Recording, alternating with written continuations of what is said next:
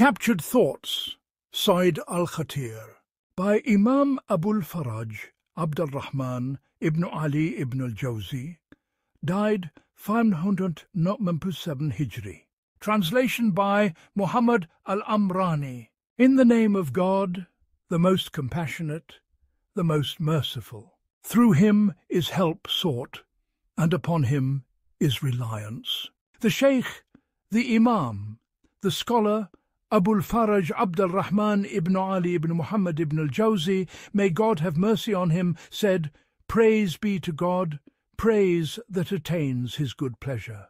And blessings be upon the noblest of those whom he chose, and upon those who accompanied him and befriended him. And peace be upon him, a peace whose furthest limit none can compass. Since thoughts roam in surveying matters that present themselves and then turn away and vanish, it is among the most fitting of concerns to preserve what occurs to the mind, lest it be forgotten. And the Prophet, may God's blessings and peace be upon him, said, "Bind knowledge with writing." How often did something cross my mind, and I busied myself away from setting it down, so it slipped away, and I regretted it. I have seen in myself that whenever I open the eye of reflection, marvels of the unseen flash before it beyond all calculation, and from the dune of understanding there pours upon it what ought not to be neglected. Thus I made this book a tether for the game of thought, and God is the patron of benefit, near, responsive. Section Admonitions and the Listener. It may be that upon hearing admonitions a listener is visited by wakefulness, yet when he leaves the assembly of remembrance, hardness of heart and heedlessness return. I reflected on the cause, and I came to know it. Then I observed people to differ in this matter. But the common state is that the heart is not as wakeful after the admonition as it was at the moment of hearing it, for two reasons. 1. Admonitions are like whips. They pain at the moment of striking, but once the blows have ceased, the pain is gone. And 2. The state of hearing admonitions is one in which a person is free of encumbrances, having set aside bodily and mentally the causes of worldly distraction, and having listened with an attending heart. But once he returns to his engagements, those engagements draw him by their afflictions. How then should he remain as he was?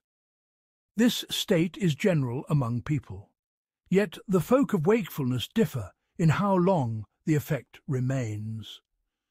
Among them are those who resolve without hesitation, and go on without looking back. And if the caravan of natural impulse were to halt them, they would raise a cry, just as Hanzala said of himself, "Hanzala has become a hypocrite." Among them are those whom the natural impulse inclines at times toward heedlessness, and whom their past admonitions at times call back toward action. They are like a sheaf of grain swayed by the winds. And there are people in whom the admonition has no effect save the fleeting one of the hearing itself, like pouring water over polished stone. Section The many pullings of natural impulse. The pullings of the natural impulse toward the world are many, and they arise from within, whereas remembrance of the hereafter is something contrary to mere nature, and it comes from without.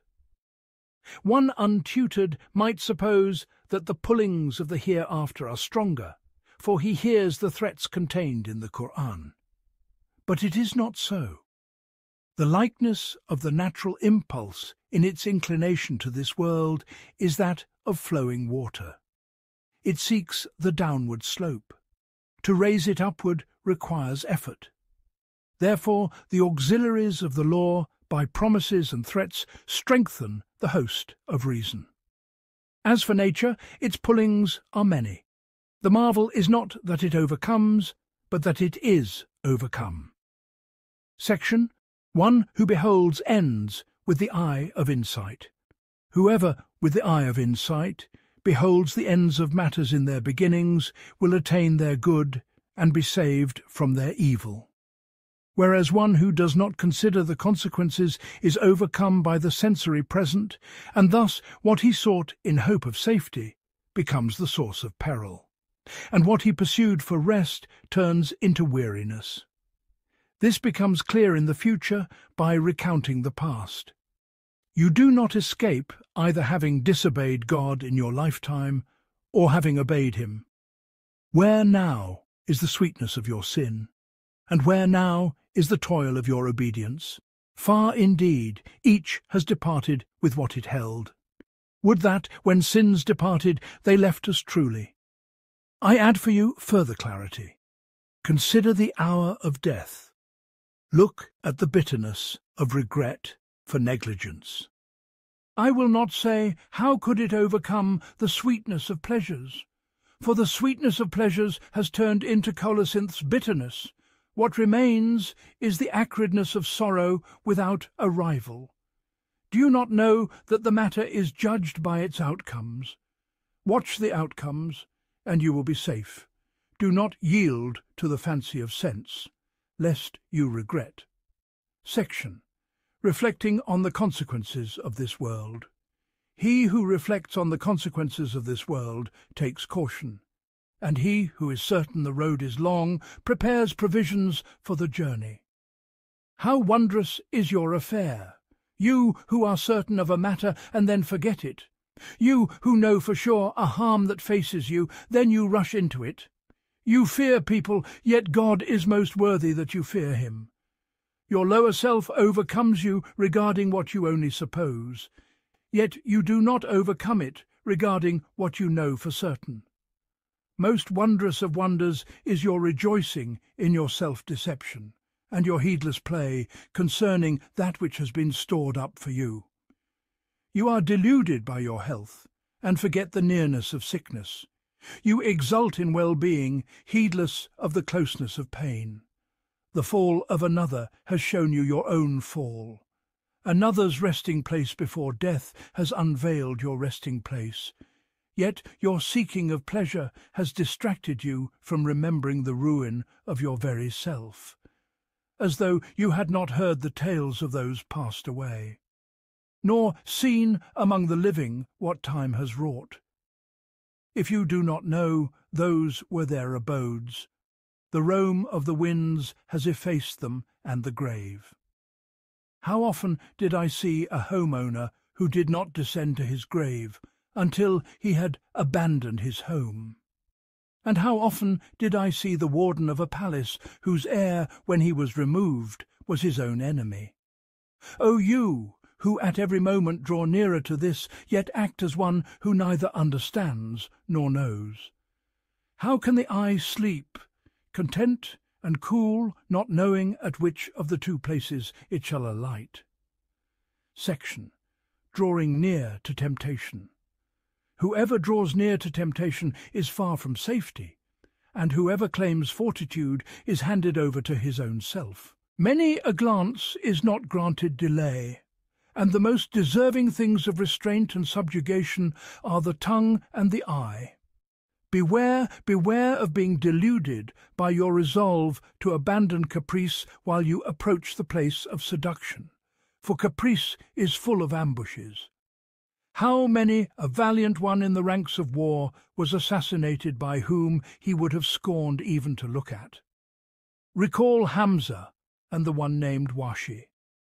Do not be lured by every lightning's gleam, for some lightnings strike with fateful bolts. Lower your gaze. Find rest from infatuation, for in it you may don the garment of shame and blame. The youth's affliction is in yielding to the self, and the first of passion is the eye's wide reach. Section. The greatest of punishments.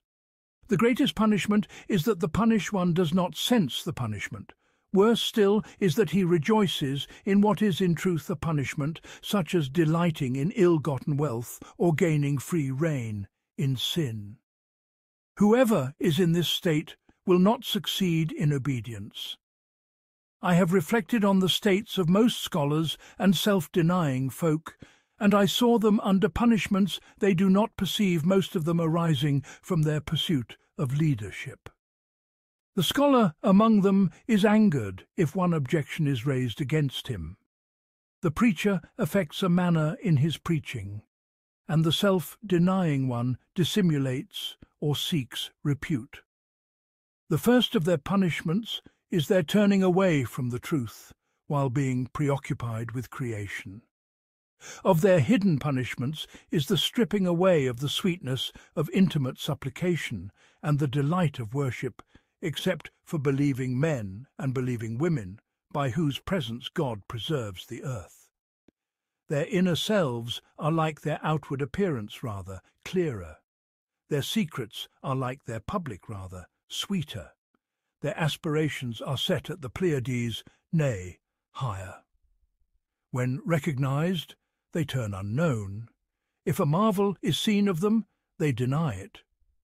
People are in the blaze of their harvests, while they are traversing the open wastes. The very earth loves them and rejoices in them, the angels of heaven likewise. We ask God, mighty and majestic, to grant us success in following them and to make us among their followers. Section: Loftiness of Aspiration. Among the signs of perfected reason is loftiness of aspiration, and he who is content with the low is himself low. I have seen no flaw among the flaws of men, like the failing of those who could perfect. Section: God's love preceded his beloveds. Limitless is he whose love preceded his beloveds.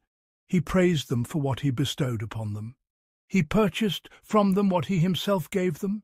He brought forward a description of them that was yet to be for the place of their preference. He boasts of them in their fasting, and he loves the very odour of their mouths. Ah, what a state guarded and rare! Not every seeker can attain it, nor can any suitor reach the depths of its description. God said, "Behold, God has bought from the believers their lives and their possessions." Section: The intelligent gives every moment its due.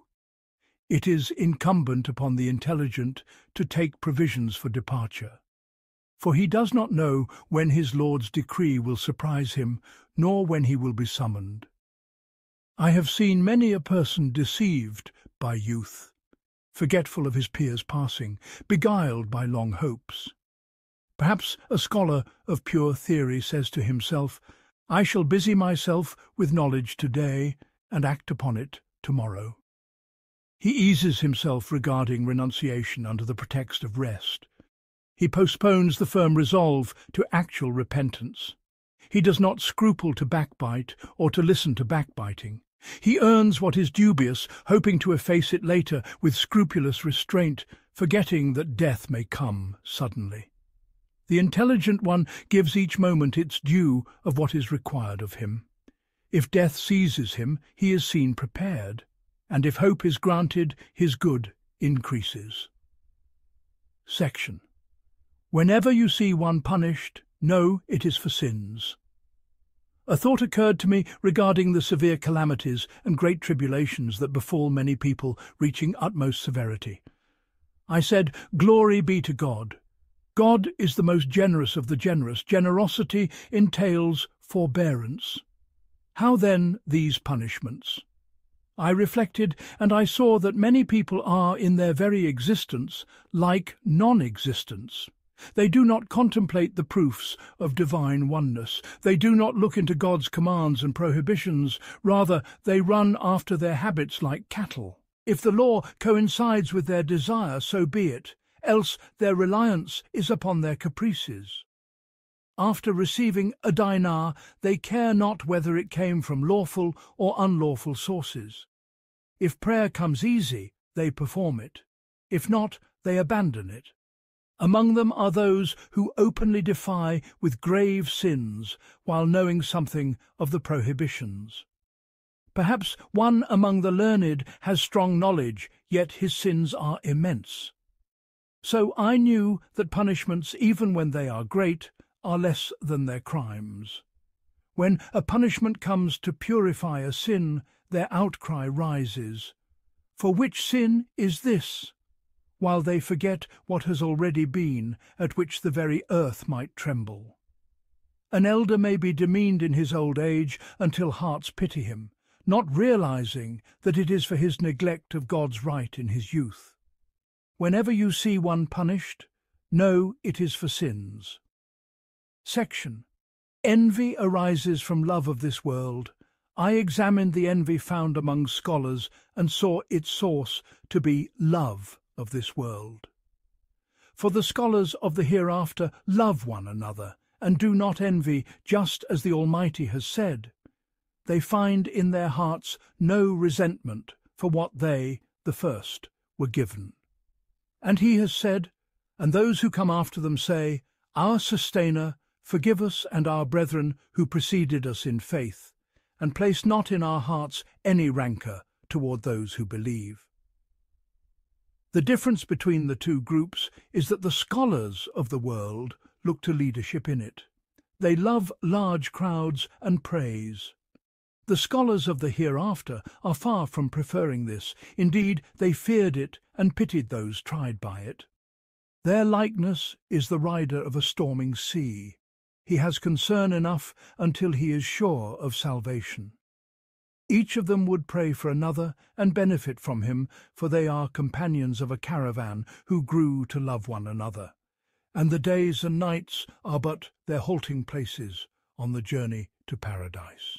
Section. Whoever loves purity of states, let him purify his deeds. Whoever loves the purity of inner states, let him strive to purify his deeds. God the Exalted has said, and had they but steadfastly pursued the right path, we would indeed have granted them abundant water.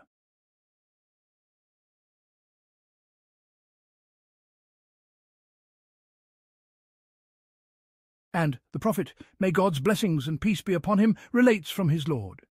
If my servants were to obey me, I would send them rain by night and shine upon them the sun by day, and would not let them hear the rumbling of thunder. And he said, Goodness never perishes, sin is never forgotten, and the all-judging never sleeps.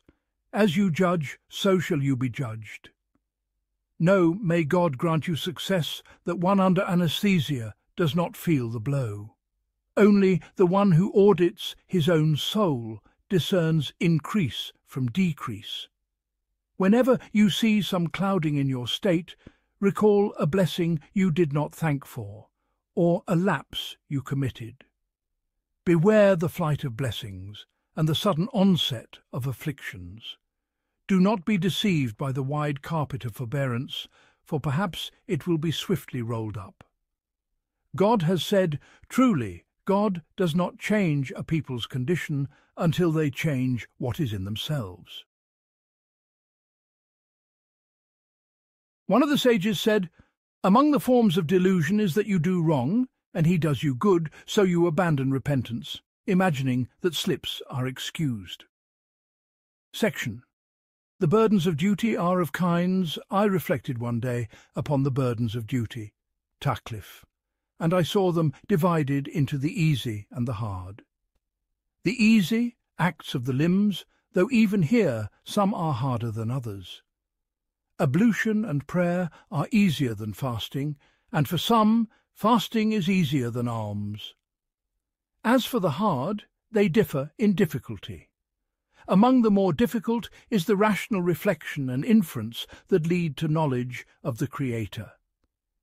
This is hard for one overcome by the senses, but easy for one of sound reason. Among the more difficult is subduing passion, conquering the ego, and restraining the hands of temperament from what it prefers. All this becomes easy for the intelligent when he reflects on the reward and hopes for the outcome, even though it is hard in the present. But the most difficult and wondrous of burdens is this: that reason establishes the wisdom of the Creator, then sees him impoverish one preoccupied with knowledge and devoted to worship, until poverty bites him with its molars, so that he must abase himself before the ignorant to seek his sustenance. and yet he enriches the immoral along with his ignorance until the world pours upon him. Then one sees him form bodies and perfect them, then undo the building of youth in the beginning of its affair and at the very completion of its construction, when, lo, it returns chaff. Then one sees him afflict children, so that every natural soul pities them, and yet one is told, beware of doubting that he is the most merciful of the merciful. Then one hears of Moses being sent to Pharaoh, and is told, believe that God led Pharaoh astray, and know that Adam could not but eat of the tree while he is admonished by the words, and Adam disobeyed his sustainer. In such matters many have become bewildered until they fell into unbelief and denial. Yet if they search for the secret of these matters, they would know that surrendering these affairs is among the burdens laid upon the intellect so that it yields. This is a foundation. If it be understood, safety and surrender are attained. We ask God, mighty and majestic, to unveil for us those obscurities that have perplexed the erring. He is near, responsive. Section: Do not waste a moment outside of nearness. A person ought to know the nobility of his time and the worth of his moments, and not waste a single moment outside of nearness to God, choosing the better, and then the better in word and deed. Let his intention for good remain ever awake, without languor, in what the body cannot be too weary to do, for comes in the report, a believer's intention is better than his deed. Many of the early ones would hasten even their instance. It is related that a man said to Amir ibn Abd Qais, "Speak to me." He replied, "Hold back the sun." Ibn Thabit al-Bunani said, "I went to prompt my father in the final moments." He said, "My son, leave me, this is my 6th portion of recitation." They entered upon one of the early ones as he was dying, and he was praying. It was said to him, he replied, "Now my scroll is being folded." When a person knows, even if he strives mightily, that death will cut him off from action, he should do in his life what will continue to bring him reward after death. If he has worldly means, let him endow an endowment, plant a planting, cause a stream to flow. Strive to raise children who remember God after him, that reward is his. Or let him author a book of knowledge, for the scholar's composition is his immortal child. Or let him be one who acts in goodness and knows it, so that from his action others may learn and follow. Such a one has not died. People have died yet, among people they live on. Section: The stratagems and guile of Satan. I have seen among Satan's greatest tricks and cunning that he encircle the wealthy with hopes, and busy them with pleasures that cut them off from the hereafter and its works. When he has busied them with wealth, inciting them to gather it and hasten to acquire it, he then commands them to guard it, out of miserliness. This is among his firmest wiles and strongest guiles, and he has buried within this matter subtle ruses. He has frightened believers from amassing wealth so that seekers of the hereafter shun it, and the penitent hasten to hand over what is in their hands. Satan, for his part, does not cease to stir him to renunciation, to command him to abandon, to frighten him from the paths of earning, showing himself as a giver of counsel and a guardian of his religion, while in the hidden there are wonders of his guile. Perhaps Satan even speaks upon the tongue of a sheikh whom the penitent follows, saying to him, "Give away your wealth, enter the ranks of the ascetics. If you have lunch or dinner, you are not of the folk of renunciation. You will never attain the degree of resolute striving." Perhaps he repeats weak reports or those bound to specific causes. When the penitent gives away what is in his hand and abandons his earning, he then attaches his hope to the generosity of brethren, or makes fair to him the companionship of the Sultan, for he cannot sustain the path of renunciation except for a few days. Then nature returns to demand its due, and he falls into what is uglier than that from which he fled, bartering in the market of gain his religion and his honour, becoming a rag to be used, standing in the place of the lower hand. Had he looked into the biographies of noble men, and reflected on the sound reports from their leaders, he would know that the friend of God, Abraham, upon him be peace, possessed much wealth until his homeland grew too narrow for his flocks, and so did Lot, upon him be peace. And many of the prophets, upon them peace, and a great host of companions. They were patient when destitute, but they did not abstain from earning what would set things right, nor from partaking of what was lawful when it was present. Abu Bakr, God be pleased with him, went out for trade, while the messenger of God, may God's blessings and peace be upon him, was alive. Many of them returned the surplus of what they received from the public treasury, and were safe from the humiliation of needing their brethren. Ibn Umar would refuse nothing, and he would not ask. I have observed in most of the devout and learned this condition, that knowledge in their beginnings distracted them from earning. Then, when they needed what would sustain themselves, they were humbled, yet they most deserved dignity. In former times, the surplus of the public treasury and the generosity of brethren sufficed them. But in this age, none of the devout can secure anything without surrendering something of his faith. Would that he could! Often the faith is lost, and he gains nothing. It befits the intelligent to preserve what he has, and to strive in earning, so that he may avoid flattering a tyrant or cajoling a fool. Let him not turn to the trifles of pretenders to Sufism those who make claims about poverty. Poverty is but the malady of the incapacitated. The one who is patient with poverty has the reward of the one who is patient with illness, unless his nature be timid, of undertaking commerce, and he be content with sufficiency. That is not the station of heroes, but the post of timid ascetics. As for the one who earns so that he may be the giver rather than the receiver, the almsgiver rather than the one given alms, this is among the ranks of brave and virtuous men. Whoever reflects upon this will know the nobility of wealth and the hazard of poverty. Section. The shares of the virtuous in this world.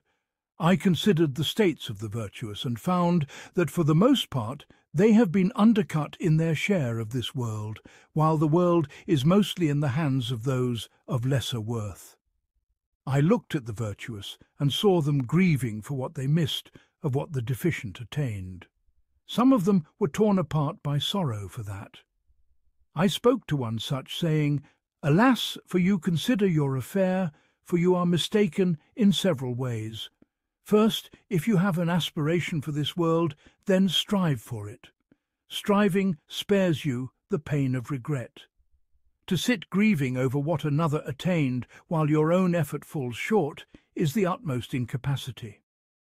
Second, the world is wanted that it may be crossed, not that it may be built up. This is what your knowledge points to and your understanding tells you. What those of deficiency gain of its superfluities harms their bodies and their religions. If you know this, then grieve at your loss of what it would be better for you to lack. Your grief itself becomes a chastisement for your grief. Accept that as a present punishment if you are spared the later. Third, you know the smallness of the human being's portion, in general, of the foods and pleasures of this world compared with the brute beasts, for they partake of it in greater measure and with safety, while you partake with fear and in small measure. If your portion of that is multiplied as a human, it brings you closer to the brutes, in that it distracts you from acquiring virtues. Lightening your burdens urges you toward high ranks. If, despite the scarcity of superfluities, you prefer the superfluous, you have scorned what you know, smeared your knowledge, and shown the disorder of your judgment. Section. People's states with prohibitions. I considered the daring of scholars upon the carnal desires that are forbidden, and I saw that it approaches the degree of unbelief, were it not for a meaning that appears, that people, when they fall into a prohibition, fall into several categories. Some are ignorant that the thing is prohibited. Such a one has a kind of excuse. Some suppose the prohibited to be only disliked, not forbidden. This is near to the first. Adam himself might be placed here. Some err in their taking, like those who say Adam was forbidden a particular tree, and he ate from its genus, not its very kind. Some know the prohibition, but overpowering desire made them forgetful of remembering it. What they saw preoccupied them from what they knew. A thief does not recall the cutting of the hand. He is engrossed in his spoil. The one who commits fornication does not recall disgrace or punishment. What he sees stupefies him from what he knows. Some do remember the prohibition, yet are deluded by thoughts of forbearance and pardon. This may be true, but taking the cautious path is more fitting for the intelligent. How, when it is known that the wise king cuts a hand for a quarter dinar, demolishes the well-built house of the body by stoning for a moment's delight, cause sinking, metamorphosis, and drowning. Section. The balance of justice does not flatter. Whoever contemplates the acts of the Maker glorified, he will see them upon the rule of justice, and will behold reward awaiting the one to be requited, even if after some time. Let none be deceived by forbearance. Requital may be delayed.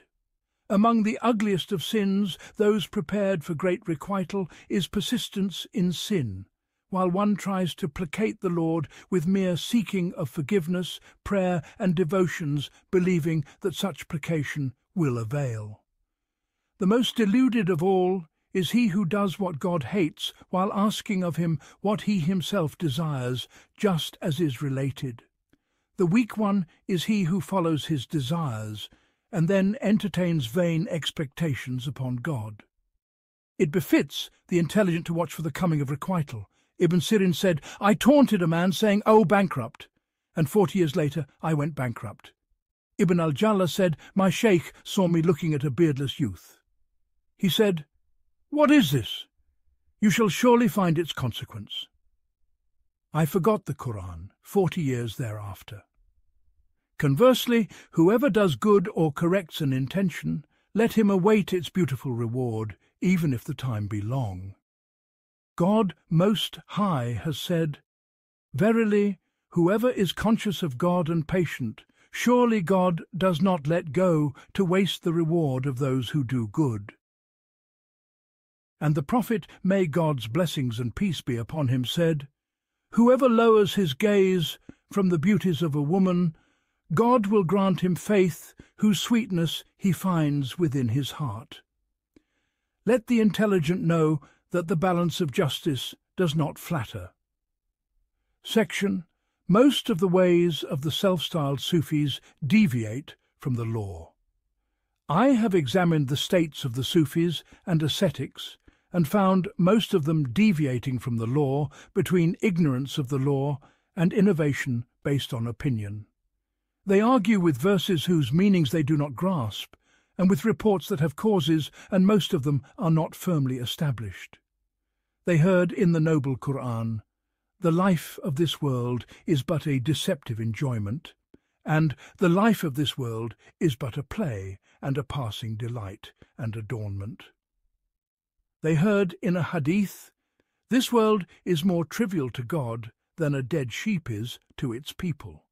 So they exaggerated in shunning it without investigating its reality. For unless the reality of a thing is known, it cannot be fairly praised or blamed.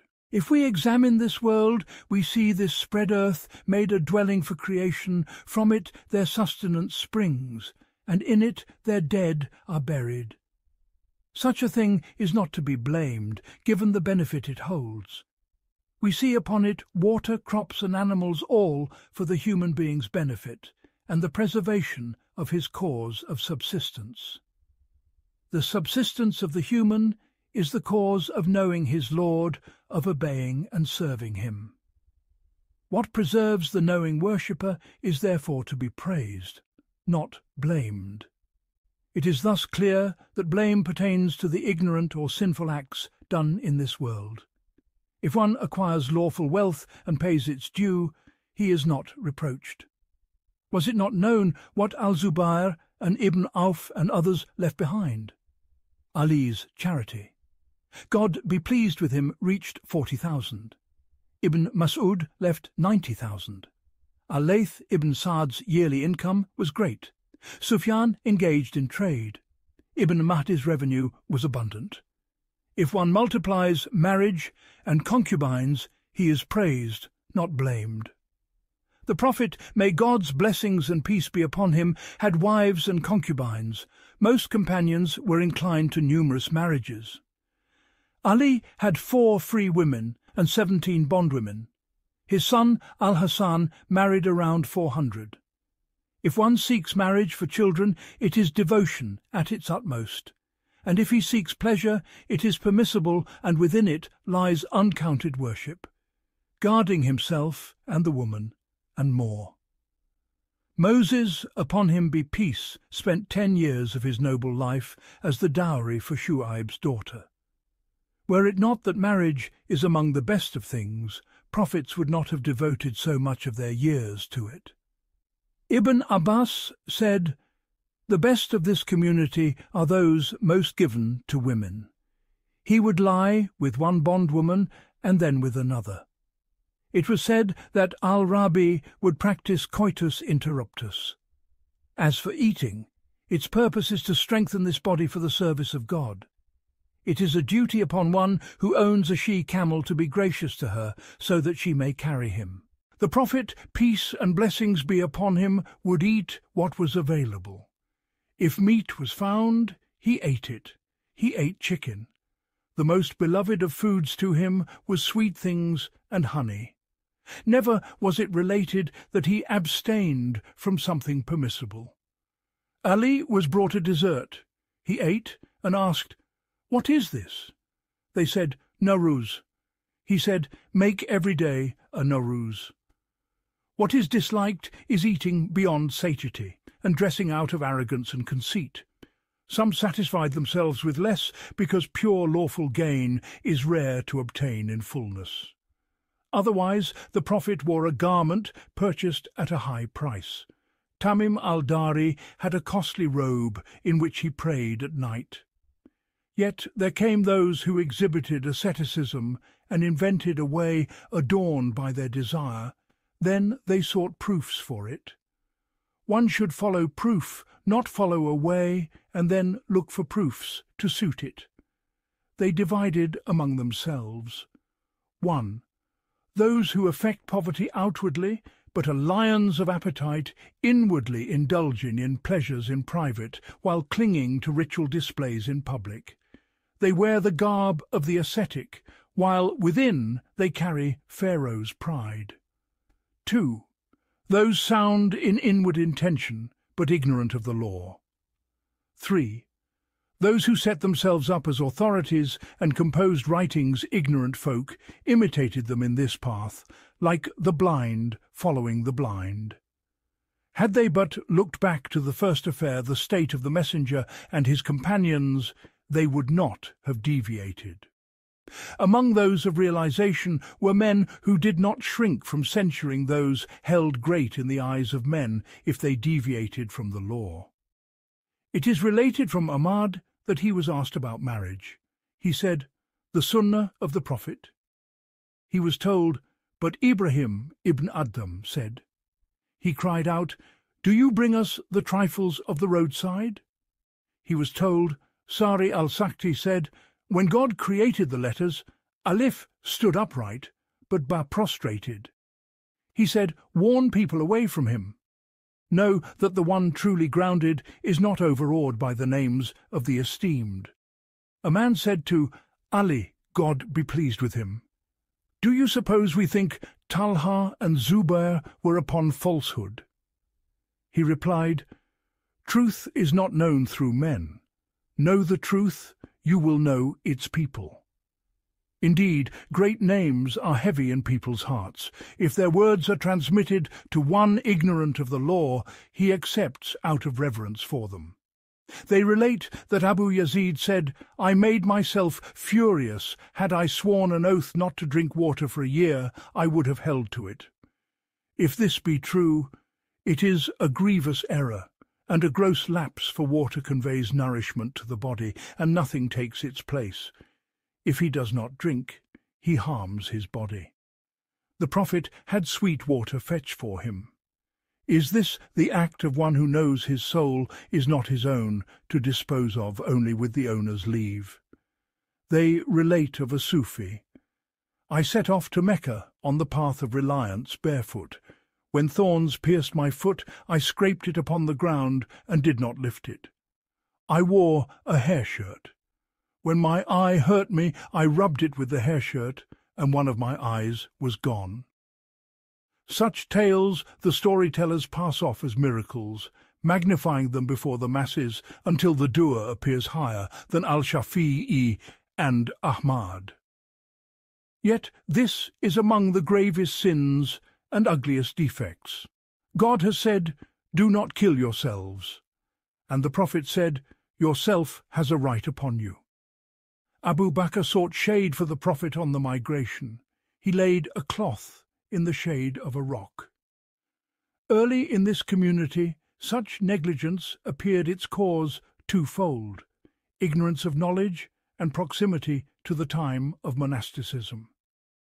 Al-Hasan used to censure Farqad and Malik ibn Dinar for their harsh asceticism. He was seen with a dish containing meat and said, "Not Malik's dry bread, nor Farqad's bowl." He saw a cloak upon Farqad and said, "O Farqad, most of the people of the fire are the owners of such cloaks."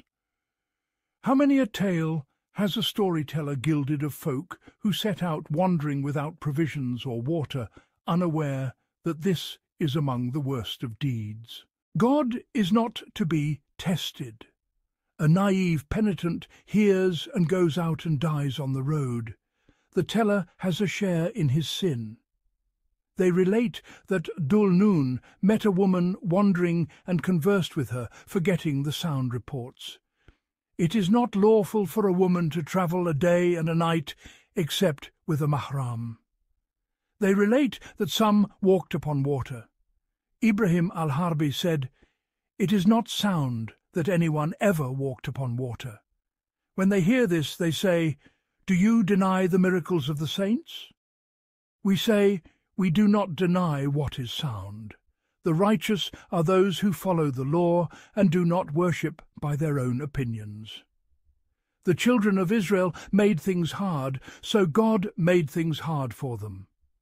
How often do they urge poverty until they driven folk to give away their wealth? Then they end in two states, either discontent when in need or begging from people. How many a Muslim has been hurt by their commanding people to severe frugality? The Prophet said, "A third for food, a third for drink, and a third for breath." Yet they were not content. They commanded excess of reduction. Abu Talib al-Makki reports, "Among them were those who weighed their portion by a fresh palm rib. Each night its moisture lessened. I myself followed his words in youth. My stomach shrank. Years of illness followed. Is this what wisdom dictates, or what the law enjoins? The human frame is built upon its strength. If one strives to diminish it, he weakens his worship. Do not say to gain utterly pure provision is impossible. Therefore, renunciation is obligatory to avoid doubtful matters. It suffices the believer to seek lawful earning in his own acquisition. What of the sources whence wealth has flowed, he is not burdened thereby. If we entered the lands of Byzantium and found the price of wine and the wages of sin, it would be lawful for us as spoils. Do you seek a lawful gold grain that from the mine till now never passed in any forbidden way? The messenger of God did not look into such. Have you not heard that charity is forbidden for him?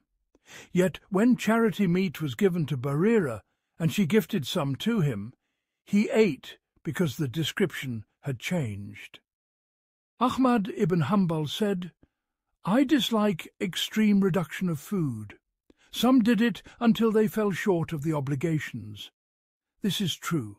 The one who reduces does not cease until he abandons supererogatory acts, and then the obligations, and then he cannot fulfill his duties toward his family, nor maintain them, nor expend strength in earning for them, nor do the good he once did. Do not be overwhelmed by reports that urge hunger. They either urge fasting or forbid contending with satiety. As for constant reduction of food, it harms strength and is not permissible. Among these blameworthy folk are those who deem eating meat shunned, yet the Prophet loved to eat it. Hear me without favoritism. Do not argue against me with names of men, saying, Bishr said, Ibrahim ibn Adam said.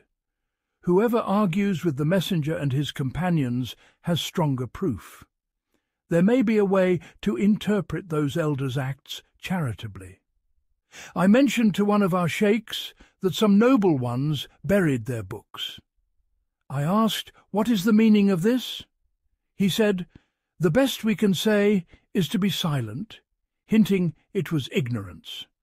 I interpreted it by saying, perhaps they buried writings containing their own opinion, so they did not want people to act upon it. Ahmad ibn Abi al-Hawari took his books and cast them into the sea, saying, excellent guide you were, but having reached the guided, I have no need of the guide. If we think well of him, we say, those books contained things he no longer approved. But if they were genuine sciences, then it is gross waste. As for ascetics who imitated the scholar's outward act and buried sound books so that worship not be distracted, this is ignorance. They sought to extinguish a lamp that shines for them while wasting wealth which is not lawful to waste. Among those who acted on the burying of books was Yusuf ibn Asbat, yet he later could not desist from narrating. He mixed things and was counted among the weak. I say, the apparent case is that these were books of beneficial knowledge. But little knowledge led to this excess, intended as good, yet it is evil. If they were like the books of al-Khatir, filled with weak reports and with no firm means of distinguishing, then perhaps. But his own explanation, that he did it to unify his concern, shows otherwise. See what little knowledge brings about, even among folk of goodwill. It has been related about one we revere and visit that he urinated by the Tigris, and then performed dry ablution. Water is near you, he was told. He said, I feared I would not reach it. This shows shortness of hope, but when the jurists hear such, they mock it. Tayammum is valid only when water is absent. If it exists, no matter the distance within reasonable reach, then striking dust is pointless. The presence of water does not require it to be at one's side. Even if far by many cubits it is present, there is then no effect for dry ablution. Whoever contemplates these matters knows that a single jurist, though his followers are few, and when he dies his mourners are not many, is better than thousands, to whose cloaks the masses cling, whose funerals are thronged. What are people but either transmitters of sound, report to be followed, or jurists who understand the law's intent and give fatwa accordingly. We seek refuge in God from ignorance and from exalting predecessors by blind imitation. Whoever drinks from the first spring will see all other waters turbid. The great trial is the praise of the common folk. How often has it deceived? Ali said, "Nothing leaves behind the foolish but the clatter of sandals." We have seen and heard the unlearned praise a man, saying, "He does not sleep at night, he never breaks the fast, he knows not a wife. He tastes nothing of worldly pleasures, his body is emaciated, his bones thin. He even prays seated, he is better than scholars who eat and enjoy." That is the limit of their knowledge. Were they to understand, they would know that if the whole world were in a morsel, and a scholar who gives fatwa from God and conveys his law ate from it, a single fatwa by which he guides to God is better than that ascetic's lifetime of worship. Ibn Abbas said, "One jurist is harder upon Iblis than 1,000 devoted worshippers." Let none suppose I am praising those who do not act on their knowledge. I praise those who act by knowledge, who know best the welfare of their souls. Among them are those fit for rough living, like Ahmad ibn Hanbal. Among them those who use refinement, like Sufyan al-Thawri with his scrupulousness, Malik with his devoutness, al-Shafi'i with his penetrating fiqh. One should not demand of a person what another can bear, if he himself cannot. A person knows best what benefits him. Rabia said, "If your heart's rectitude lies in sweet desserts, then eat them." Do not be among those who see only the forms of asceticism. Perhaps one living in comfort does not seek comfort, but aims at benefit. Not everybody can abide harshness, especially one that has laboured hard or has been worn by thought or poverty. If he is not gentle with himself, he will neglect what is due to it. This is a summary. Were I to expand it with transmitted reports, it would be long. I wrote it swiftly as it came to my heart. God is the patron of benefit, in his mercy. Section: The matter of the soul and its essence. The matter of the soul has perplexed people what it is even while they agree it exists. Ignorance of its essence does not harm so long as its existence is affirmed. They then differed about its state after death. The doctrine of the people of truth is that it continues to exist after death, and that it is in bliss or punishment. Ahmad ibn Hanbal said, "The souls of believers are in the garden, the souls of unbelievers in the fire."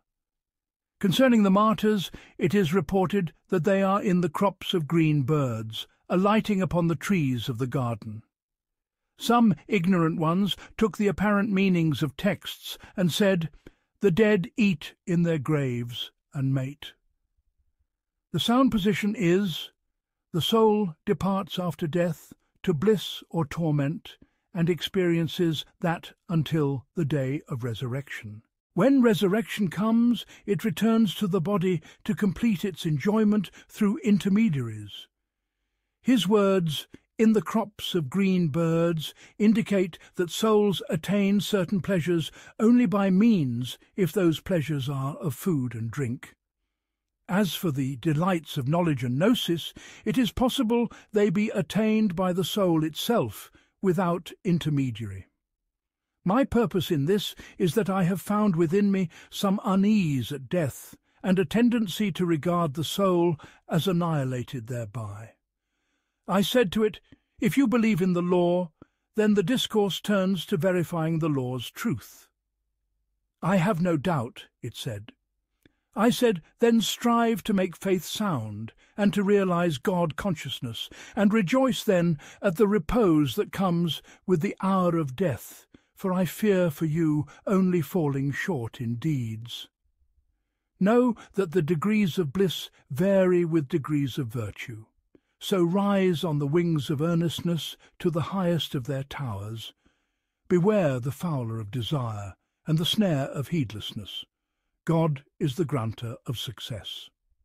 Section: The burden upon body and the burden upon mind. I said one day in my assembly, were the mountains to bear what I bear, they would be crushed. When I returned home, my soul said to me, what to do? What was that? You might suggest to people that you suffer while you are sound in yourself and your family. What have you borne but the burden that all creation bears? Why then such a complaint? I replied, when I grew unable for what I bore, I said that not as complaint, but for some solace. Many of the companions and followers before me said, would that we had not been created, and that was only because of burdens they could not carry. Whoever imagines the burdens of duty to be easy has not known them. Does the imaginer think that the burdens are washing limbs with a pound of water, or standing in the niche for 2 cycles of prayer? Far from it. This is the least of duties. The burdens are those against which the mountains were burdened and refused. Among them is this: when I see destiny flowing in ways the mind cannot grasp, I compel the mind to submit to the ordainer. This is among the hardest burdens, especially concerning what the mind cannot make sense of, like the affliction of children and the slaughter of animals, while believing that the one who ordains that and commands it is the most merciful of the merciful. Herein the mind becomes bewildered. The burden is to surrender and leave off objection. How vast the gulf between bodily and rational burdens! If I were to expound, it would be long. I excuse what I said by speaking of my own case, binding none else by it.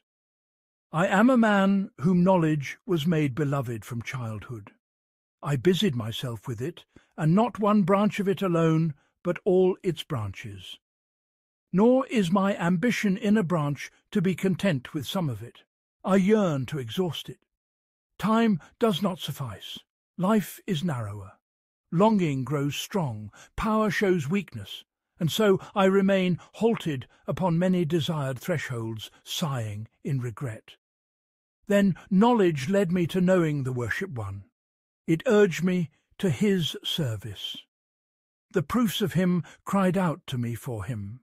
I halted before him. I beheld him in his self-descriptions. I knew him by his attributes. My insight witnessed of his subtle kindnesses what drove me to passionate love of him. It stirred me to withdraw for his service. Something like ecstasy mastered me whenever I remembered him. My solitude in his service became sweeter for me than all sweetness. Each time I inclined to cut off distractions and enter seclusion, knowledge cried to me, "Where are you going? Will you turn away from me? I am the cause of your knowing him." I said, "You were my guide. Once I reach the destination, I have no need of the guide." It said, "Far from it. The more you increase, the more your knowledge of your beloved increases, and you will understand the ways of nearness to him." Proof: tomorrow you will know that today you were in deficiency. Do you not hear him say to his prophet, and say, "My sustainer, increase me in knowledge"? Then, do you not seek nearness to him? Occupy yourself with guiding his servants unto him, that is the station of the prophets. Did you not hear the messenger say to Ali, that God should guide through you one person is better for you than red camels? When I understood the truth of this, I returned to that state. Yet whenever I busied myself with gathering people, my concerns scattered. If I achieved what I sought of benefiting them, I grew weak. So I remain perplexed, upon which foot shall I stand? When I pause in perplexity, knowledge cries out, "Rise to earn a living for those you support, strive to leave behind children who will remember God." If I set myself to that, the udder of the world shrinks at the time of milking.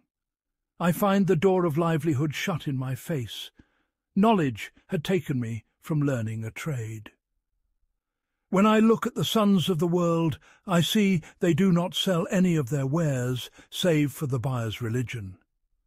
Would that the one who flatters them attained anything of their world. Often he loses his religion and gains nothing. If vexation says, "Flee," the law says it is enough sin for a man to neglect those whom he maintains. If resolve says, "Be alone," the law says, "And those you support."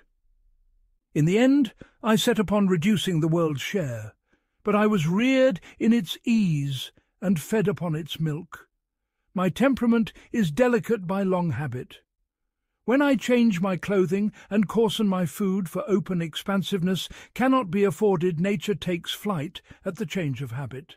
Illness descends, obligations are cut, afflictions fall.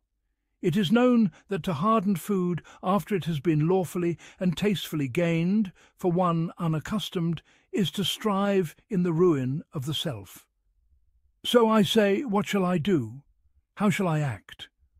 I go alone with my soul in my retreats. I increase in weeping over my shortcomings. I say, I describe the state of the scholars, yet my body is too weak to compile knowledge anew. I describe the state of the ascetics, yet my frame cannot take to full renunciation.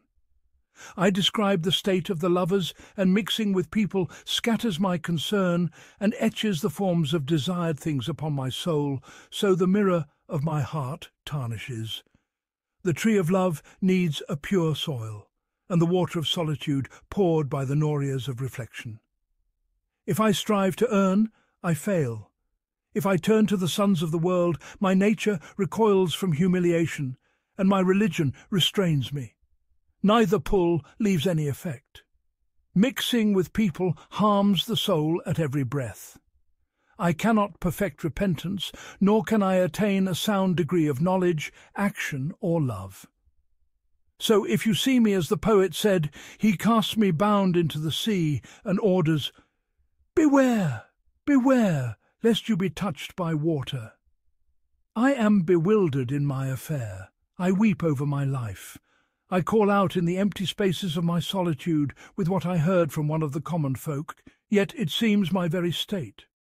Alas, how often do I fend in you my stumbling like a captive, no power, no journeying? What stratagem in love? My planning lost, you bound my wings and said to me, "Now fly." Section. The happenings of this world and of the next. I pondered the happenings of this world and the next. The happenings of this world are sensory and natural. The happenings of the next are matters of faith and certainty. The sensory is stronger in its pull for the one whose knowledge and certainty are weak.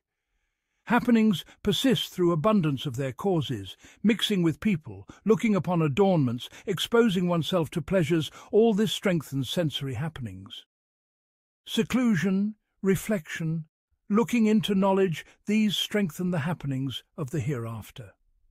This is shown when a person goes out into the markets, beholds the ornaments of the world, then enters the graveyard and reflects, his heart grows tender. He feels the clear difference between the two states. The cause is his exposure to different causes of different happenings. So hold fast to seclusion, remembrance, and looking into knowledge. Seclusion is a diet. Reflection and knowledge are medicines. Medicine with continued mixing does not avail, and mixed humours have taken hold of you. Mixing with people disorder in actions, these are your chronic humours. Your only remedy is what I have prescribed. If you mix with people and expose yourself to desires, and then seek the heart's rectification, you seek the impossible. Section. The soul does not bear confinement. I have observed the soul's greed for what it is forbidden, and I saw its greed increase, proportionate to the strength of the forbidding. I saw in the first of mankind that Adam upon him be peace when forbidden one tree, became eager for it, despite the abundance of other trees that would suffice. It is said, a person is greedy for what is withheld and reconciled to what is not attained. Had people been commanded to be hungry, they would have borne it. Had they been forbidden to crumble droppings, they would have desired it and said, "We were not forbidden, except for some secret." It has been said, the most beloved thing to man is that which he is denied. When I searched for the cause, I found two. First, the soul does not bear confinement. It suffices that it is confined within the form of the body. If then confined further by being forbidden, its flightiness increases. A person might sit at home a month without trouble, but if told, "Do not leave your house today," the day grows long. Second, it is hard for the soul to enter under a ruling. Thus it relishes the forbidden and barely delights in the permissible. Therefore it finds ease in acts of worship done as it sees, and prefers not as they are preferred by the law. Section: Seclusion from evil, not from good. My soul has tugged at me, under the influence of preaching assemblies, the repentance of penitents, and the sight of ascetics toward renunciation, to cut off from creation and to devote myself to the hereafter. I considered this and found its generality to be from Satan. For Satan saw that my assemblies seldom pass without multitudes in tears, lamenting their sins. Many stand up and repent. They cut off the locks of youth. At times 50, even 100. On some days more than 100 repented before me, most of them youths reared in play and immersed in sin. Satan, profound in his evil, saw me drawing away those he hoped to draw, and so he sought to occupy me with a varnished seclusion, so that he might be left alone with the prey I had wrested from his hand.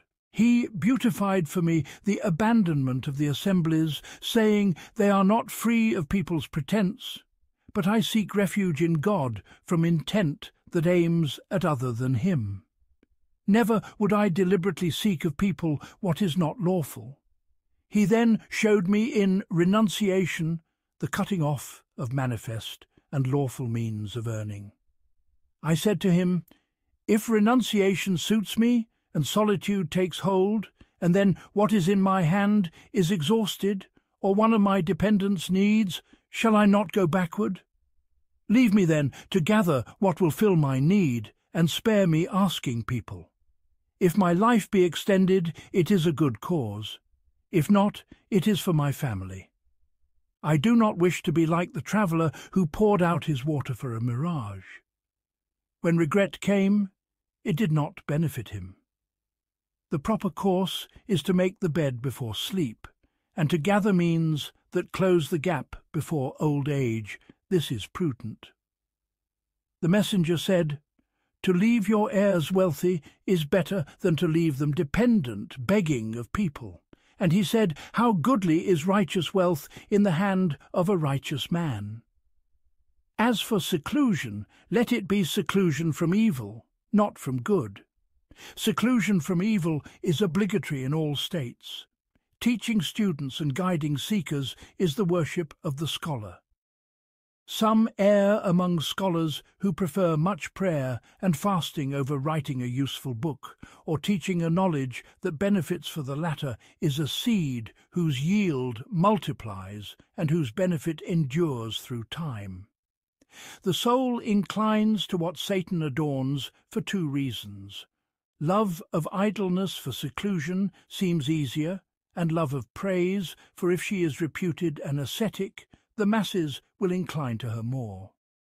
Consider the first caravan be with them, the messenger and his companions. Was it related of any of them what ignorant ascetics and Sufis invented, cutting themselves off from knowledge, isolating themselves from people? What was the occupation of the prophets but bearing with people, urging them to good, forbidding them evil? Unless one who is not learned withdraws in order to avoid committing evil, this is the rank of one who protects himself. He fears the harm of mixing, for he is like a patient under dietary restriction. As for the physician learned in what he takes in, he benefits from what he encounters. Section. The purpose of knowledge is action. I reflected on the purpose for which creation was made and found it to be humility and the acknowledgement of deficiency and incapacity. I set forth the scholars and the ascetics who act into two rows. In the row of scholars I placed Malik, Sufyan, Abu Hanifa, al-Shafi'i and Ahmad. In the row of worshippers I placed Malik ibn Dinar, Rabi'a, Ma'ruf al-Karhi and Bishr al-Hafi. Whenever the worshippers intensified their worship, a tongue of state cried to them, "Your worship benefits none beyond yourselves. The benefit of scholars, however, flows beyond them. They are the heirs of the prophets, God's vicegerents on earth. Upon them is reliance. They have the superiority if they bow their heads, break themselves, and know the truth of that state." Malik ibn Dinar would come to al-Hasan to learn, saying, "Al-Hasan is our master." When scholars saw they had a superiority in knowledge, a tongue of state cried to them, "Is the purpose of knowledge anything but action?" Ahmad said, "Is anything desired of knowledge but what Ma'ruf attained?"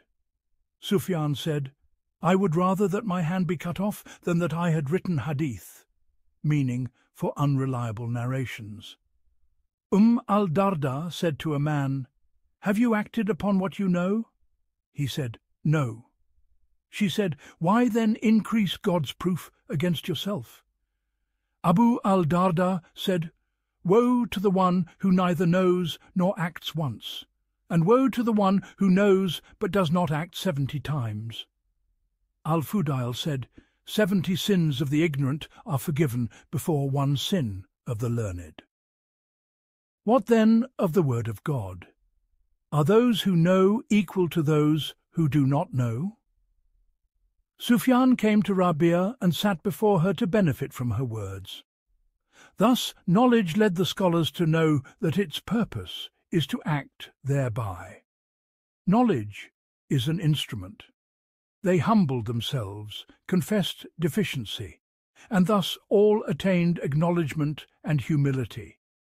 Knowledge drew from them the true essence of servanthood through their confession. That is the very aim of duty. Section. Love of the Creator engenders yearning and unrest. I reflected on his words, "He loves them and they love him." The soul balked at affirming for the Creator a love that would entail unrest and yearning. "Love is obedience," it said. I reflected on that finding the soul had misunderstood due to the dominance of sense. The clarification: sensory love does not go beyond embodied forms, but love, born of knowledge and action, contemplates intelligible forms, loves them. We see people who love Abu Bakr and people who love Ali, groups who take partisanship for Ahmad ibn Hanbal, others for al-Ash'ari, fighting and offering their very lives. They never saw the persons, nor do the persons' forms themselves necessitate love. Rather, meanings took shape for them, depicting those men's perfection in knowledge. Love fell upon those intelligible forms seen by the eyes of the heart. How then with the one who fashioned those intelligible forms and bestowed them? How should I not love the one who granted me the sensory delights and who made me know the delights of knowledge? My delight in knowledge and in grasping truths is superior to all sensory delights. He taught me. He created for me an instrument of perception. He guided me to what I have comprehended. And at every instant he unveils himself to me in a newly created thing, wherein I behold him through the perfection of that craftsmanship and the beauty of that crafted thing. All that I love sensory and intelligible is from him, through him, by him. The ways of perception are made easy by him. The perceived things are from him. Sweeter than any sweetness is my knowing him. Without his teaching, I would not know him. How then should I not love the one by whom I am, from whom is my continuance, in whose hand is my governance, to whom is my return? Every beautiful thing, beloved, is his making. He made it beautiful and turned souls to it. Thus, the one perfect in power is more wondrous than the thing empowered, the astonishing skill more perfect than the object made, the meaning of perception sweeter to know than the perceived. If we saw an exquisite engraving, we would be absorbed in magnifying the engraver, his awe, and the elegance of his wisdom more than we would be taken by love of the engraving. Such is what refined minds ascend to when their gaze tears through the sensory and penetrates beyond. Then love of the Creator becomes necessary, and according to how one beholds the Maker in the thing made, love for him falls into the heart. If strong, it yields unrest and longing. If it draws the knower into the station of awe, it yields fear. If it inclines him to beholding generosity, it yields powerful hope. Each people knew their drinking place. Section: The mind's shortcoming to grasp all that is required. I reflected upon a wondrous state. That God glorified be, he has fashioned these bodies in perfect measure upon the rule of wisdom. Thus does the product point to the completeness of his power and the subtlety of his wisdom. Then he returns to undo them, whereat minds, after having yielded to his wisdom, stand perplexed. What is the secret of that act? I came to know that they shall be raised for the return, that this structure was created only that it might traverse the causeway of knowledge and trade in the season of dealing with God. Thereupon minds found rest. Then I beheld further instances of this kind, yet subtler, like the sudden seizing of a youth before his form has reached even some of what it promises, and stranger still, the taking of an infant from the hands of his parents who writhe in grief without the secret of this deprivation being disclosed, while God has no need of taking him, and they are the poorest of all creatures in their need for his remaining. Stranger yet, the leaving alive of a decrepit elder who no longer knows the meaning of remaining, and whose remaining brings nothing but hurt. Of this same kind is the straightening of provision upon a wise believer and its expansion upon a foolish unbeliever. In such parallels, the intellect is bewildered in searching out their causes, and it remains stunned. I kept surveying the sum of burdens laid upon us, and when the powers of the mind proved incapable of grasping the wisdom of them, while the wisdom of the doer stood established, the intellect came to know its own shortcoming from comprehending all that is sought of it. So it yielded, confessing its incapacity, and therein it fulfills the duty enjoined upon it. If the intellect were asked, "Thou hast established in thy sight the wisdom of the Creator by what he built, canst thou then allow that his wisdom lies in undoing?" It would reply, "No, for I have known by proof that he is wise, while I am unable to fathom the reasons of his wisdom. So I surrender despite myself, acknowledging my incapacity." Section: The benefits of marriage. I pondered the benefits, meanings, and purpose of marriage, and saw that its chief foundation is the coming into being of offspring. For this living being is in constant dissolution. What dissolves is replaced by nourishment. Then, from the original parts, there dissolves that for which nothing can stand in replacement. Since its perishing is inevitable, and yet the intended purpose is the prolongation of the world's span, women were made successors to the origin.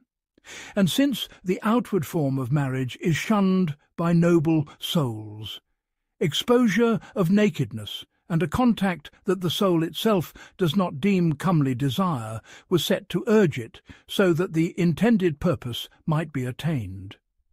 Then I saw that to this primary purpose there is conjoined another, the evacuation of that fluid whose continual retention causes harm. For semen is distilled from the fourth digestion. It is of the choicest essence of nourishment and its finest. Then it gathers, becoming one of the soul's stores. For the soul stores up, for its continuance and its strength, blood, and then semen, and then it stores saliva, which is among the pillars of the body, as though fearing that other stores might fail. When the gathering of semen increases, it troubles the soul, much like the trouble of urine for him who withholds it, save that this one's perturbation is greater in meaning than that of urine is in outward form. Excessive gathering and long retention bring grievous ailments, for its vapours rise toward the brain and cause harm, and may even cause a kind of toxicity. If the temperament be sound, nature seeks the expulsion of semen when it has gathered, just as it seeks the expulsion of urine. Yet some temperaments deviate, so that little of it gathers, and the urge to expel is rare. My discourse is about the sound temperament. I say then, if its retention occurs, it causes disease, renews base thoughts, brings infatuation and misgivings, and other such afflictions. We may see one whose temperament is sound expelling it when it has gathered, and yet he remains uneasy like an eater who does not feel sated. I searched out the cause and found it to lie in a deficiency of the object of union through ugliness of form, a defect in the partner, or because the soul does not desire the one at hand. In such case, some of it is expelled while a portion remains. If you wish to know what points to this, then compare the amount of emission in the site that is ardently desired with that in a lesser place, such as between the thighs, compared to the place of intercourse. And compare with that the union with a virgin versus one previously married. Then you will know that discerning the right object of union draws forth the superfluity of semen, so that the soul attains the fullness of delight by reason of the completeness of its expulsion. This bears upon the child as well.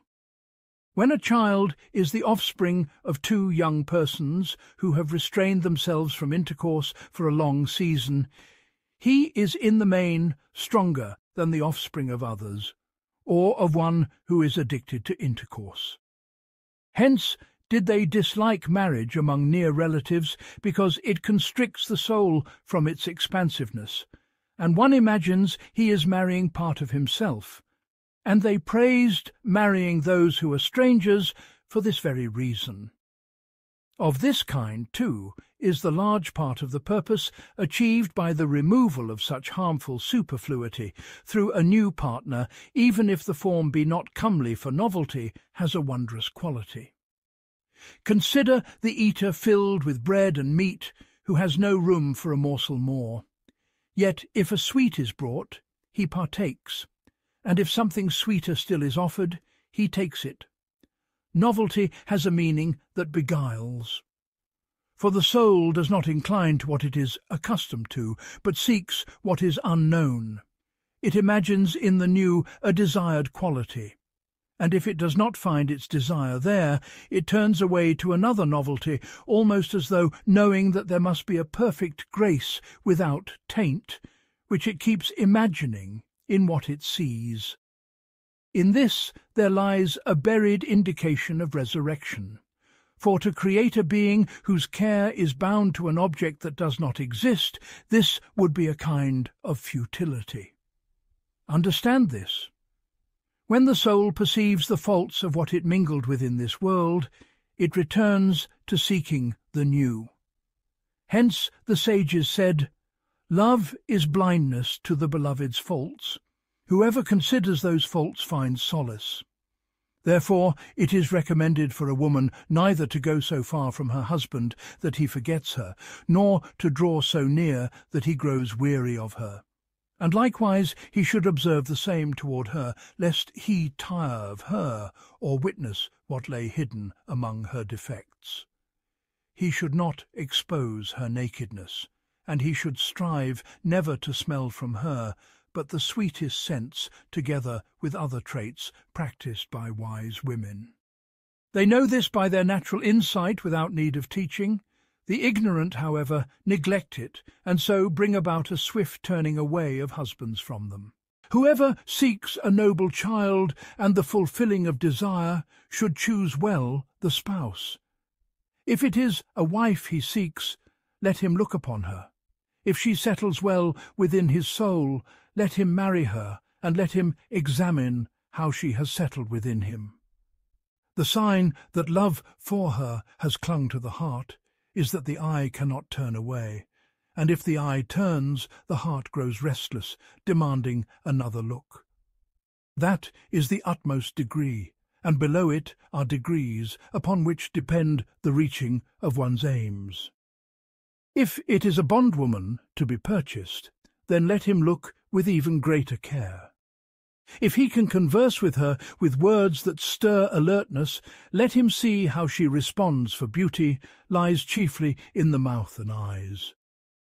Ahmad held that a man may look upon more than the face of a woman he seeks to marry beyond the face so far as modesty and law allow. If he can delay the contract or the purchase to see how the heart's longing behaves, let him do so. A discerning person will not confuse the soul's craving for what is new with its longing out of love. If he sees the restlessness of love, let him proceed.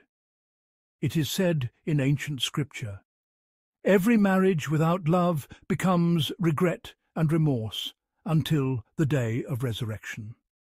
One who chooses should also discern character. It is subtle. If form is empty of meaning, it is like a green growth upon dung. The excellence of the child is sought. The soul's being free from the stress of a pent-up love is a great principle. It turns the heart to its important tasks. Whoever has finished with incidental preoccupations turns to the essential ones. Hence comes the saying of the prophet, "Let not a judge pass judgment between two people while he is angry." And if dinner is served and the evening prayer has begun, then begin with the dinner. If one can secure a wife good in both form and meaning, let him overlook her defects, and let her strive to please him without such nearness as would bore, nor such distance as would cause forgetfulness. Let her take pains with adornment for him. Thus will both aims be attained, offspring and the fulfilling of desire, with the caution I have advised. Company shall endure, and the heart will find sufficiency in her without others. If one has the ability to increase and adds to her another, knowing that thereby he will better attain the aim of freeing the heart yet further, that may be better for his state. But if he fears the jealousy which would preoccupy a heart whose focus we have laboured to gather, or fears that a very comely one might distract his heart from remembering the hereafter, or demand of him what forces him beyond scrupulous restraint, then one is enough. Among what I have recommended lies this, that chastity is rarer among the very beautiful. So whoever has them must be most diligent in guarding and shielding them. If he finds what displeases him, let him hasten to replacement, for it helps the heart to move on. If he can make do with less, then to suffice with one is better. If she fulfills the aim, let him be content. If not, let him seek another. Marriage to a beloved woman drains what has accumulated of fluid, thus ensuring a noble child, fully formed, and the complete fulfilling of desire. If he fears jealousy, then bondwomen are an option, for they are less prone to jealousy, and taking delight in them is often easier than with wives. Many were able to combine several wives, and women were patient. David upon him be peace had 100 wives, Solomon upon him be peace had 1,000. And you know the state of our prophet God's blessings and peace be upon him and of his companions. The commander of the faithful, Ali, God be pleased with him, had 4 free wives and 17 bondwomen. His son al-Hasan married around 400. From this and more, whose mention would be long, understand what I have pointed to, and you shall prosper, if God so wills. Section: Immediate retribution. Everything that God has created in this world is a model of what shall be in the hereafter, and everything that occurs in it is a model of what will occur in the hereafter. As for created things, Ibn Abbas said, "In paradise there is nothing that resembles what is in this world, except the names. For God has induced us to yearn for one bliss by means of another, and to fear one chastisement by means of another. As for what occurs in this world, every wrongdoer is punished, in this world before the next, and likewise every sinner for his sin, this being the meaning of his word. Whoever does evil shall be requited for it." The sinner may see his body and wealth safe, and imagine that there is no punishment, heedless that his very heedlessness is a punishment. The sages have said, "A sin followed by a sin is the punishment for a sin. A good deed followed by a good deed is the reward for a good deed." Punishment may be inward. One of the sages of the children of Israel said, "O my Lord, how often I disobey thee, yet thou dost not punish me." He was told, "How often I have punished thee, and thou dost not know. Have I not deprived thee of the sweetness of intimate supplication?" Whoever reflects on this kind of punishment will find it lying in wait.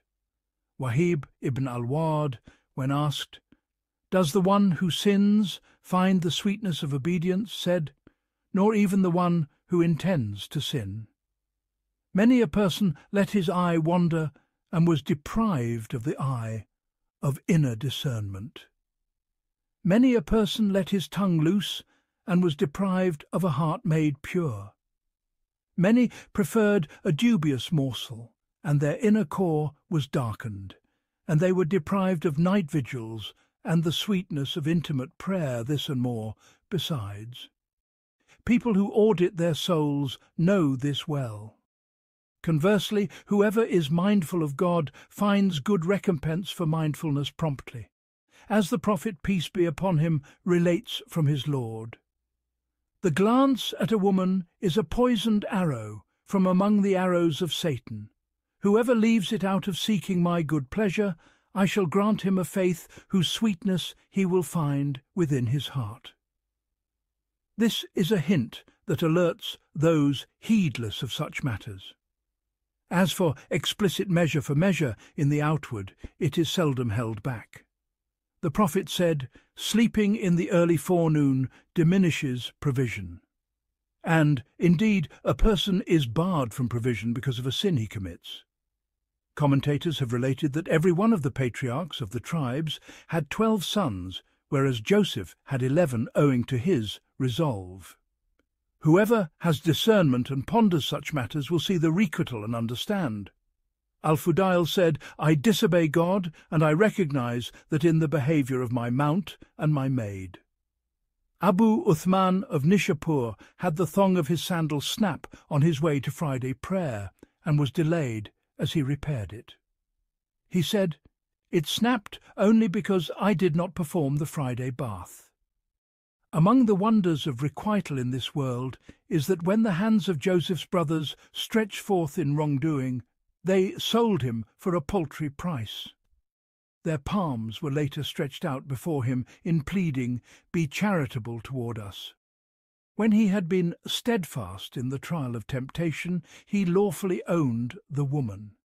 When she had wronged him by her accusation, what should be the recompense of one who sought to dishonour your household? The truth made her confess, "It was I who sought to seduce him." If a person leaves a sin for God's sake, he will see its fruit. Likewise, if he does a good deed. It is related. If you fall into poverty, then trade with God by giving charity. That is, deal with him for the increase of immediate profits. We have seen people who are lenient with themselves in what the law forbids, seeking immediate ease, only to see their conditions turn to immediate vexation, their aims reversed upon them. One of the sheikhs related, "In my youth I bought a bondwoman. When I owned her, my soul yearned for her. I kept asking the jurists, hoping that someone might grant me a concession. All said, it is not permissible to look upon her with desire, or to touch her, or to have intercourse with her until she menstruates. I asked her. She told me she had been purchased while menstruating. I said, the matter is near. I asked the jurists. They said, this menses does not count until she menstruates in her new master's possession. I said to my soul, though its yearning was intense, desire strong, power in hand, and closeness within reach, what do you say? It replied, faith is to endure the hot coals, whether you will or not. I endured until the time came, and God rewarded me for that patience with what was higher and better than her. Section. A man may hide his deed, and God will manifest it. I looked at the proofs of the truth, glorified be he, and found them more than the grains of sand. Among the most wondrous is this. A person may conceal what God does not approve, and yet God will make it manifest upon him even after a time, making tongues speak of it, though people did not witness it. He may cast him into an affliction that disgraces him among creation, a reply to every sin he had hidden, so that people know there is one who requites slips, and before whose decree neither veil nor concealment avails, and whose side no deed is lost. Likewise, a person may conceal obedience, and God will cause it to show. People will speak of it, and speak of more than it, until they know no sin of his, and mention him only with praise, so that it be known that there is a Lord who does not waste the deed of any doer. People's hearts come to know a person's state. They love him or detest him, blame him or praise him in accordance with what truly stands between him and God. He suffices him against every worry and fends off from him every harm. Whoever rectifies what is between himself and creation, neglecting the truth, his aim is reversed. His praiser turns to blame. Section. The dominance of ignorance and desire over most people. I surveyed the earth, and who is upon it with the eye of thought, and saw its ruins more than its inhabited parts. Then I looked upon what is inhabited, and found unbelievers prevailing over most of it. I found the people of Islam few upon the earth compared with the unbelievers. Then I looked upon the Muslims, and saw earnings had preoccupied the majority of them from the provider, and turned them away from the knowledge that points to him. The ruler is preoccupied with commanding and forbidding, with incidental self-concerns. The waters of his desires flow without sluice or dam. No one meets him with admonition, only with praise that feeds the ego. Diseases are to be countered with their opposites. Umar ibn Abdul Aziz said to his companion, if you see me turn away from the truth, take me by my garments, shake me, and say, what is the matter with you, O Umar? Umar ibn al-Khattab said, God have mercy upon him who gifts us the knowledge of our faults. Those most in need of counsel and exhortation are rulers. As for their troops, the majority are drunk on desire and worldly adornment.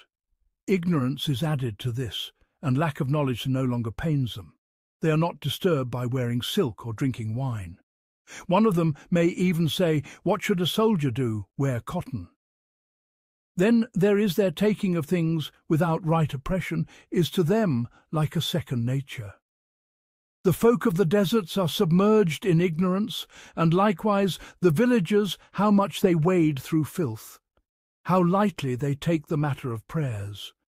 A woman among them may even perform prayer seated. I then looked upon the merchants and saw greed prevailing, so that they see nothing but avenues of profit, however they may be. Usury has spread among their dealings. One of them cares not how his worldly gains are acquired. In the matter of almsgiving, they are neglectful, not balking at abandoning it, except those whom God protects. Then I looked upon artisans and tradesmen, and found deception prevalent in their dealings, cheating in measure and weight, while they are drowned in ignorance. I saw that most people who have a child quickly put him into some trade for the sake of income before he knows what is obligatory upon him and what decorum he must acquire. I then looked upon the condition of women, and found religion among them scarce and ignorance great. They have little news of the hereafter, save those whom God protects. I said, Alas, who then remains to serve God and to know him? I looked then at scholars and learners and worshippers and ascetics. I considered the worshippers and self-deniers, and found most of them worship without knowledge. They take delight in being magnified, in having their hands kissed, in a multitude of followers. One of them would not go himself to the market to buy his need, lest his status be diminished. Their regard for status grows until they cease visiting the sick and attending funerals, unless the person has great standing in their eyes. They seldom visit one another. One may begrudge the other even a meeting. Status has become like an idol. They worship it without knowing.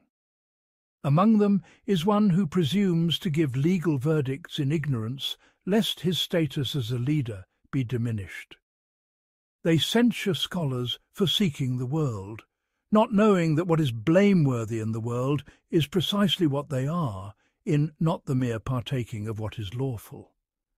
Then I considered scholars and students, and found few students marked with the sign of promise.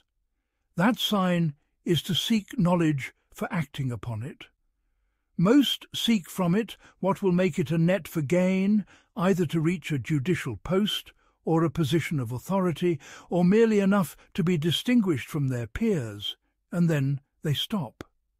Then I considered the scholars, and found desire playing with most of them and using them. They prefer what knowledge forbids them, and they go toward what knowledge bids them abandon. Rarely do they taste dealing alone with God. Their aim is merely to speak, and that suffices them. Yet God does not leave the earth without one who upholds his proof, gathering between knowledge and action, aware of God's rights, fearful of him. He is the pole of this world. When he dies, God brings forth his replacement, or perhaps he does not die until he sees one fit to stand in his stead in every occurrence. The earth is never bereft of such a one. He stands in the community in the place of a prophet. He maintains the fundamentals, preserves the limits. Perhaps his knowledge is less, or his devotional action less, but completeness in all instruments is rare. In a long age there may be only one. I have examined all the early ones, seeking those who combined knowledge to the degree of independent judgment, with action to the degree of being imitated by the worshippers, and I did not see more than 3, Al-Hasan al-Basri, Sufyan al-Thawri, and Ahmad ibn Hanbal. I have written a separate book of the reports of each of them, and I do not censure one who adds Sa'id ibn al-Musayyib to them. If among the early ones there were many leaders, most were overcome by one aspect that diminished another. Some by knowledge, some by action. Yet all these had a great share of knowledge, and the fullest portion of dealing and knowing. One must not despair of the existence of those who follow in their steps, even if precedence in merit belongs to them. God showed al-Khatir what was hidden from Moses. God's treasuries are full. His giving is not confined to any person. It was told me of Ibn Aqil that he said of himself, "I laboured upon a skiff, and then it broke," intending that there is no other boat to reach the shore. This is an error. How can he know? How many a self-admiring person saw shown to another what made him belittle himself? How many a latecomer outstrips a forerunner? It has been said, "The nights and days are pregnant. None knows what they will give birth to save God." The perils of desires and the benefits of patience against them. Section: The perils of desire and the benefits of patience against it. I saw the soul's inclination to desires exceeding all measure. When it inclines, it drags the heart and mind and thought along, so that a person scarcely benefits from any counsel. I cried out to it one day when it had inclined utterly toward a desire. "Woe to you! Stand still for a moment that I may speak some words, then do what you will." It said, "Speak, I hear." I said, "You know your slight inclination to lawful desires. Your great inclination is to the unlawful. I will unveil both for you. Perhaps what seemed sweet will taste bitter. As for the lawful desires, they are permitted you, but their road is hard. Wealth may fall short of them, earning may not obtain most of them, precious time passes in pursuing them, the heart is occupied in seeking them, and again when they are at hand, and then in fearing their loss. In them there are deficiencies not hidden from one who discerns. If it be food, satiety breeds afflictions. If it be a person, there is boredom or separation or bad character. The most delightful intercourse greatly weakens the body and other things whose exposition would be long. As for the unlawful, they contain all that we have mentioned of the lawful, and more besides, the ruin of one's honour, the likelihood of worldly punishment and disgrace, the warning of the hereafter, and then the heart's anguish whenever the penitent remembers them. In mastering passion there is a delight that surpasses every delight. Do you not see how everyone overcome by passion is abject, for he has been vanquished? But he who conquers passion, his heart is strong and noble, for he is the conqueror. Beware of looking upon the desired thing with the eye of approval, like the thief who sees the sweetness of taking wealth from its vault, and does not, with the eye of thought, see the cutting of the hand. Open the eye of inner sight to consider consequences. How the sweetness of pleasure turns to bitterness, how it ceases to be a pleasure through boredom, or the blaze of jealousies and harms, or because it is severed when the beloved withholds. The first sin is like a morsel the hungry person takes. It does not drive away the dog of hunger, rather it whets the appetite. Let a person remember the sweetness of conquering passion, while considering the benefits of patience against it. Whoever is granted success in that, his safety is near at hand. Section: The heart knows, but the hindrances are many. A thought came to me while the gathering was sweet, hearts present, eyes flowing, heads bowed, souls regretful for their neglect, resolutions risen to set matters right, tongues within reproaching the neglect of prudence and the abandonment of caution. I said to my soul, "Why does this wakefulness not endure? For I see the soul and wakefulness in the assembly as friends at peace. But when we rise from this spot, estrangement falls." I reflected and saw that the soul remains wakeful, and the heart remains knowing. Only the hindrances are many.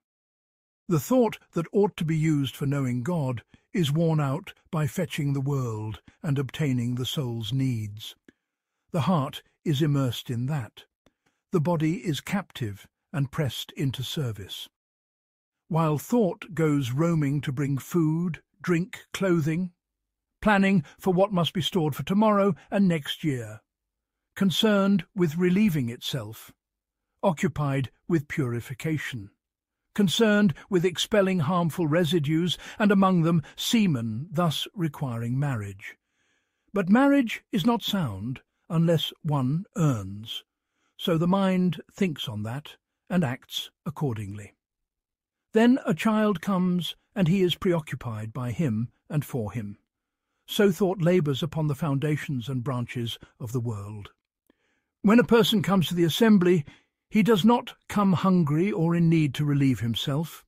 He comes having gathered his concern, forgetting what of the world had been on his mind. The admonition is then alone with the heart. It reminds it of what it knew. It draws it to what it recognizes. The workers of the heart board the skiffs of knowing and bring the soul to the door of reckoning for neglect. They call the senses to account for past faults. The springs of regret flow. Resolutions to make amends are forged. Were it not for those familiarities I have described, this soul would busy itself with serving its Maker, and if it found even a grain's time, it would shun all else, preoccupied with nearness. For this reason, the ascetics relied upon solitude and busied themselves with cutting off impediments. In proportion to their striving, they obtained their share in service harvest is according to sowing. Yet I noticed a subtlety here. If the soul's wakefulness were to endure, it might fall into what is worse than losing what it has lost, namely self-admiration for its state and contempt for its kind. Perhaps it would, by the strength of its knowledge and awareness, rise to claims of, for me, with me, I deserve. So she is left, stumbling in the open field of her sins. When she reaches the shore, she stands in the right of abasement of servanthood, and that is better for her. This is the rule for most people. Hence they are preoccupied away from this station. Whoever has sown, and it has suited him, must nonetheless stumble a stumble that the eye of fear watches for its punishment, so that he may be gentle with himself, and his servanthood prove sound, and his worship be preserved. To this points the sound hadith. Were you not to sin, God would remove you and bring a people who sin, then ask forgiveness, and he forgives them. Section. What ignorant self-deniers do. I reflected and saw that preserving wealth is among the duties. What some ignorant self-deniers call trust in God by emptying the hand is not as the law prescribes. The Prophet said to Ka'b ibn Malik, "Keep back some of your wealth." He said to Sa'd, "To leave your heirs wealthy is better for you than to leave them destitute, begging from people." If an ignorant one objects, "Abu Bakr came with all his wealth," the answer is, Abu Bakr was a man of means and trade. If he gave all, he could borrow and trade anew. One who has this capacity, his giving all, is not blameworthy. Blame attaches to one who gives away his wealth, though he is not one of the earners or is, but then cuts himself off from earning, becoming a burden on people, begging from them, imagining he is in the state of openings, his heart attached to creation, his greed hooked into them. If a knock at his door is heard, his heart leaps. Provision has come. This is ugly in one who can earn. If he cannot, then giving away what he owns is uglier still, for his heart becomes attached to what is in people's hands, or perhaps he will resort to trickery for asceticism. At the very least, he will crowd the poor, the blind, and the chronically ill for alms. Keep to the first caravan look. Is there among them anyone who did what ignorant self-deniers do? At the outset, I pointed out that they earned and left wealth.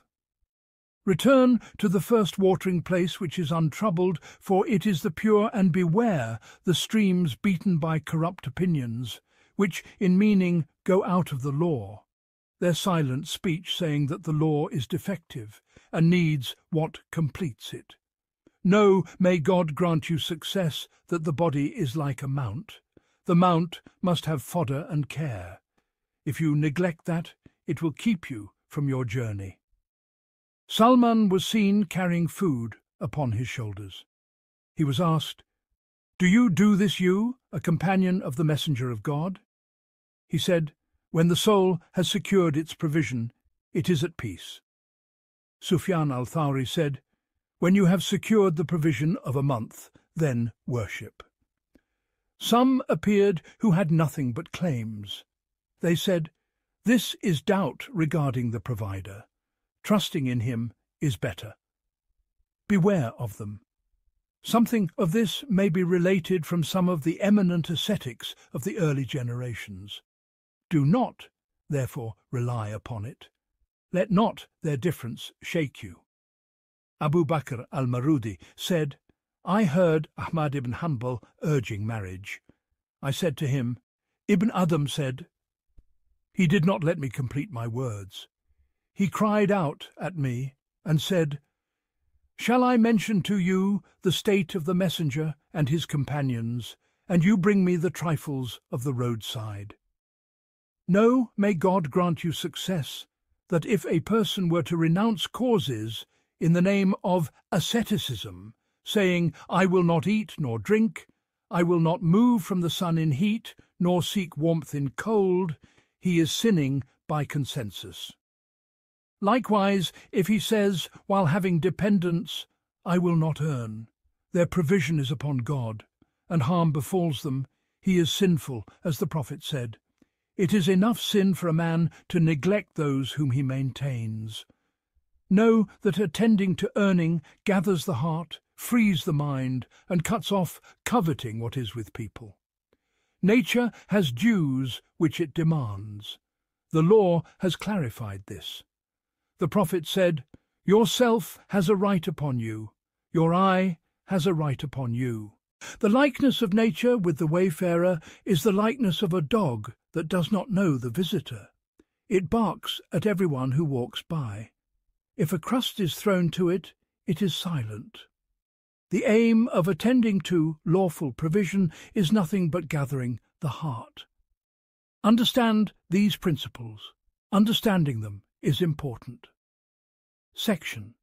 The best of matters are those in the middle.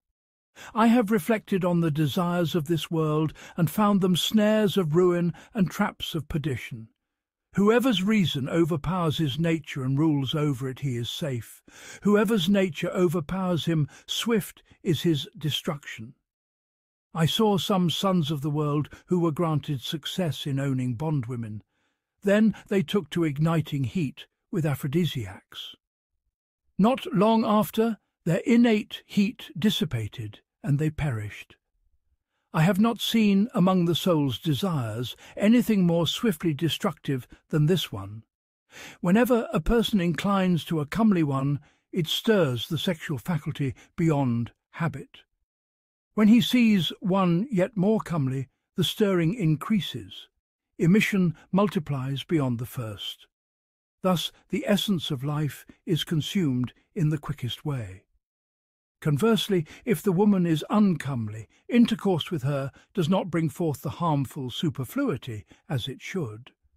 Harm arises from retention and a strong craving for a partner. Excess in eating likewise brings upon oneself many harms, and skimping below the measure of sustenance also does so. Thus I knew that the best of matters are the middle course. This world is a desert crossing. The driver through it should be reason. Whoever hands over the reins of his mount to nature and passion, swift is his perdition. This is the case for body and world. Apply the analogy to the hereafter and understand. Section. Do not forbid the good things God has made lawful for you. It was related to me of one of the ascetics of our age that food was set before him. He said, "I will not eat." He was asked, "Why?" He said, "Because my soul desires it, and for years I have not granted my soul what it desires."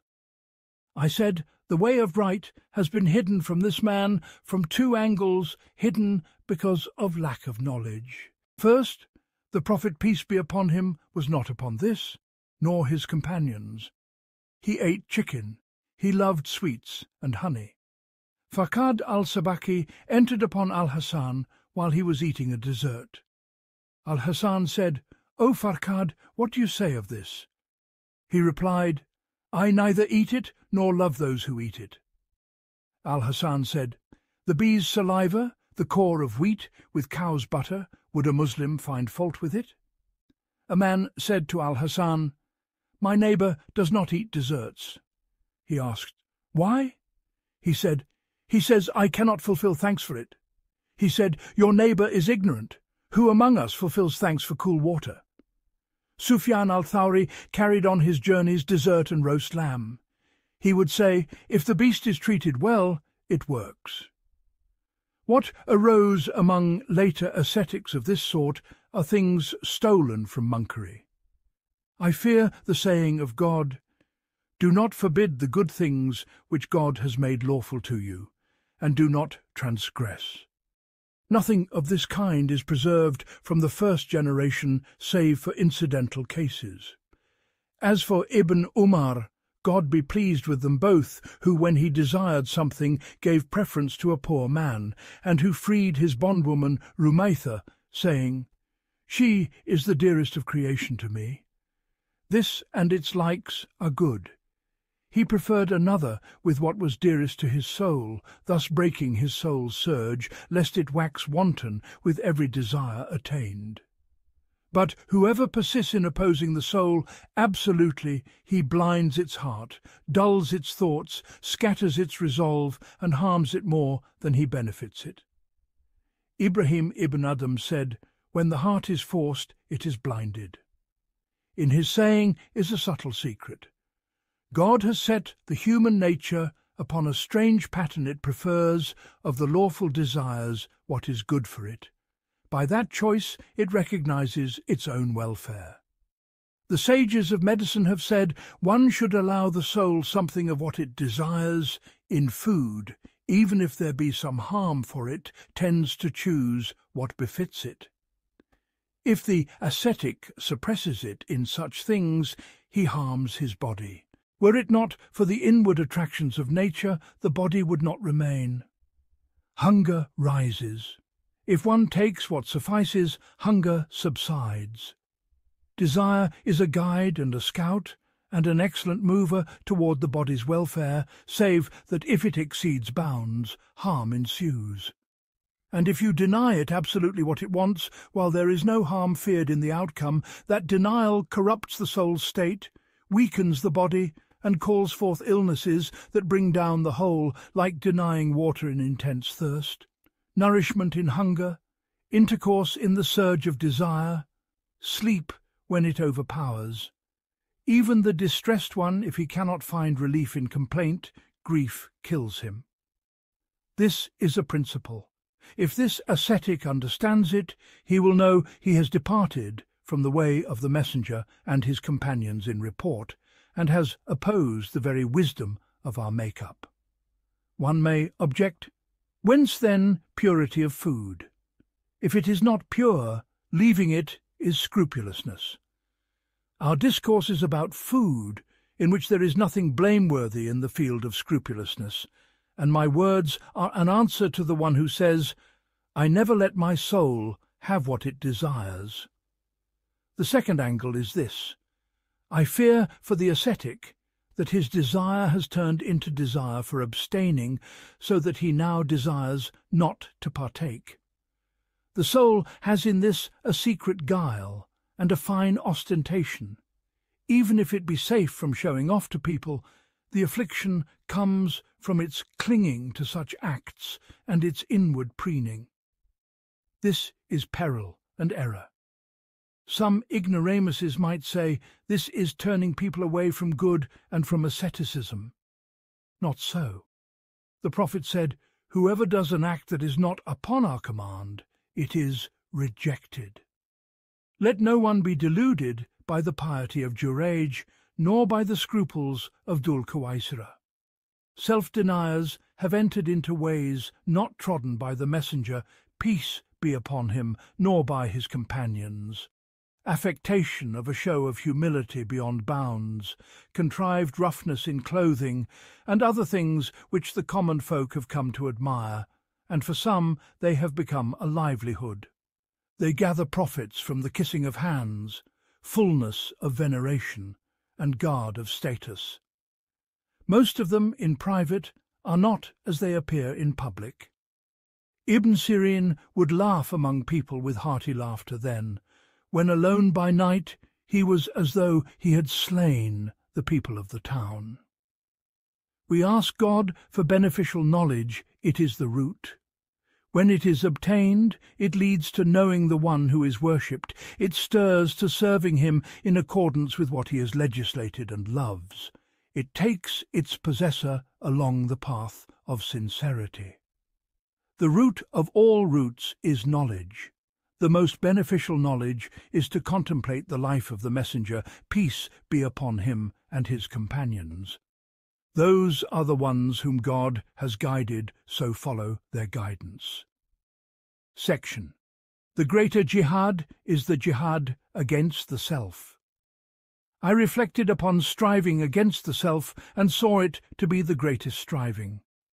I saw among scholars and ascetics those who do not understand its meaning. Among them are those who barred the soul from its portions absolutely. This is an error from two angles.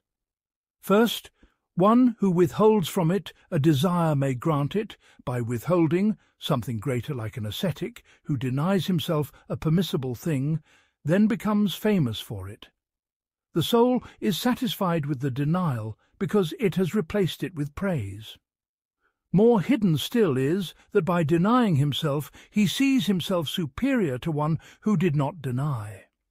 These are subtleties that need the tweezers of understanding to extract them. Second, we are charged with preserving the soul. Among the causes of its preservation is its inclination to what sustains it, so we must give it what sustains it. Most of that, or all of it, is what it desires. We are like agents charged with guarding a trust that is not ours. Our souls are a deposit with us. Denying them their rights, absolutely, is dangerous. Many a tightening has led to slackening. Many a one who constricted himself saw his self flee from him and found it hard to regain. Striving against it should be like the striving of the rational patient. He forces it to take what is bitter because he hopes thereby for health. He mixes a little sweetness with the bitterness. He takes of foods the measure prescribed by the physician. He does not, by desire, comply with the soul's aim for foods that may bring hunger after, or for a morsel that may deprive him of many morsels. So too the intelligent believer does not drop the reins, he does not abandon the lead. He slackens it at times, the tether in his hand. So long as it is on the right road, he does not afflict it with tightness. If he sees it incline, he brings it back gently. If it slackens and refuses, then with severity. He restrains it with the prudence of dealing with a spouse whose very nature is built upon weakness and little capacity. When she acts arrogantly, she is admonished. If she is not mended, then estranged. If she does not straighten, then disciplined. The best whip in the lashes of discipline is the lash of resolve. This is the striving indeed. As for admonishing and reproaching it with words, when you see it fawning for people and showing base traits, make it know how its Creator magnified it. Say, art thou not she of whom he said, I created thee with my own hands, I made my angels bow down before thee, I chose thee for vicegerency upon my earth, I corresponded with thee, I borrowed from thee and bought from thee. If you see it vaunting itself, say to it, what art thou but a drop of despised fluid? A gulping may kill thee, a gnat may pain thee. If you see its falling short, remind it of the rights of masters upon their slaves. If you find it slack in work, narrate to it the great reward. If it inclines to passion, unveil to it the grievous burden. Warn it of immediate bodily punishments, as in his word. Say, what do you think if God were to take away your hearing and your sight? And of inward punishments. I shall turn away from my signs those who in their arrogance behave wrongfully upon earth without right. That is striving with words. The former is striving with deeds. Section When Prayer is Not Answered. I observed among trials that a believer may pray and not be answered. He repeats his supplication. The time grows long, yet he sees no trace of response. He should know that this is of the trials that require patience. The whisperings that come to the soul at the delay of answer are a disease that needs treatment. Something of this came upon me. A calamity descended upon me. I supplicated and persevered, and since God's bounty is never exhausted, what benefit in delaying the answer? I said to that whisper, Be off, accursed one. I need no collecting agent. I do not accept thee as guardian. I then addressed myself. Beware of settling into his whispering. If there were no benefit in delaying the answer, but that the ordainer tries you in fighting the enemy, it would suffice in wisdom. Myself said, Explain to me the delay of response in a trial such as this. I said, It is established by proof that God mighty and majestic is the owner. The owner has the right to dispose by withholding or bestowing. There is no room for objecting to him. Second, his wisdom is proven by decisive evidence. Perhaps what you deem to be a benefit is not what wisdom requires. Often the physician does outwardly hurtful things intended for good. Perhaps this is of that. Third, delay may itself be a benefit, haste may be a harm. The prophet said, A servant remains in good so long as he does not hasten, saying, I prayed, but I was not answered. Fourth, it may be that the refusal of answer is due to an affliction in you. Perhaps there is dubiousness in what you eat. Perhaps your heart at the time of supplication is heedless. Perhaps the withholding of your need is an extra punishment for a sin from which your repentance was not true. Search for these causes, perhaps you will come upon the aim. They relate of Abu Yazid. A foreigner lodged in his house. When Abu Yazid came and saw him, he stood at the door and sent one of his companions to remove some fresh clay with which the house had been plastered. The foreigner rose and left. Abu Yazid was asked about this. He said, This clay was from a source of dubiousness. When the dubiousness was removed, the one connected to it departed. Ibrahim al-Khawas went forth to censure a wrong. A dog barked at him and prevented him. He returned to the mosque, prayed, then went out. The dog wagged its tail, and he went on, censured, and the wrong was removed. He was asked, he said, There was a wrong within me. The dog prevented me. When I returned, I repented of that, and this was the result you saw. Fifth, examine your aim in what you seek. Perhaps attaining it would bring you more sin, or delay you from a higher rank. Then withholding is better. It is related of a man who was asking God to let him go forth in battle. He was told, If you go forth, you will be taken. If you are taken, you will become a Christian. Sixth, perhaps the loss you suffer is the cause that keeps you at the door in entreaty, while attaining it would distract you from the one entreated. This is apparent. Were it not for this calamity, we would not see you at the door of entreaty.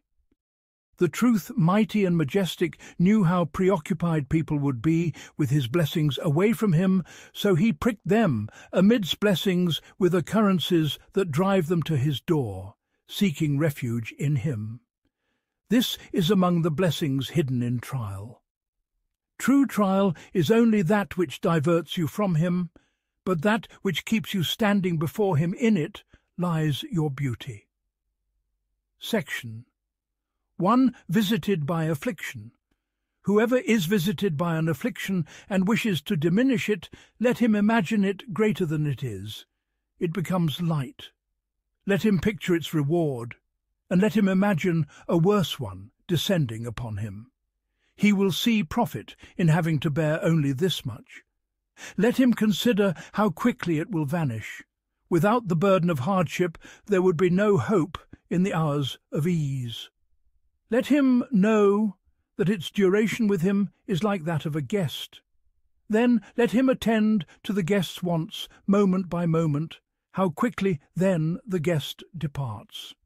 How sweet are his praises and glad tidings in assemblies, and the host's reputation for generosity.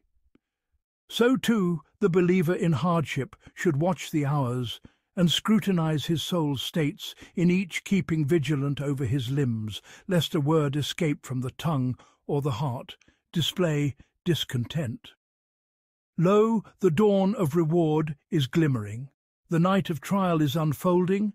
The traveller by night is praised for cleaving the darkness. When the sun of recompense rises, he finds himself at the abode of safety. Section: The merit of knowledge and its benefits. My soul regards knowledge favourably. It prefers it above all things. It esteems proof. It prefers an hour spent with knowledge above hours spent in supererogatory prayer. It says, "My strongest argument for its superiority is that I have seen many whose supererogatory prayer and fasting preoccupied them from supererogatory knowledge. This came back upon them with a wound in the fundamentals." In this, my soul's direction is on the sound way and sound opinion. Yet I saw it arrested at the image of preoccupation with knowledge. I cried to it, "What has knowledge given you? Where is fear? Where is unrest? Where is caution? Have you not heard of the reports of the best of the scholars in their worship and striving? Was not the messenger, peace be upon him, the master of all, and yet he stood until his feet swelled? Was not Abu Bakr sore in sobbing, much given to tears? Were there not 2 lines upon Umar's cheeks from tears? Did not Uthman complete the Qur'an in a single cycle of prayer? Did not Ali weep by night in his niche until his beard was wet with tears, saying, 'O world, go delude another'? Did not al-Hasan al-Basri live on the strength of unrest? Did not Sa'id ibn al-Musayyib never miss a congregational prayer for 40 years? Did not al-Aswad ibn Yazid fast until he grew green, then yellow? Did not the daughter of al-Rabi ibn Kuthaym say to him, 'Why do I see people sleeping while you do not sleep?' He said, 'Your father fears the punishment of a night surprise.' Did not Abu Muslim al-Khawlani hang a whip in the mosque to discipline his self when it slackened? Did not Yazid al-Rakashi fast 40 years, saying, 'Alas, the worshippers have gone ahead and I am cut off'? Did not Mansur ibn al-Mu'tamir fast 40 years? Did not Sufyan al-Thawri weep blood from fear?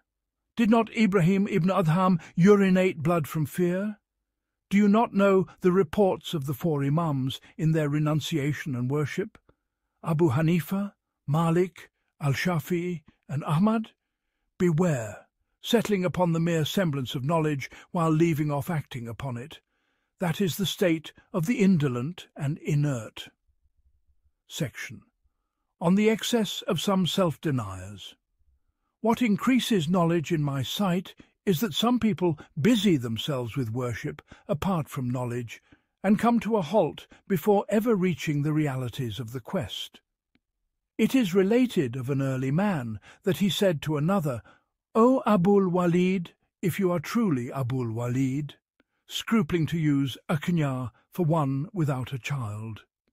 Had he delved deeper in knowledge, he would have known that the Prophet gave kunya to Suhaib Abu Yahya and to a child, saying, "O Abu Umair, what has the little bird done?"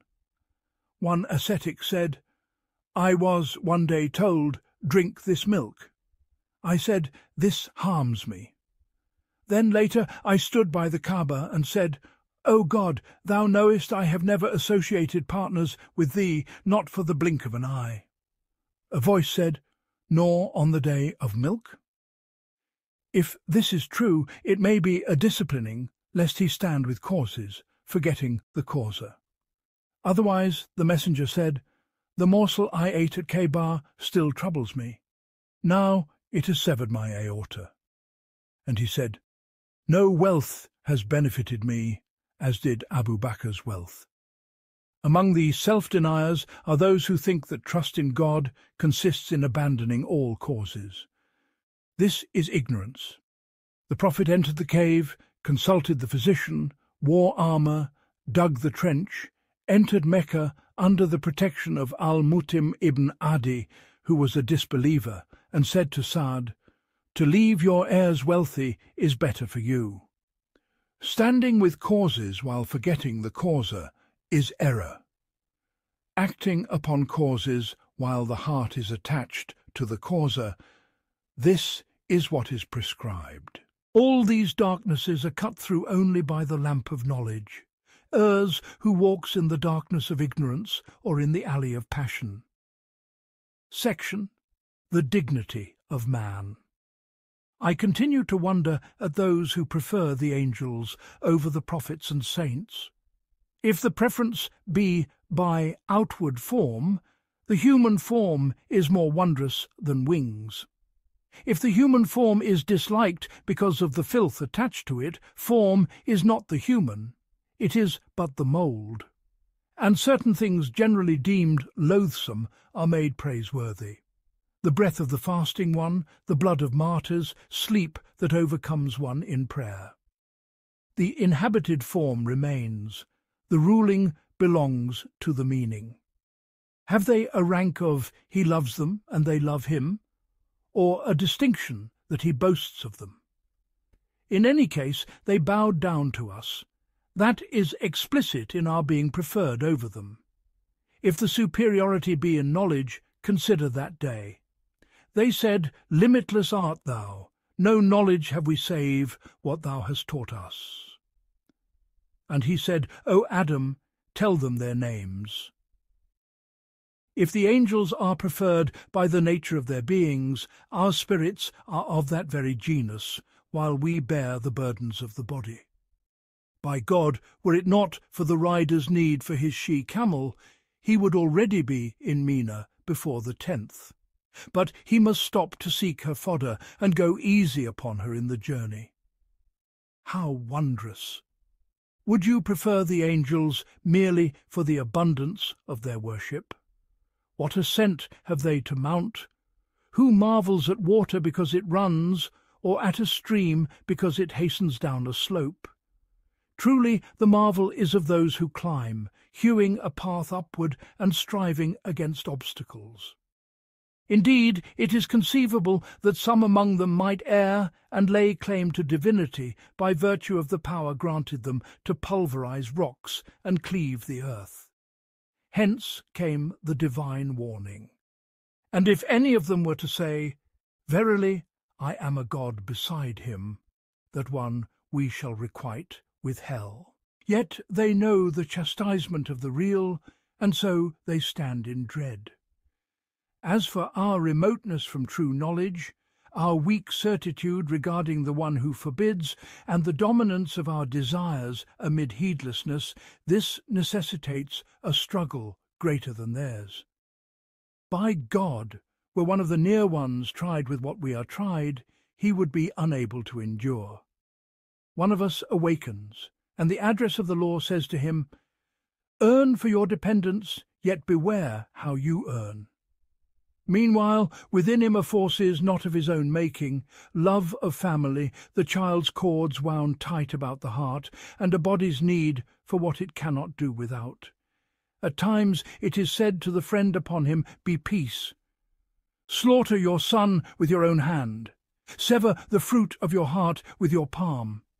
Then mount the catapult to be cast into the fire. And at times it is said to Moses, upon him be peace, fast for a month, by night and by day. Then it is said to the enraged, restrain, to the keen-sighted, lower your gaze, to the eloquent, be silent, to the one who delights in sleep, stand in the night, to the one whose beloved has died, be patient, to the one stricken in his body, be thankful, and to one who stands amid the clash of swords, it is not permitted for you to flee. Then know, death approaches with the most bitter pangs, wrenching the soul from the body. When it descends, stand firm. Know that you shall be torn in the grave, do not rail, for all that comes is decreed. If illness visits you, do not complain of it to creatures. Have the angels any share in such things? Is theirs anything but a simple worship, not contending with nature, not resisting desire? Is it not but a formal devotion between bowing and prostration and glorification?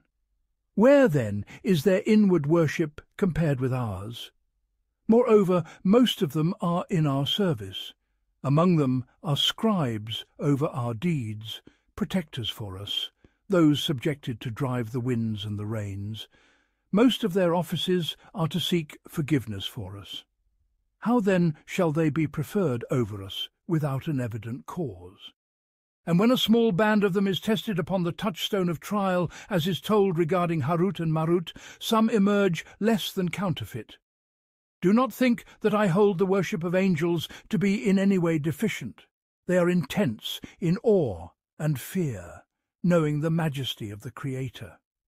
Yet the serenity of one who has never erred buttresses his soul, while the agitation of one who has plunged into lapses raises his spirit up to the collarbones.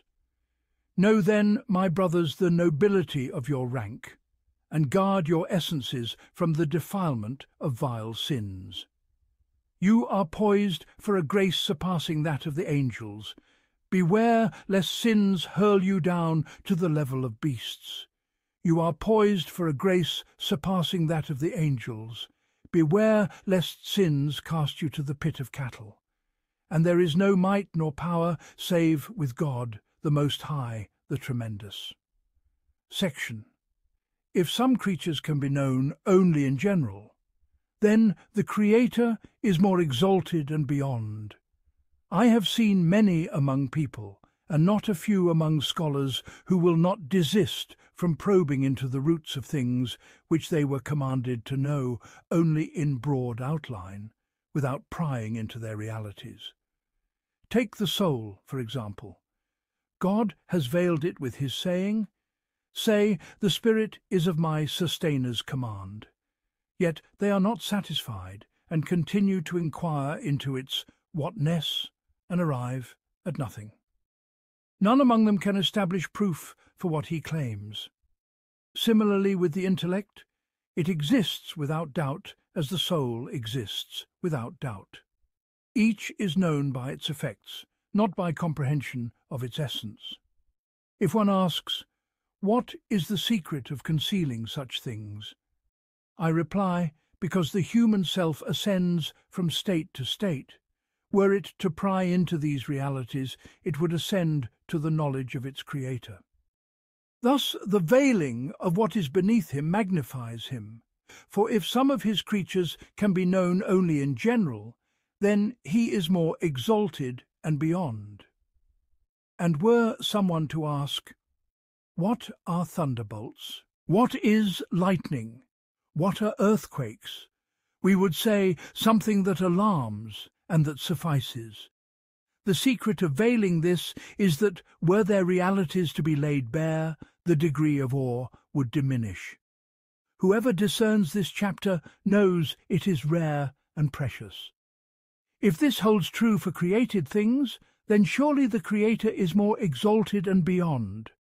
One ought to halt regarding his affirmation at the proof of his existence, then infer the possibility of his sending messengers, then receive his attributes from his books and his messengers, and add nothing beyond.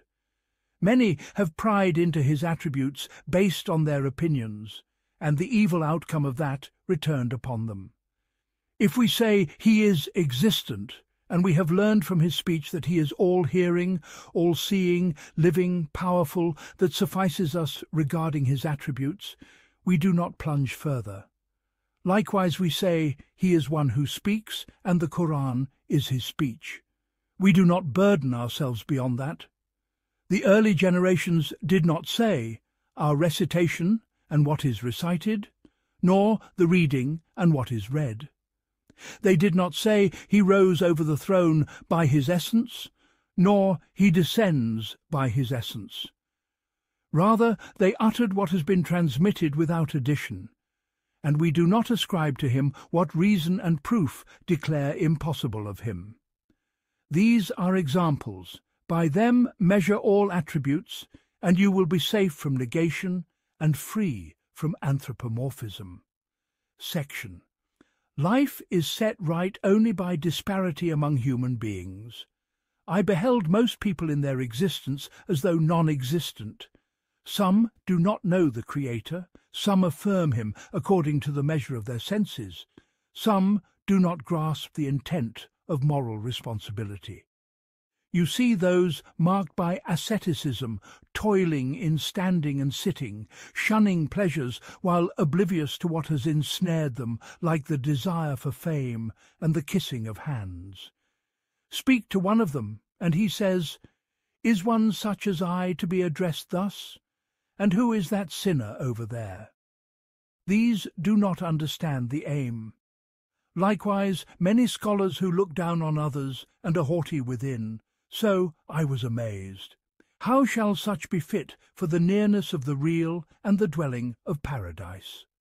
I perceived that the benefit of their existence in this world corresponds to the benefit of their entry into paradise. In this life they serve as a lesson to be taken. The knower of God recognizes God's favor upon him by the unveiling granted him which was withheld from those others.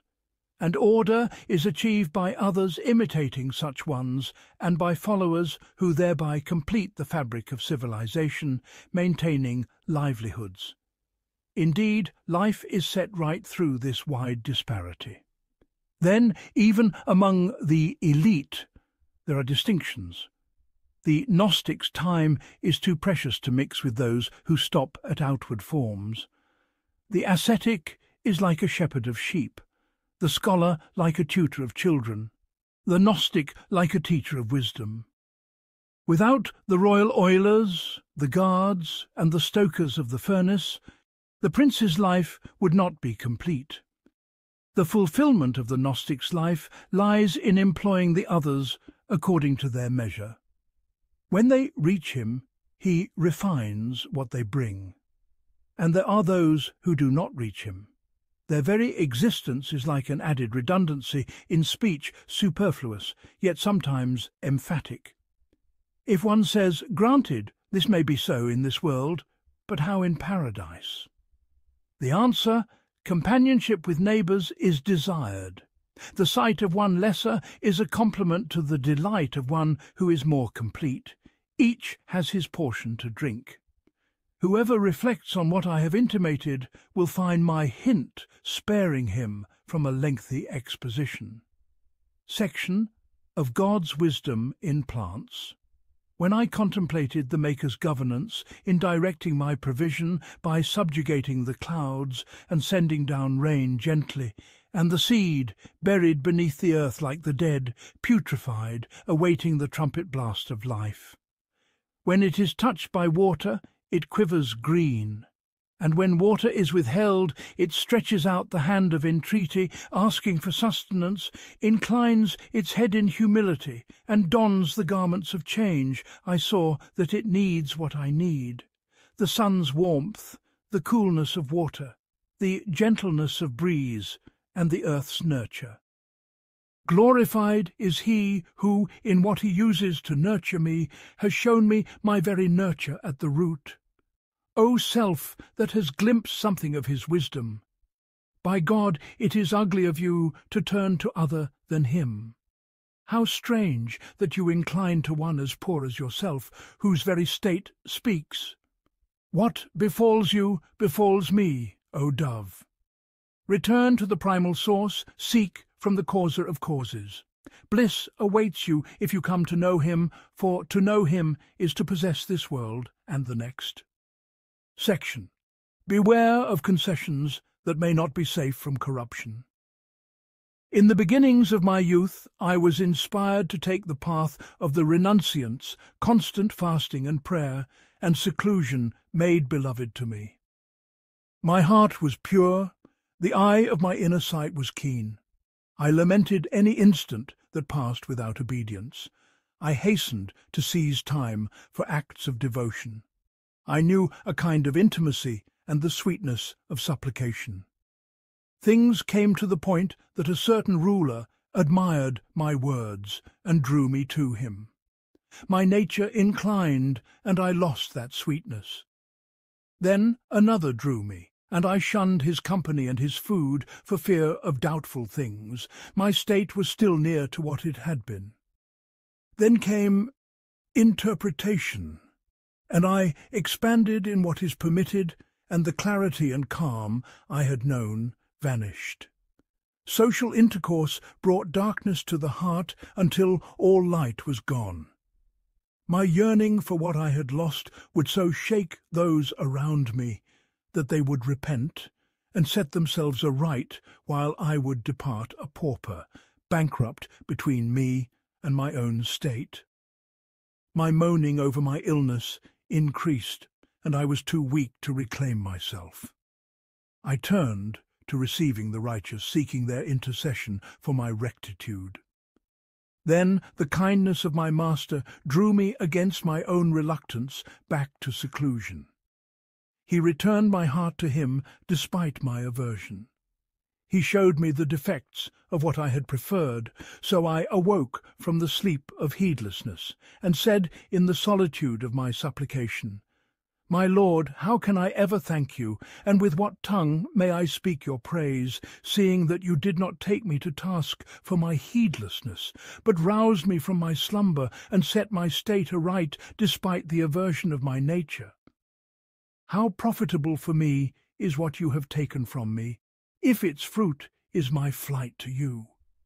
How abundant is my gain, if its fruit is my turning toward seclusion with you. How rich have I become, in that you have made me poor unto you. How companioned am I, in that you have estranged me from your creation. Alas, for a time squandered in other than your service. Woe for days gone by in other than your obedience. When I would awake at dawn, it did not pain me that I had slept the night.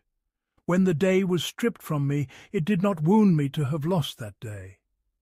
I did not know that the lack of feeling pointed to the strength of the disease. Now the breezes of health have stirred. I feel the pain, and thus infer the healing. O bestower of immense grace, complete for me the cure. Alas, for a drunkenness whose riot one only understands at the hour of sobriety. It tore seams that are hard to mend. Alas, for a merchandise lost, for a helmsman who strove against the north wind for a time, then sleep overcame him, and he was borne back to where he started. O you who read my warning against mixing truth and falsehood! Though I betrayed my own self by deed, I remain a sincere counsellor to my brothers in speech. Beware, my brothers, of granting yourselves dispensations whose corruption you cannot trust to avoid. For Satan beautifies the permissible in the first station, then drags one into sin. Consider the end. Understand the state. He may show you a righteous goal, while the path to it contains elements of transgression. Suffice it, for a lesson, to consider your father. Shall I guide thee to the tree of life abiding, and a dominion that shall not waste away? Adam contemplated the goal, everlasting life, but erred in the path. This is the most wondrous of Satan's snares, by which he traps scholars. They interpret in view of supposed future benefits, while hastening present harms. For example, he says to a scholar, "Enter upon this tyrant and intercede for the wronged." The one who enters hastens to behold abominations. His religion is shaken. Perhaps he falls into a snare and becomes more unjust than that tyrant. Whoever is not sure of his own steadfastness, let him beware the snares, for they are subtle. The safest course for the timid is seclusion, especially in a time when goodness has died and evil has lived, and the people of knowledge hold no weight with rulers. Whoever mingles with them falls with them into what is not permitted, and cannot pull them out from what they are in. Look then at the scholars who work in the service of governors. Stripped of the benefit of knowledge, they become like policemen. Thus nothing remains but seclusion from people and turning away from every corrupt interpretation of mixing with the powerful. It is better for me to benefit my own soul in solitude than to benefit others while I'm harmed. Beware of the deceits of false interpretations and corrupt fatwas. Be patient with what seclusion demands. If you are alone with your master, he will open to you the gate of his knowledge. Then every hardship is made easy, every bitterness sweet, every difficulty facilitated, and every aim attained. God alone grants success. There is no might nor power save through him. Section. God is not to be outwitted. I turned over in my mind an interpretation concerning something permissible by which I might acquire a portion of this world, yet in the gate of scrupulousness there was a taint. I saw that it first milked dry the udder of my religion. The sweetness of dealing with God was gone. Then it shrank the udder of what I would milk of his favour, so that I lost both states. I said to my soul, "Your likeness is the unjust governor who amassed wealth unlawfully." Then he was confiscated. What he had gathered was taken from him, and he was charged with what he had not amassed. Beware the corruption of interpretation. God is not outwitted, nor is what is with him attained through disobedience to him. Section. Setting the body aright is a cause of setting the religion aright. Whenever my thoughts grew clear, or I took admonition at a bier, or I visited the graves of the righteous, my aspiration would stir towards seclusion and turning wholly to dealing with God. One day my soul pressed me for this, and I said to her, "Tell me, what is your aim? What is your ultimate demand? Would you have me dwell in a desolation without companion, miss the congregational prayer, lose what knowledge I have by losing those to whom I teach it, eat coarse food which I am not used to so that my body wastes away within 2 days, wear rough cloth I cannot bear, be so crushed under burdens that I scarcely know myself, and distract myself from seeking offspring who will worship after me while ability remains for seeking? By God, of what use is the knowledge for which I have spent my life if I comply with you? I know, and I will show you the error that has befallen you by means of knowledge. Know that the body is a mount. If the mount is not treated gently, it will not carry its rider to the destination. By gentleness, I do not mean indulgence in pleasures, but taking the modest provision suitable for the body. Then thought clears, reason is sound, and the mind grows keen. Do you not see how obstacles to clear judgment affect the intellect, such as in the prophet's words, "Let no judge adjudicate between 2 parties while he is angry"? The scholars analogized to that hunger and similar states, and likewise being pressed by bladder or bowels. Is not our bodily nature like a dog that distracts the eater? Throw it a bone to busy it, and your eating goes well. As for seclusion, it is from evil, not from good. If there had been great benefit for you in it, it would have been transmitted to us from the messenger of God, God's blessings and peace be upon him and from his companions. Alas, some people persisted in austerity and dryness until their thoughts were altered. Black bile overcame them, and they grew alienated from people. Others, through an ill assortment of foods, developed foul humours, so that they would pass a day, 2 or 3, without eating, imagining this a grace from above, when it was but poor digestion. And some, their humours rising, began seeing phantoms, and thought them angels. God, God, hold fast to knowledge. God, God, hold fast to reason. The light of reason is not to be exposed to extinction. Knowledge must not be slighted.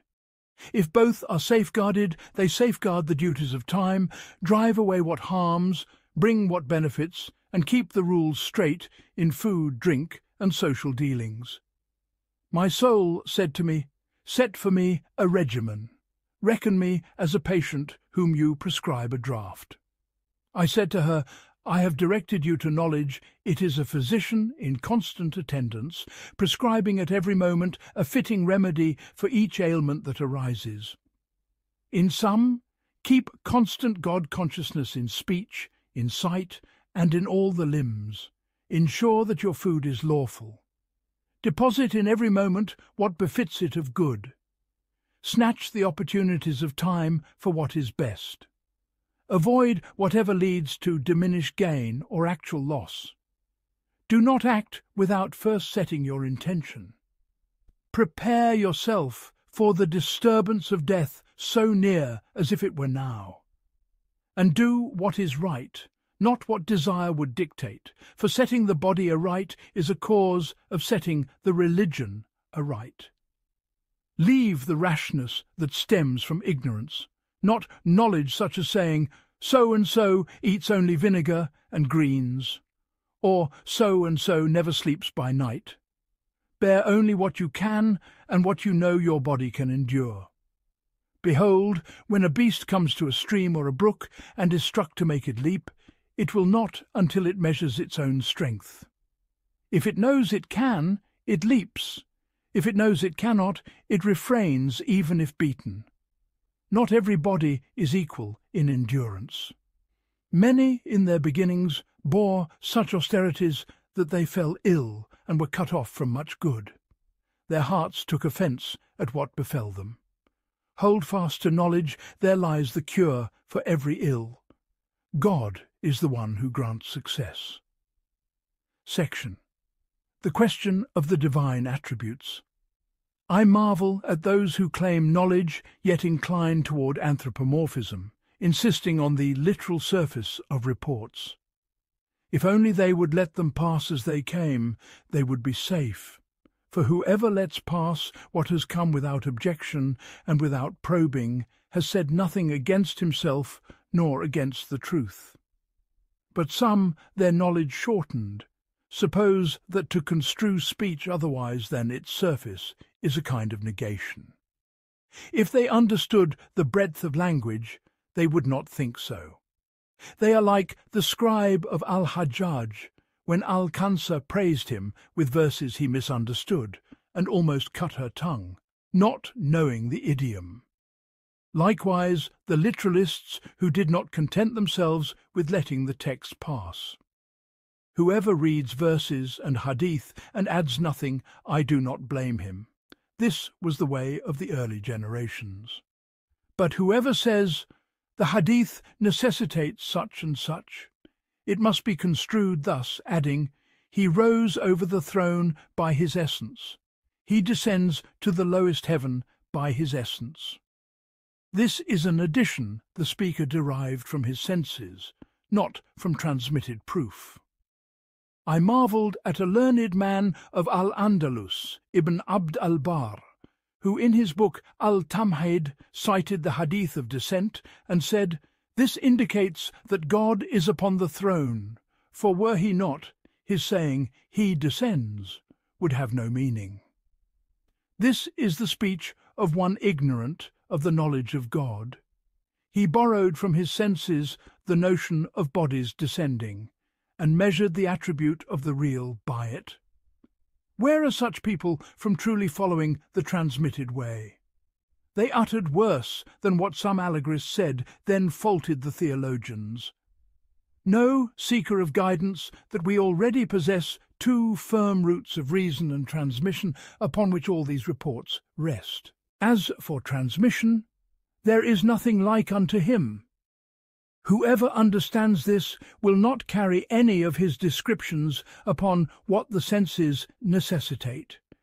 As for reason, it knows the Maker's otherness from what is made, and discerning the createdness of things through their change and susceptibility to influence, it establishes the pre-eternity of the Maker.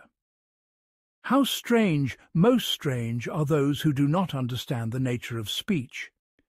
Is it not in the authentic hadith that death shall be brought and slaughtered between paradise and hell? If reason is consulted in this, it averts us from taking it in its literal physical sense, for whoever understands the nature of death knows it is an accident that negates life. So how is death to be killed? If asked, "What do you do with the hadith?"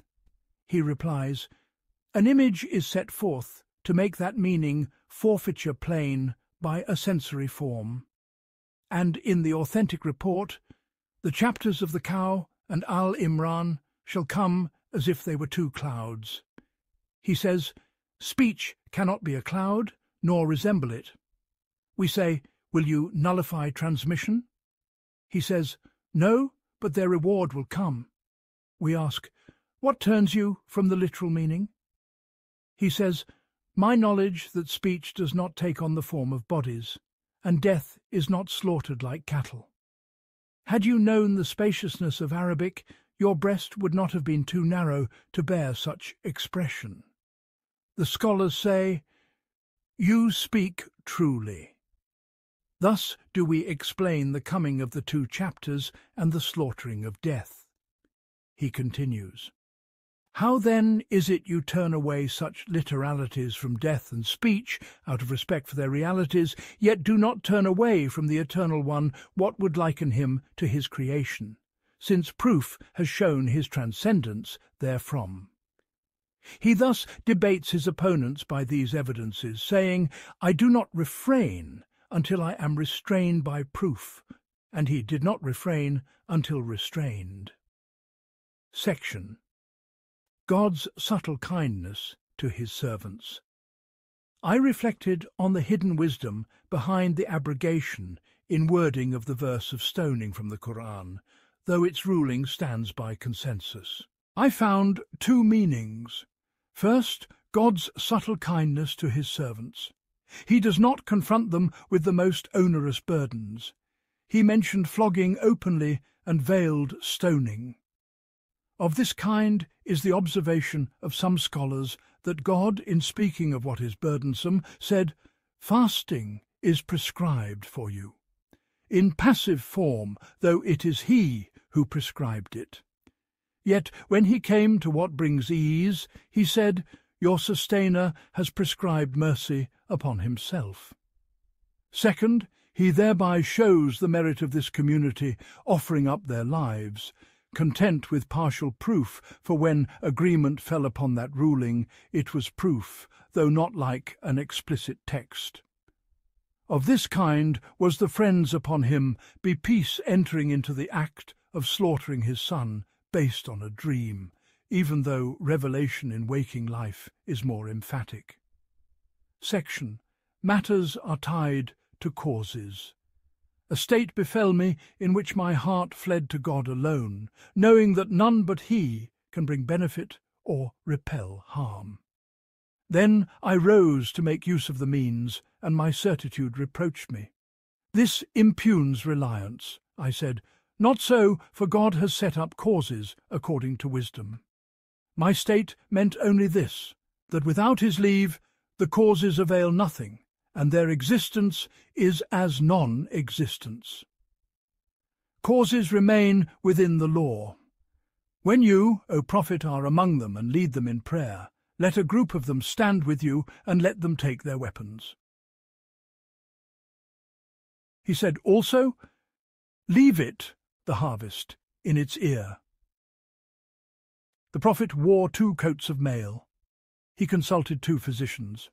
When he left for Taif and could not enter Mecca, he sent to al-Mutim ibn Adwan to enter under his protection, though he could have entered relying solely on God without outward cause.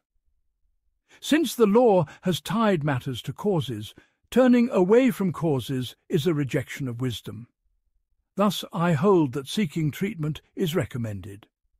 Though the Imam of my school held that foregoing treatment is superior, proof prevented me from following him here. For the authentic hadith says, God has sent down no disease, but that he sent down its cure, so seek treatment. The imperative indicates obligation or recommendation unless it follows a prohibition, in which case it indicates permission. Aisha said, I learn medicine from the many times the messenger of God fell ill and from what was prescribed for him. And he said to Al, Eat of this, for it is more fitting for you than that. Those who hold that leaving treatment is best cite his saying, 70,000 will enter paradise without reckoning those who do not cauterize, nor seek incantations, nor espouse omens, but upon their Lord they rely. This does not contradict seeking treatment. Some would cauterize or seek charms to ward off any illness or misfortune.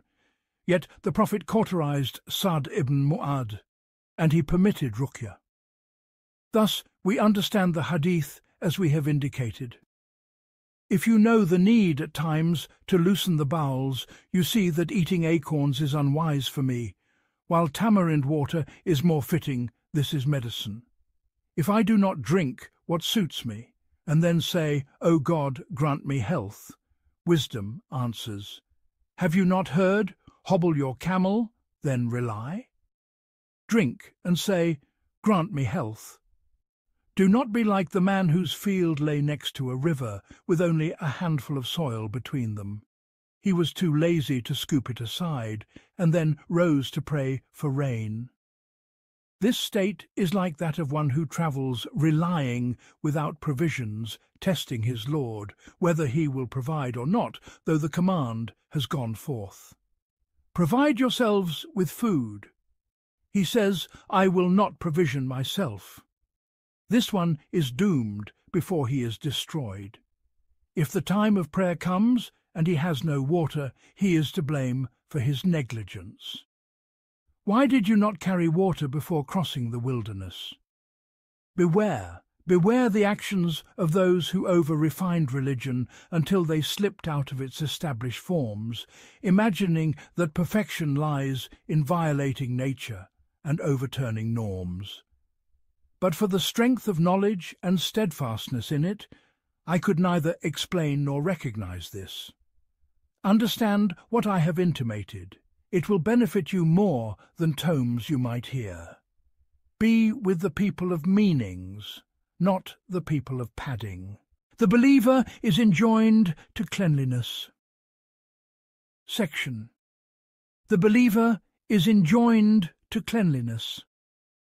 I have observed many people neglect their bodies.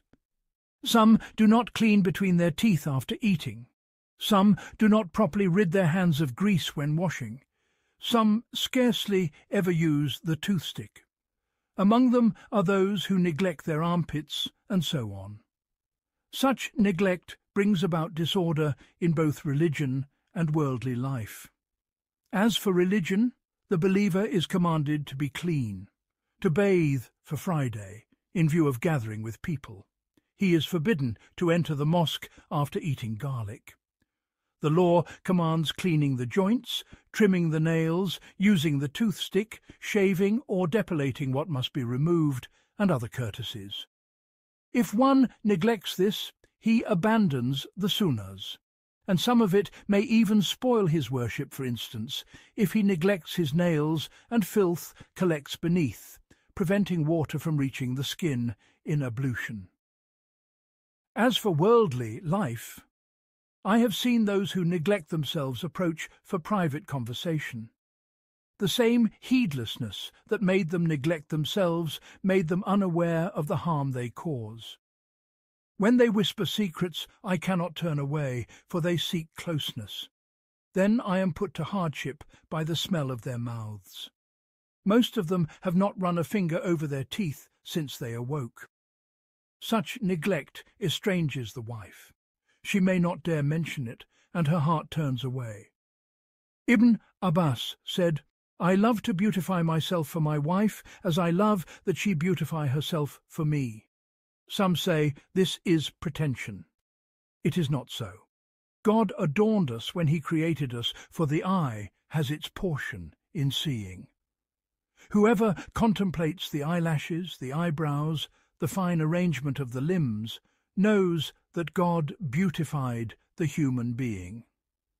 The Prophet, peace and blessings be upon him, was the cleanest of men and the most fragrant. In reports, he would raise his arms, and the whiteness of his armpits could be seen. His leg would be uncovered, and it was like the tender heart of the palm, white and clean. The toothstick did not leave him. He disliked that any unpleasant odour issue from him. In Anas's report, God did not disfigure him with pallor. The sages said, whoever keeps his clothes clean, his cares are few, and whoever's scent is pleasant, his mind increases. He said to his companions, why do you come to me with yellowed teeth? Use the toothstick. Prayer with a toothstick surpasses prayer without it. The one who keeps clean honours himself and lifts from it its defilement. The sages said, whose nails grow long, his hand grows short. Cleanliness endears one to people.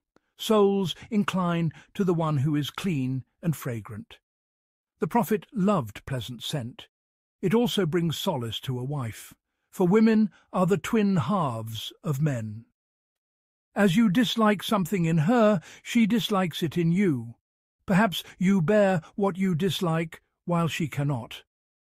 I have seen some who claim renunciation, yet are among the filthiest of people, only because knowledge has not disciplined them. As for what is related of Dawood al-Tar, when told, comb your beard, he replied, I am too preoccupied for that. This is an excuse for neglecting the Sunnah, and a declaration that fear of the hereafter has made him absent from attending to himself. Had he been truly mindful, he would not have left it. Do not take the state of the overwhelmed as proof. Whoever contemplates the special qualities of the Messenger, peace and blessings be upon him, sees perfection in knowledge and in action. In him is one's model. He is the proof against all creation. Section. God created heat and cold for the body's welfare. I have considered how the people of this world exaggerate in guarding themselves from heat and cold. I find that this overturns wisdom's purposes and yields only bare pleasure, and there is no good in a pleasure that ends in pain. In heat they drink iced water most harmful. Physicians say it produces hard diseases, manifest in old age. In cold they fashion layers that exclude the cold entirely. From the standpoint of wisdom, this opposes what God has set. He made heat to dissolve humours, and cold to congeal them. They turn the whole year into spring. Wisdom's purposes are reversed, and harm returns upon the body. Let none think I command confronting heat and cold. I only say, do not be excessive. In heat, expose yourself to the point that some humours are dissolved, but not so as to harm your strength. In cold, let some of it touch you, but not to the point of hurt, for heat and cold exist for the body's welfare. A certain prince guarded himself entirely from heat and cold.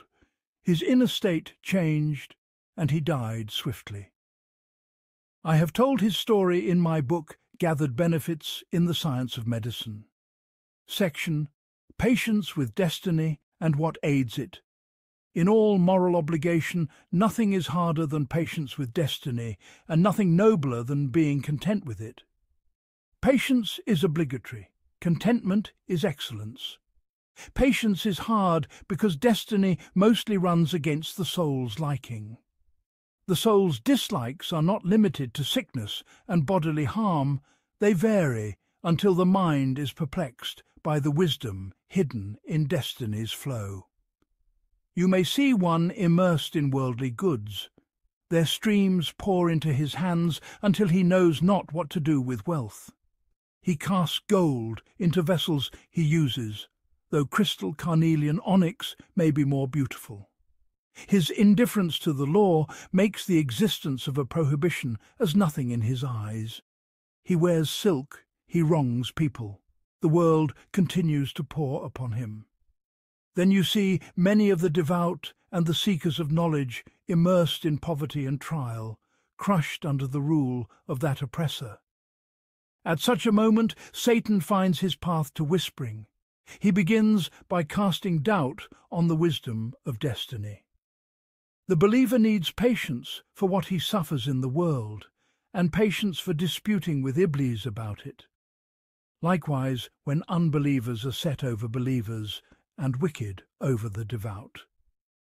More astonishing yet, the pain of animals, the suffering of children. In such places, faith is distilled pure. What strengthens patience in both cases is transmission and reason, the Qur'an and the Sunnah. As for the Qur'an, it is in two parts. One, explaining why the unbeliever and the sinner are given good. We but give them rain so that they may increase in sin. Were it not that unbelieving people would become one community in evil, we would have provided for those who deny the most gracious roofs of silver for their houses. When we decide to destroy a town, we command its affluent ones to obey, but they act wickedly therein. Many such verses. The second part, trying the believer with what he meets. Do you think that you will enter paradise without God knowing those of you who strive?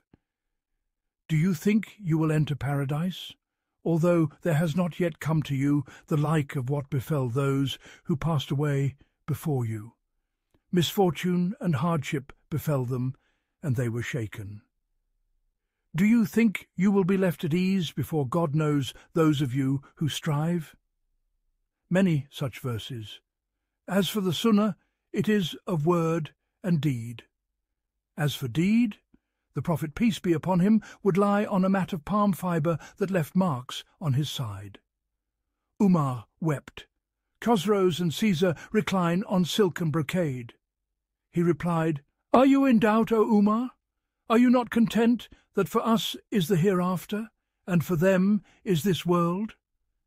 As for word, if this world were worth with God the wing of a gnat, he would not give an unbeliever to drink from it a sip of water. Reason also strengthens the armies of patience with many troops. It says, the proofs for the wisdom of the ordainer have been established. I will not leave a solid root for what the ignorant imagine to be a flaw. It says, what you deem an expansion for the sinner is, in meaning, a constriction, and what you deem a constriction for the obedient is, in meaning, an expansion. For that expansion yields long punishment, while this constriction yields immense reward. The time of both men will end soon. The stages are folded up. The riders are in swift travel. It says, the believer in God is like a hired worker. The time of duty is a short day.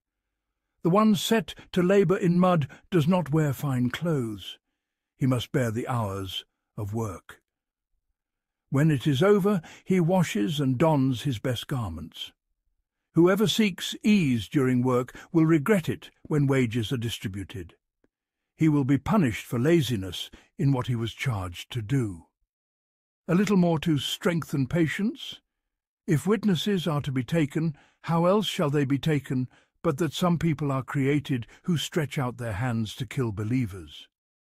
Who else but a Persian slave like Abu Lu'lu'a could strike Umar?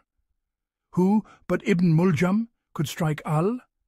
Who but a tyrant unbeliever could slay Yahya, son of Zachariah? Were the eye of understanding freed from the haze of dimness, it would see the causer, not the causes, the all-powerful, not the decrees. It would be patient with his trials, preferring what he wills. From here arises contentment, as one of the afflicted was told, "Pray for well-being," and he replied, "The most beloved thing to me is what is most beloved to God." Section: Contentment with Destiny and what aids it. When I completed the previous chapter, a voice within me cried, "Leave off expounding patience with decrees. I am satisfied with a sample of what you set forth. Describe the state of contentment, for I sense within its mention a breath that is life for the soul." I said, "O caller within, hear the answer and grasp the truth. Contentment is among the fruits of knowledge. If you know him, you are content with his decrees. In the course of decree there may run bitter things. Some flavour of this bitterness is tasted by the contented. But the knower finds the bitterness lessened by the strength of the sweetness of knowledge. If he ascends in knowledge to love, the bitterness of decrees becomes sweetness, as the poet said, "His chastisement with you is sweet. His distance in you is nearness. You are to me like my own soul, nay, dearer than it to me. Enough for me of love is this, whatever you love, I love." And another said, "From any other such an act would be ugly, but you do it, and it becomes fair." The inner voice cried, "Tell me, what am I to be content with? Suppose I am content with illness and poverty. Am I to be content with laziness in serving him and distance from the people of his love? Tell me what falls under contentment and what does not." I said, "How excellent your question! Hear the distinction attentively as one who bears witness. Be content with what comes from him. As for laziness and falling short, those are ascribed to you. Do not be content with them when they are your doings. Fulfill his right upon you. Exact from yourself. Scrutinize your soul in what brings you near. Do not be content with yourself in sluggishness of striving. As for what issues from his pure decrees, wherein you have no share, be content." Thus Rabia, may God have mercy on her, when told of an ascetic who picked from the refuse heap what he would eat, someone said, "Why does he not ask God to grant him sustenance from other than this?" She said, "The one who is content does not choose. Whoever has tasted the flavour of knowledge has found within it the flavour of love. Then contentment becomes for him a necessity. Strive then to seek knowledge by its proofs. Then act in accordance with knowledge with earnestness in service. Perhaps this will beget love. For he said, 'My servant continues drawing near to me by supererogatory works until I love him. And when I love him, I am the hearing by which he hears, and the sight by which he sees.' That is the greatest wealth. Oh, the poverty of those without it." Section: How scholars are distracted from their livelihoods. I have seen that most scholars, in the days of youth, are so occupied with seeking knowledge that they neglect livelihood. They need what they cannot do without. Nothing reaches them from the public treasury, nor gifts from brethren sufficient for them. They must expose themselves to humiliation. I saw no wisdom in this except two reasons: to crush their self-admiration through that humiliation, and to benefit those who give by the reward they earn. Then I reflected more deeply, and a subtle point came to me. The high-spirited soul, seeing the world thus, will not make its abode therein with its heart. It will turn away in resolve. It will see the world as no more than a dung heap upon which dogs relieve themselves, or a privy resorted to of necessity. Then, when death comes, and the journey from such an abode is at hand, the heart is not bound to it. Departure is eased. Section. The law contains dispensations and firm determinations. Many of the ascetic-minded have long reproached many scholars for indulging in permitted things. What drives them is ignorance. Had they any extra share of knowledge, they would not blame them. Natures are not the same. One person thrives on harsh living, another does not. No one has the right to force upon another what he himself can bear. Yet we have a standard God's law in which are dispensations and firm resolves. Do not blame one who confines himself within this standard. Often a dispensation is better than a strict resolve, because of the benefit it brings. If the ascetics knew that knowledge yields knowledge of God, that hearts wither out of fear of him, that bodies waste away from caution before him, they would understand the need to treat the body gently to preserve the strength of the mount. The instruments of knowledge and retention are the heart and thought. When the instruments are given rest, the work is good. This is known only through knowledge. The ascetics, ignorant of knowledge, deny what they do not know. They imagine the goal is to wear out the body and exhaust the riding camels of the soul, unaware that wasting fear needs rest to counterbalance it, as the wise have said. Give hearts repose, they tire as bodies tire. Section. Nothing existent is nobler than knowledge. Nothing in existence is more noble than knowledge, for it is the guide. When it is absent, misguidance prevails. Among Satan's most hidden stratagems is to beautify worship in a person's eyes so as to preoccupy him from the best of worship knowledge. He even adorned for some of the ancients the burial of their books and casting them into the sea. This is reported of many. I think well of them that perhaps those books contained their own opinions and speculations, which they disliked to see spread. Otherwise, if they contained sound, beneficial knowledge, whose consequences were not feared, casting them away would be waste unlawful. Satan's ruse drew near to many of the Sufis. They forbade their pupils to carry inkwells. Jafar al-Kuldi said, "Had the Sufis left me alone, I would have come to you with the chain of authority for the world. I once wrote in a session from Abbas al-Duri. A Sufi met me and said, 'Leave the knowledge of paper, take up the knowledge of the patch cloak.' One Sufi, seeing another with an inkwell, said, 'Cover your nakedness.' And they recited, 'If they demand of me the knowledge of paper, I will come forth to them with the knowledge of tatters.' This is among Satan's hidden tricks. And indeed Iblis has proved true his opinion of them. He did so for two reasons: to make them walk in darkness, and because daily perusal of knowledge increases the scholar, unveils for him what was hidden, strengthens his faith and knowledge, and shows him the flaws in many of his paths when he compares them to the Prophet's way and that of the companions. Satan sought to block these paths by a subtle ruse. He made it seem that the goal is action, not knowledge itself, forgetting that knowledge is action, and what action. Beware this hidden deception.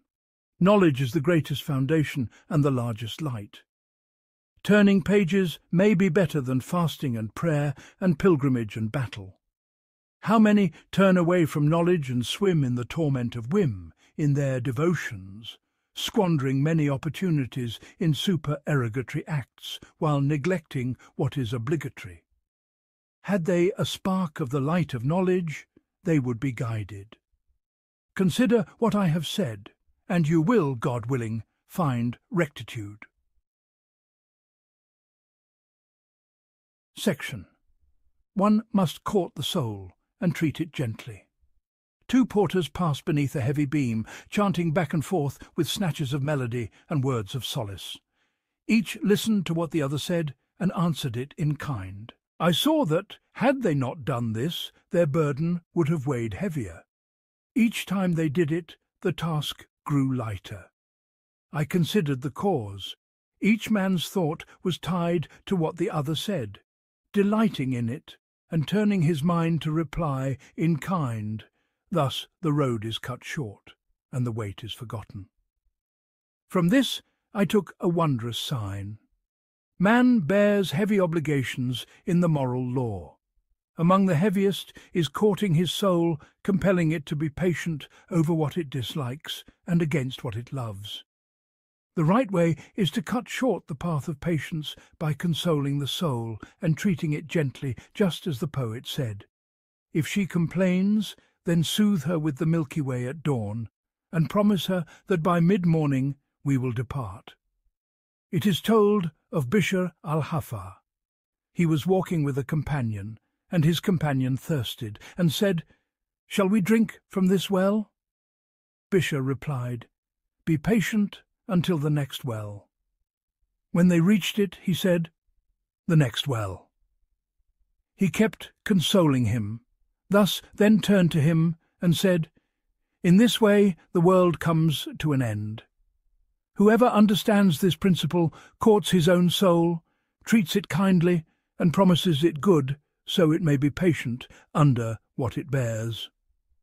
One of the early ones would say to his soul, "By God, I deny you this thing you love, only out of compassion for you." Abu Yazid said, "I kept driving my soul to God while it wept, until I drove it to him while it laughed." Know that managing the soul and treating it gently is necessary. Thus is the road cut short. This is a hint. Its elaboration would be long. Section. The preacher is commanded not to transgress what is right. I have observed things done in preaching assemblies by common folk and ignorant scholars, which they regard as acts of piety, though they are denial and distance from God. The reciter sings, turning the modulations into song. The preacher chants, with lilt, the verses of Majnun and Layla. This one claps, that one tears his clothes, and they suppose this to be worship. Such melodies are like instruments of music. They intoxicate the soul. To bring forth what incites corruption is a grave error. It is obligatory to censure such preachers. Likewise, those who gather at graves, they stir up grief so that women weep more, and they charge fees for that. If they commanded patience, the women would refuse. These things oppose the law. Ibn Aql said, "We attended the mourning of a man whose son had died. The reciter read, 'O my sorrow for Joseph.' I said to him, 'This is wailing with the Qur'an.'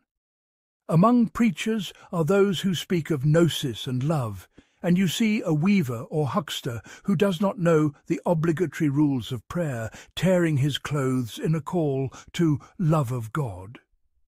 The best among them conjures up in his fancy a figure which he imagines as the Creator. He weeps for longing to it, on hearing of his greatness, mercy, and beauty.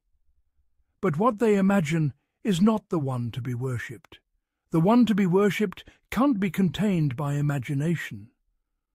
After all this, it is difficult to set out fine distinctions for the masses. They rarely benefit from pure truth. Yet the preacher is commanded not to go beyond what is right, nor expose them to what corrupts them. Rather, he is to draw them to what will set them aright by the gentlest means. This requires an art. Among the masses are those who like fine diction. Others prefer hints. Others are moved by a line of poetry. The preacher needs eloquence most of all to gather all their aims. He should still consider what is necessary to answer and grant them of allowable embellishment in speech no more than salt in food. Then draw them to firm resolves and show them the true path.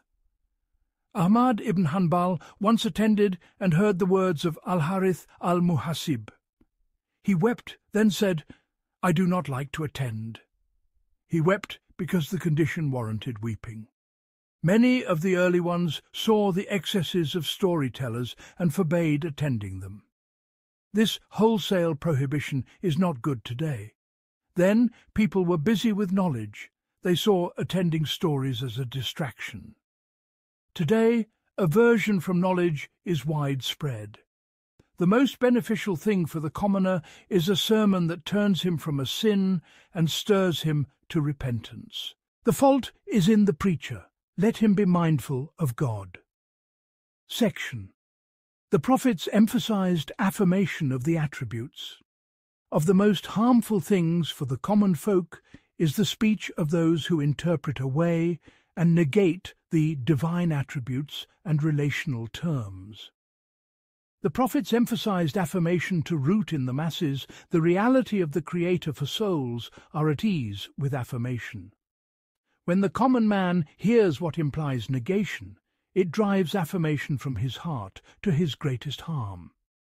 Such purists, as they imagine themselves, stand against the prophet's affirmations by effacing them, and so they set themselves to undo what the prophets established. God informed us of his establishing himself over the throne. Souls found reassurance in affirming that the God truly is. He said, "And there remains the face of your sustainer. And his hands are outspread. And God's wrath is upon them. And God is well pleased with them. He told us that he descends to the lowest heaven and said, the hearts of all human beings are between two fingers of the All-Merciful. He wrote the Torah with his hand. He wrote a book and placed it with him above the throne, and many such reports. When the layman and the child are filled with affirmation and begin to feel familiar with such descriptions according to what their senses can grasp, then we say, there is nothing like unto him. And thus we efface from the heart what the imagination etched. The affirming words remain firmly rooted. For this reason, the law allowed such expressions. The prophet listened to a poet say, "Above the throne is the Lord of all the worlds." And he smiled. Another asked him, "Does our Lord laugh?" He replied, "Yes." He said, "He is upon his throne like this," and so on, all to instill affirmation in souls. Most people only know affirmation by analogy with what they perceive, and this is accepted of them until they grasp transcendence. For this reason, the Islam of one who falls short in bowing may still be valid. But if you begin with a commoner who has yet to grasp affirmation and tell him, he is not in heaven, not upon the throne, he is not described by a hand, his speech is an attribute inhering in his essence, and nothing of it is with us, his descent cannot be conceived, then reverence for the Mushaf is erased from his heart, and no affirmation of a deity is planted in his breast. This is a great crime against the prophets, undoing what they laboured to establish. No scholar may come to the simple creed of a commoner accustomed to affirmation, and sow confusion in it. He will corrupt him, and it will be hard to set him right. As for the learned, we trust them. They know the impossibility of God acquiring new attributes. They know his rising over the throne is not as we know, that he is not born, not contacted, not touched, not transferred from place to place. They know that the meaning of hearts being between two fingers is that he exercises absolute sway over hearts like something turned between two fingers. It needs no forced interpretation that finger means the good effect, and that hearts are between two effects, firming and turning aside, nor that his hands mean his two blessings. Once it is grasped that the aim is affirmation, and that we have been addressed in what we can understand, and that the fundamental, well-established proof shows that nothing the senses know applies to him, then the intent behind these expressions is known. The best counsel for the common folk is, let these texts pass as they came. Do not expose them to interpretation, the aim being to preserve affirmation. This was the aim of the early generations. Ahmad forbade saying, my pronunciation of the Qur'an is created or uncreated, to preserve the attitude of following and to leave the wording of affirmation as is. Most ignorant is he who comes to what the Prophet intended to magnify and weakens its magnification in souls. The Prophet said, do not travel with the Qur'an to the land of the enemy, meaning the Mushaf. Al-Shafi forbade a ritually impure person from holding it by its strap out of reverence for it. If a sophisticate says speech is an attribute inhering in the speaker's essence, his meaning amounts to, there is nothing here to revere.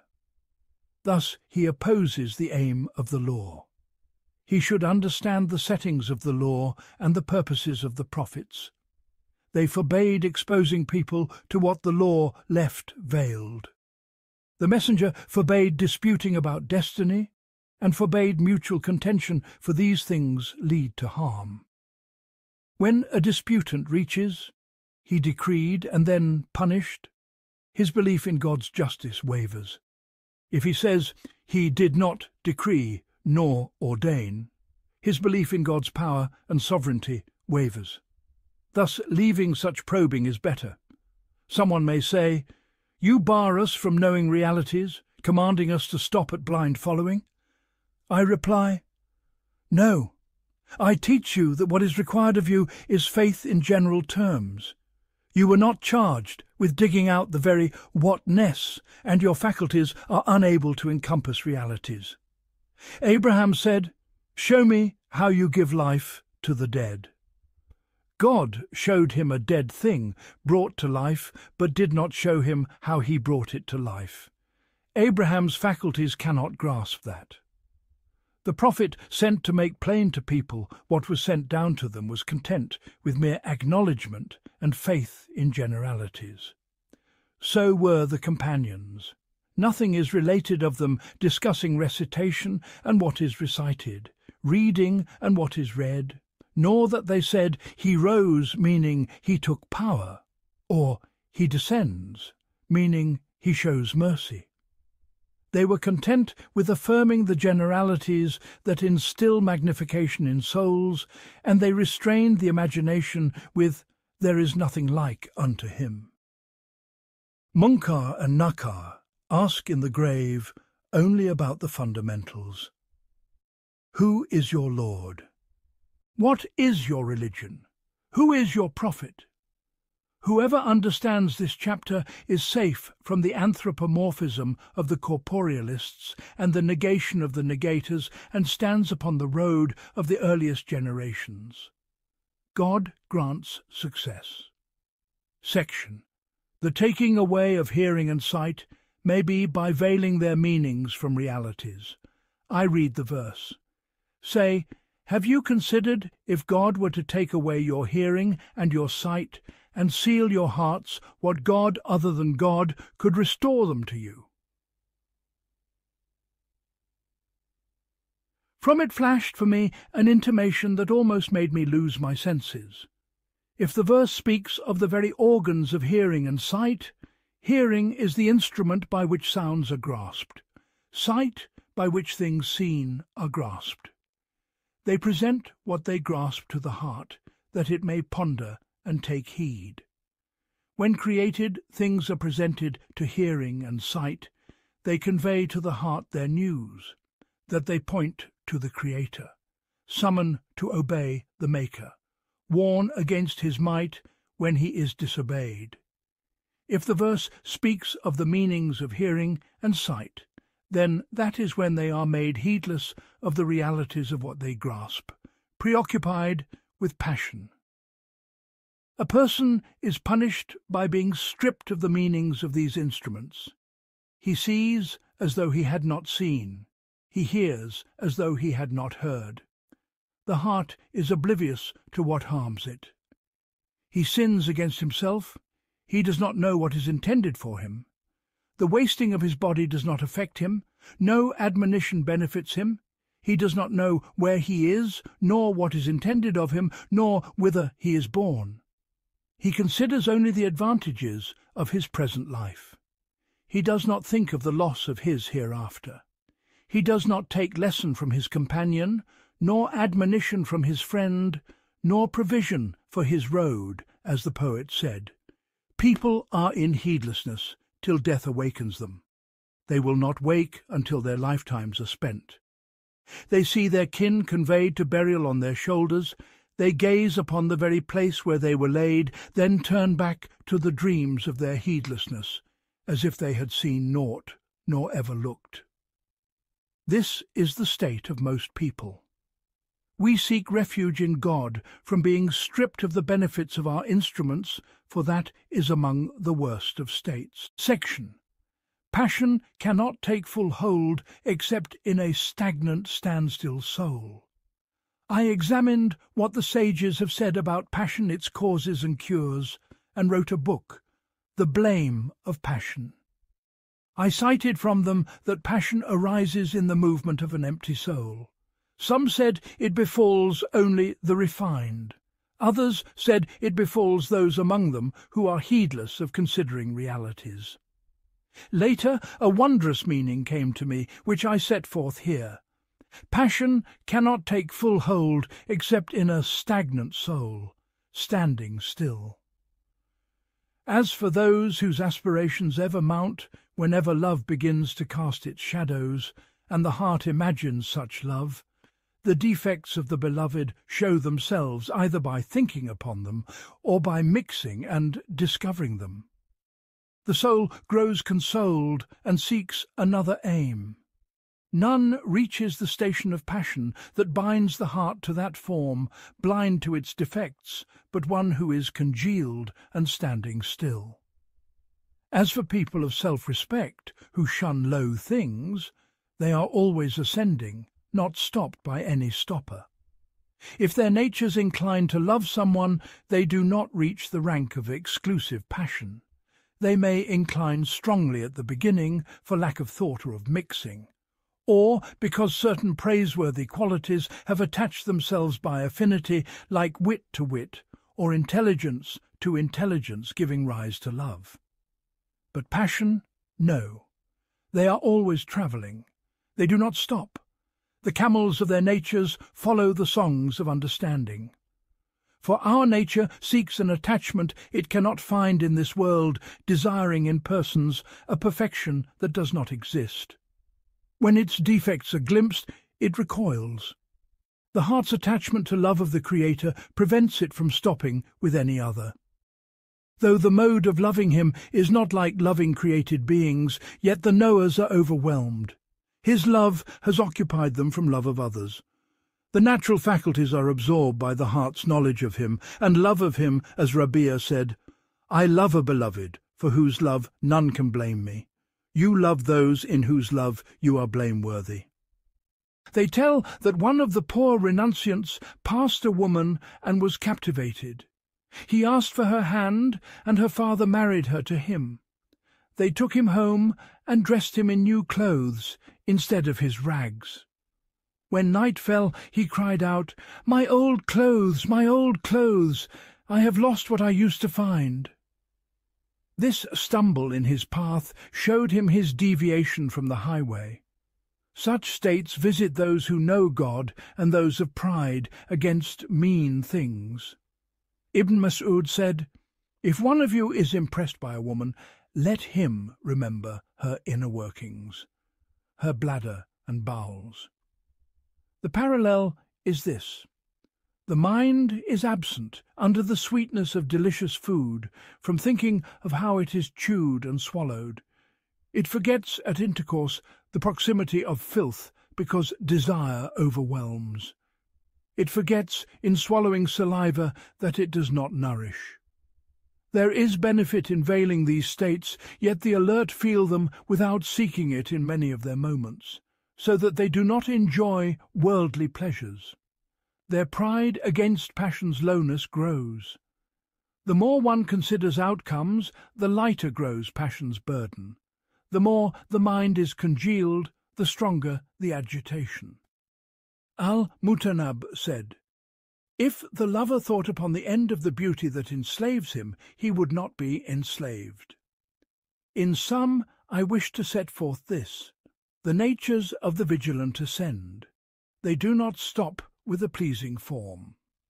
Their ascent is driven by thinking on the defects of that person, or by seeking what is more important than that person.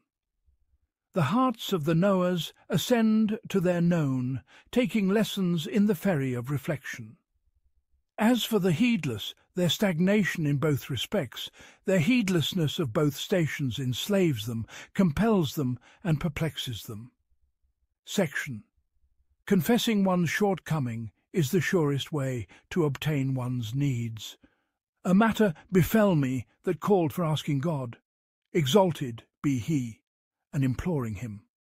So I supplicated and pleaded, and a certain righteous man joined me in supplication. Thereupon I perceived a trace of response. My soul then said to me, "This is because of that servant's petition, not yours." I replied to it, "As for me, I know of my sins and shortcomings that might bar an answer. Yet it remains possible that I was the one answered for.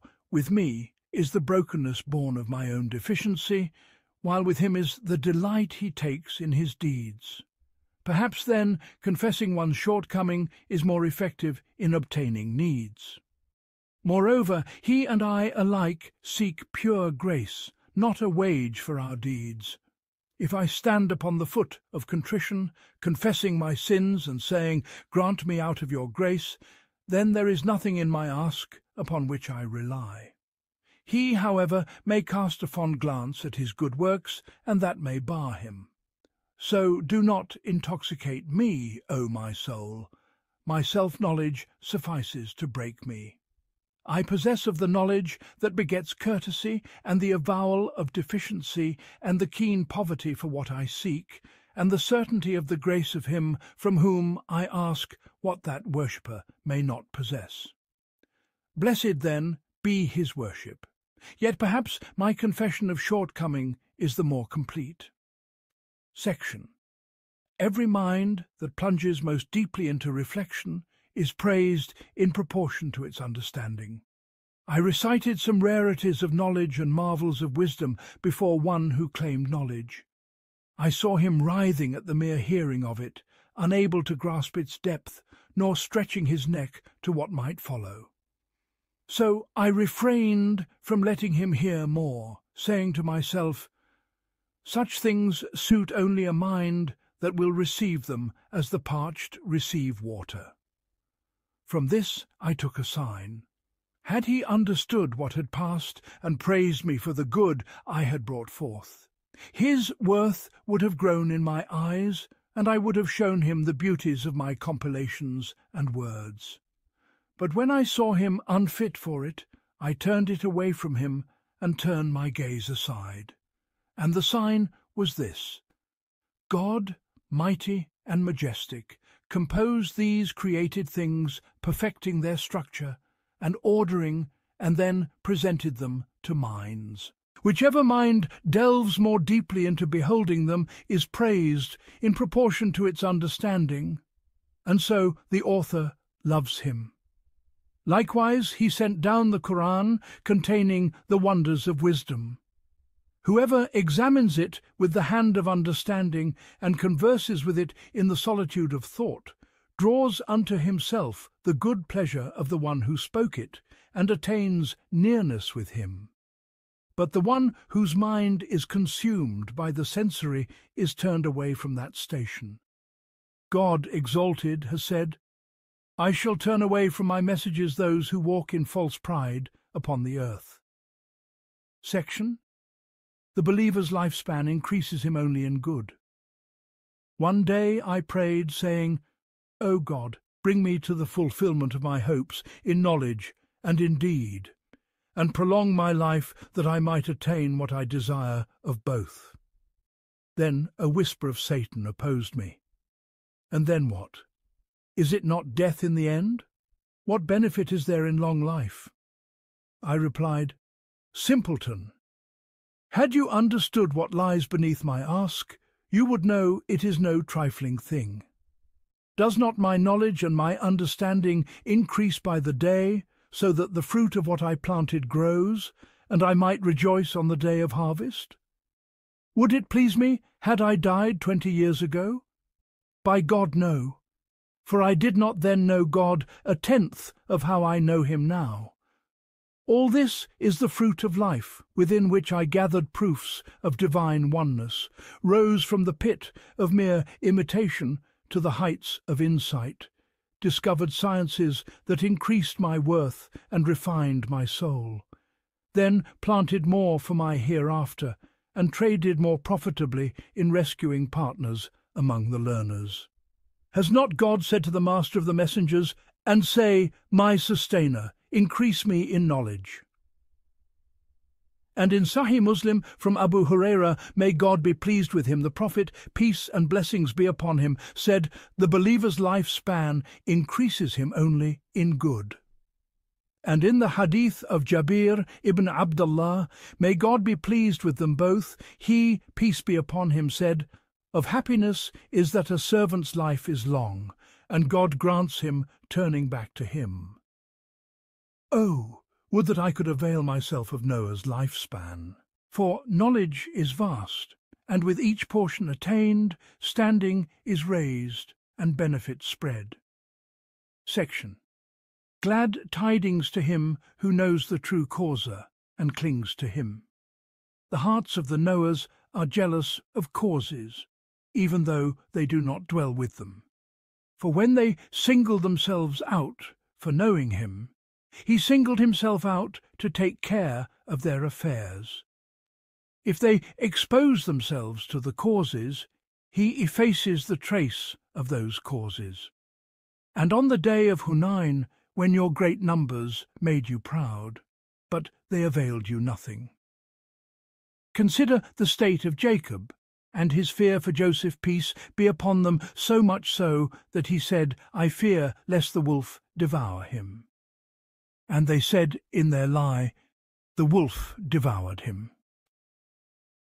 Yet when the time of relief arrived, Judah set forth with the shirt, but the breeze outstripped him. Indeed, I perceive the scent of Joseph. Similarly, when Joseph, peace be upon him, said to the cupbearer, mention me to your Lord, he was chastised by being made to remain 7 years more. Joseph knew full well that no deliverance comes save by God's leave, and that recourse to causes is sanctioned. But jealousy, for the sake of pure reliance, left its mark in that chastisement. And of this kind is the story of Mary, peace be upon her. And Zachariah took charge of her care. Whereupon the true causer grew jealous of her dwelling with outward causes. Every time Zachariah entered the sanctuary to see her, he found provisions with her. And of this is what is related, that the prophet, peace be upon him, said, God refuses to provide his believing servant except from where he does not expect. Causes are a path that must be trodden.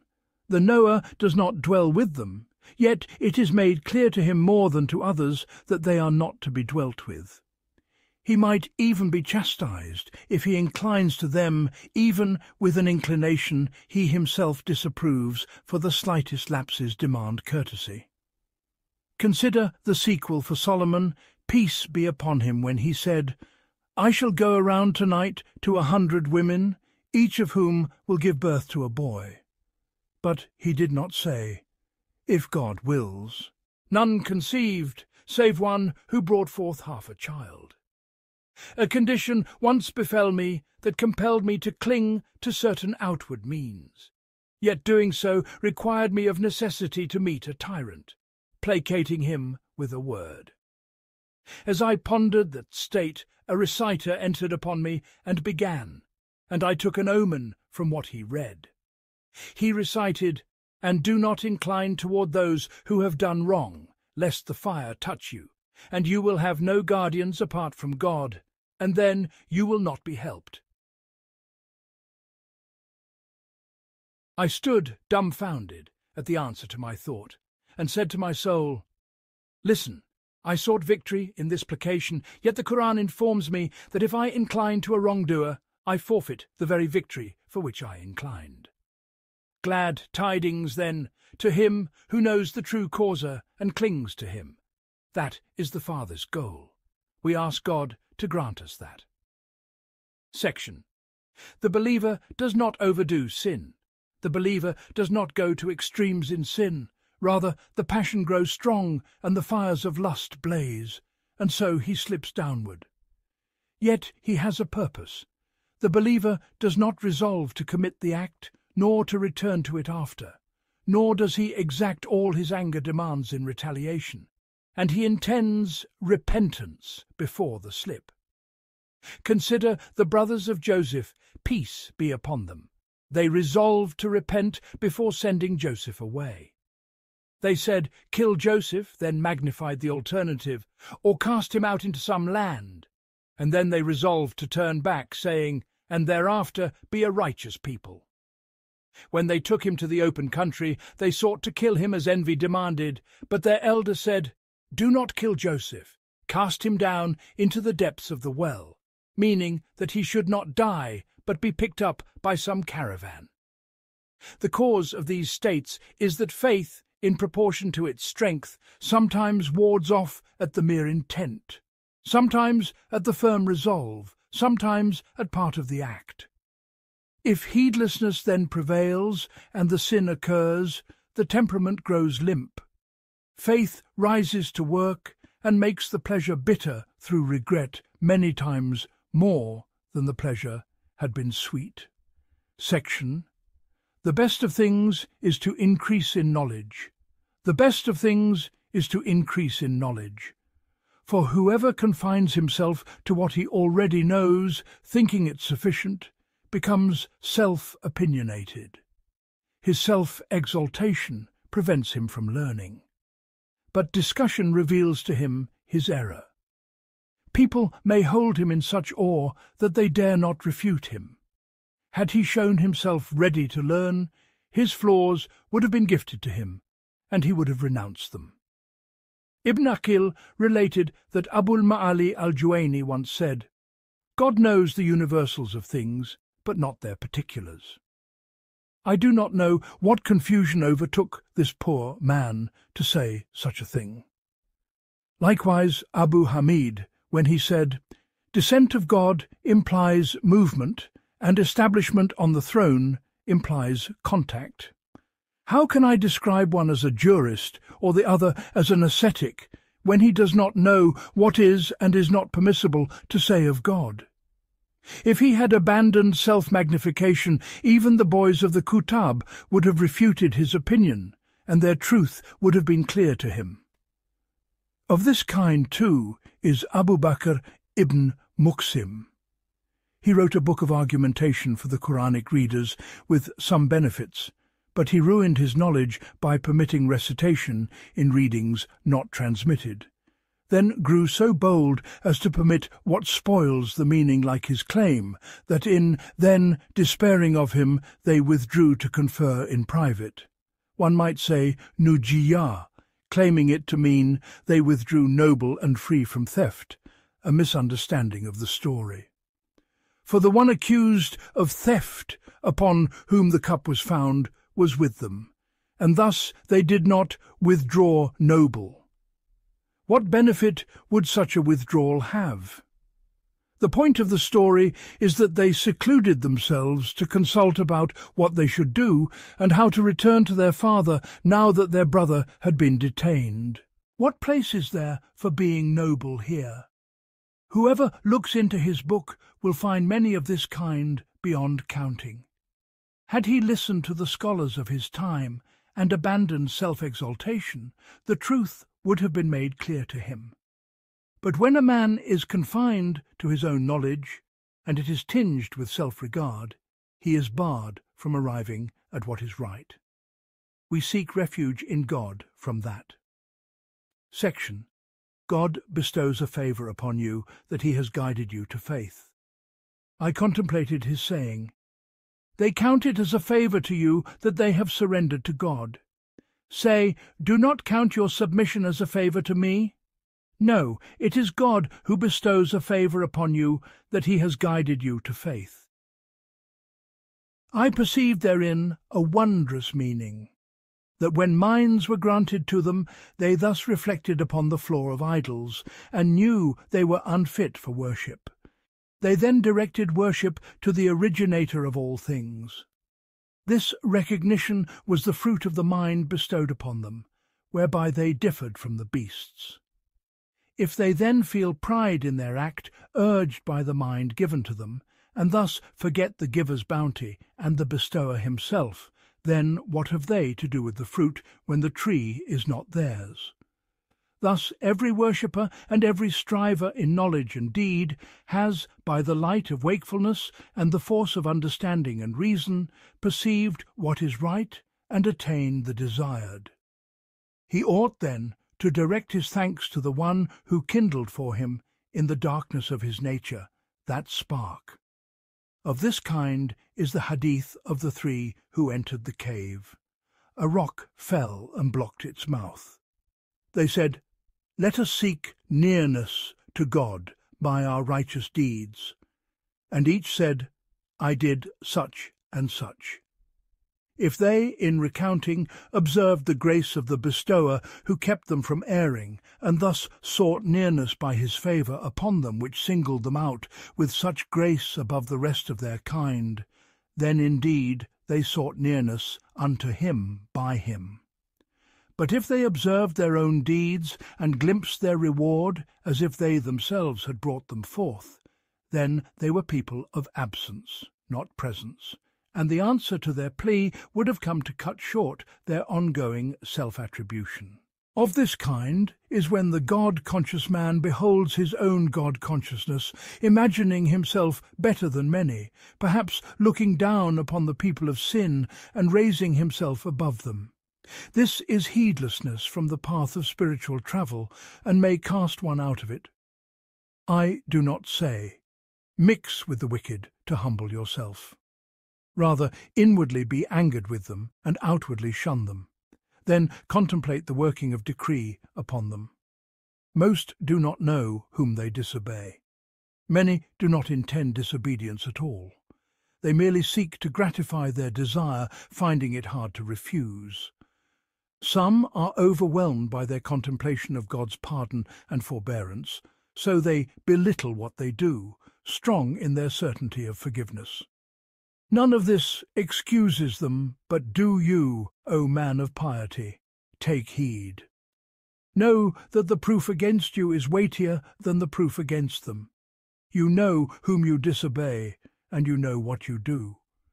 Consider, too, that hearts are turned between two fingers. Perhaps the turn will come, and you will be cut off while they are made to arrive. How strange that one should vaunt his good deed and forget the one who granted and guided. Section. Our law is well founded in its principles, and its rules are guarded. Know that our law is secure in its foundations and protected in its rules. Neither flaw nor corruption enters it. And such were all the heavenly laws. The bane enters from innovators in religion, or from the ignorant, just as it is related that when the Christians saw the raising of the dead at the hand of Jesus, peace be upon him, they considered the act extraordinary, beyond human power, and attributed it to divinity. Had they reflected upon his human frame, they would have seen it stamped with limitations and needs, enough to disqualify him from godhood, and would have learned that what occurred at his hands was the act of another. Such tampering affected their branches too.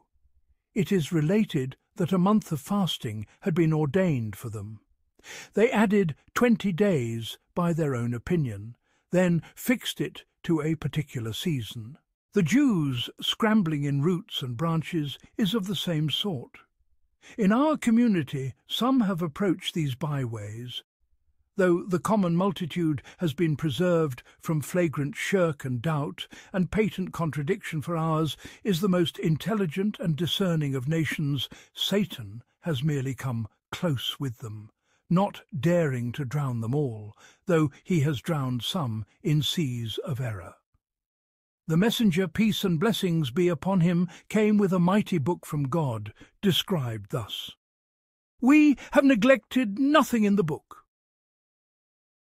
What might remain ambiguous and in need of clarification, he explained through his sunnah, as he was told, so that you might make clear to mankind what has been sent down to them. After his clarification, he said, "I have left you upon a bright, clear way." Then some people came, not content with his clarification, displeased with the way of his companions. They speculated and split. Some attacked what the law had toiled to plant in hearts, effacing it. For the Qur'an and the Hadith establish the divine with attributes that affirm his existence in souls like his saying, "Then he established himself upon the throne," and his saying, No, both his hands are outspread, and that thou mightest be formed under mine eye. And the prophet's words, "God descends to the lowest heaven. He stretches out his hand to the sinner of the night and of the day. He laughs. He grows angry." And though their outward sense might suggest anthropomorphism, the intent is to affirm the existent. Knowing what thoughts may flit across hearts upon hearing them, the lawgiver cut them off by saying, "Nothing is like unto him." Then these people turned against the very Qur'an, the greatest miracle which the law sought to establish. He said, "Behold, it is we who have bestowed it from on high. The faithful spirit has brought it down. Leave me alone to deal with those who deny this discourse. And this is a book which we have sent down." He affirmed it in hearts, in the breasts of those who have been given knowledge. In order to ourselves, which is satisfied to thee, and in written copies on a well-guarded tablet. And the messenger, peace be upon him, said, "Do not travel with the Qur'an to enemy lands." Yet some of them said, "It is created," thereby removing its sanctity from souls. They said, "It did not descend and cannot descend. How can an attribute part from the one described? In the Mushaf there is only ink and paper." They thus set out to erase what the lawgiver laboured to establish. Then they said, "God is not in heaven. One must not say, he established himself upon the throne, nor he descends to the lowest heaven rather, that is, his mercy." They erased from hearts what was meant to be affirmed therein. This was never the lawgiver's intent. Others did not stop where the law had set bounds, but applied their own opinions. They said, "God is upon the throne," but were not content with "then he established himself upon the throne."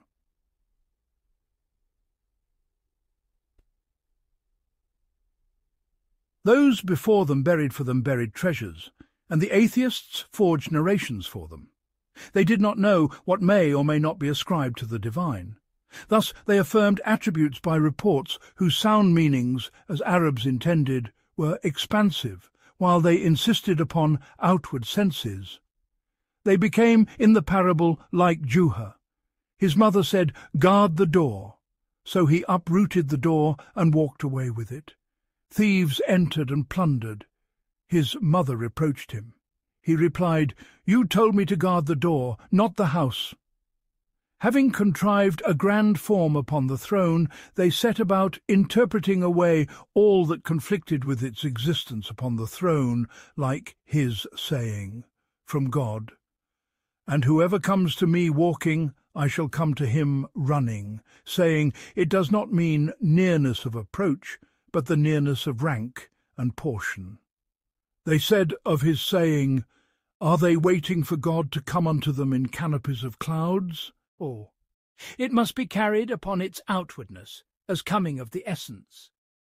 They make it lawful 1 year, unlawful another. They call additions to God attributes merely because certain things are attributed to him like spirit and breath. They affirmed that he created Adam with his hand. If they had said simply, he created him, no one could deny it. But they said it is a quality by which he fashioned Adam rather than others. Then what special virtue would Adam possess? Their preoccupation with Adam's rank distracted them from what befits the true one. He is neither touched nor works with instruments. Rather, he attributed Adam to himself. They said we may call God a form, because of he created Adam in his form. Misunderstanding the hadith, when one of you strikes, let him avoid the face, and let him not say, may God uglify your face, for God created Adam in his form, which by context means the form of the one addressed. Had his referred to God, it would imply that God's face resembles the face of that disputant God, is exalted above that. They also cite the report about Khawla bint Hakim. The last treading that God trod was in Waj.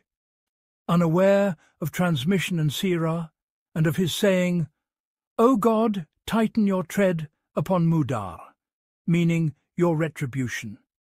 The intended meaning is the last battle fought by the Muslims in Waj, the Battle of Hunayn, yet they insist on outwardness, as though God literally trod upon that place. They must then imagine that God was on earth, then ascended to heaven. Likewise with the Prophet's words, God does not grow weary until you grow weary.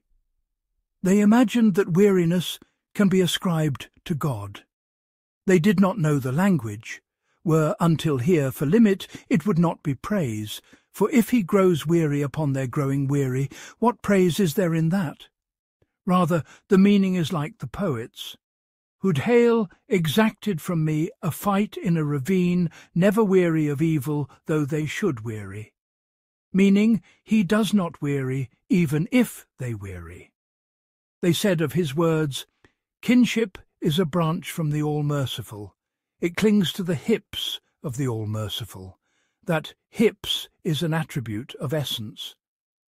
They mentioned reports which, had they been transmitted to nullify ablution, would not be accepted. Most of them are the forgeries of atheists. They report from Abdullah ibn Amr that God created the angels from the light of his arms and chest, then say, we affirm this upon its outwardness, yet they insist to the common folk. We do not affirm limbs, as though saying, he is standing while not standing. They then dispute whether one may say of God that he is sitting or standing, though in upholding justice. Standing is not intended as posture. Rather, as one says, the ruler upholds justice. I have mentioned but some of their sayings, so that none be lulled toward any of it. To beware of such people is worship. The path is the path of the early generations. And I say to you, Imam Ahmad ibn Hanbal, may God have mercy on him, said, it is of a man's constrained knowledge that he should imitate men in matters of religion. You must not accept from one magnified in people's eyes anything concerning the roots of belief, and blindly follow him therein. If you hear from any of them what does not accord with sound foundations, say, that is from the transmitter, for it is established of that Imam that he does not speak from mere opinion.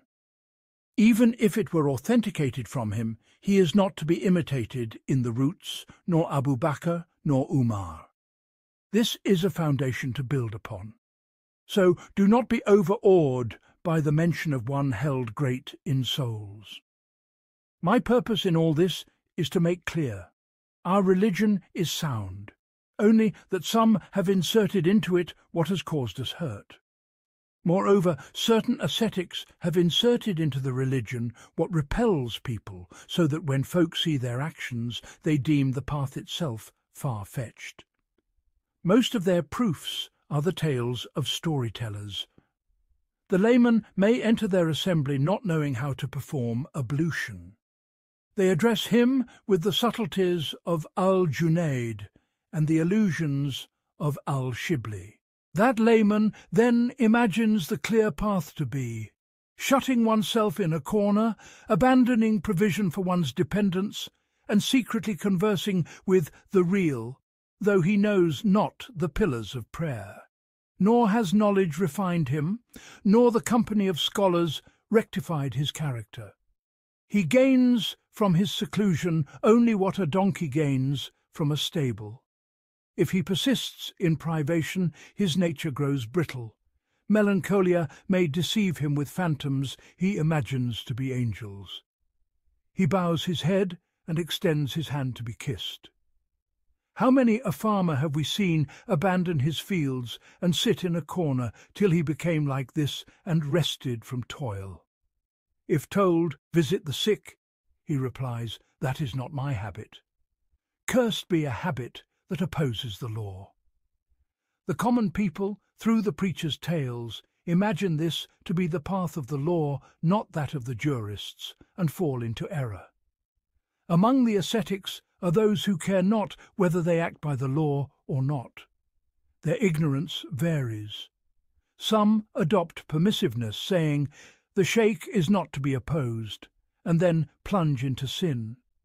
Others protect their public image and deliver fatwas without knowledge, lest it be said, "The sheikh does not know."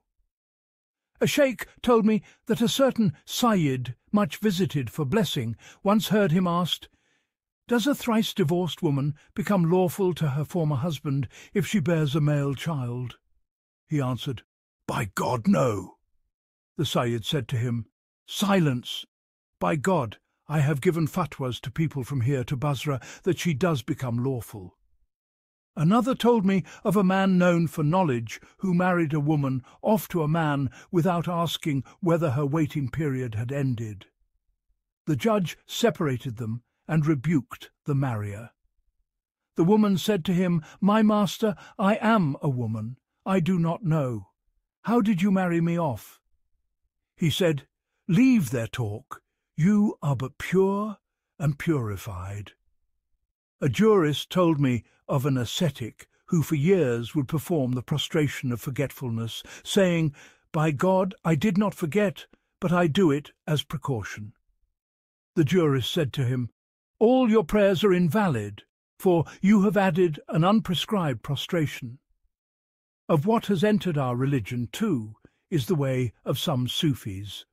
Most of their paths conflict with the law. The religious among them merely reduce and lighten, and that is no law.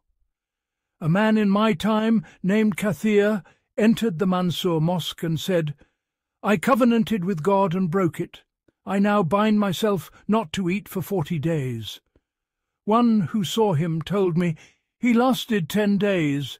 In the third 10 he neared death.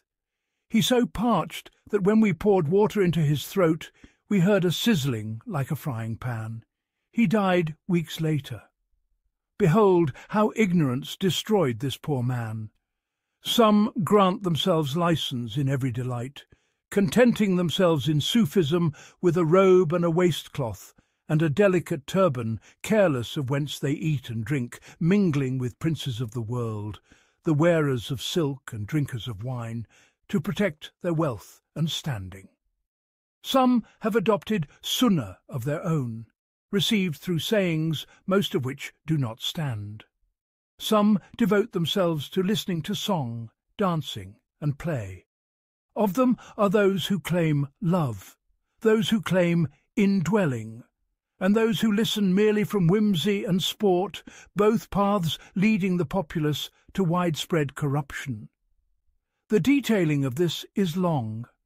I have authored books, among them The Devil's Delusion, wherein you will find full exposition, God willing.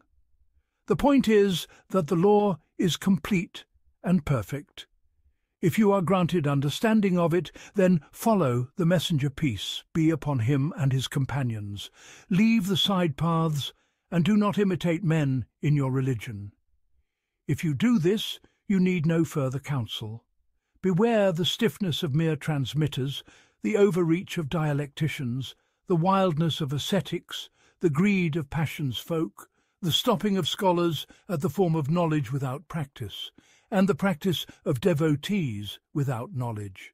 Whomsoever God aids by his subtle grace, he grants understanding, releases from the noose of blind imitation, and makes him a nation unto himself in his time, caring not for the mocker, nor heeding the blamer, handing his reins to his guide upon the clear path.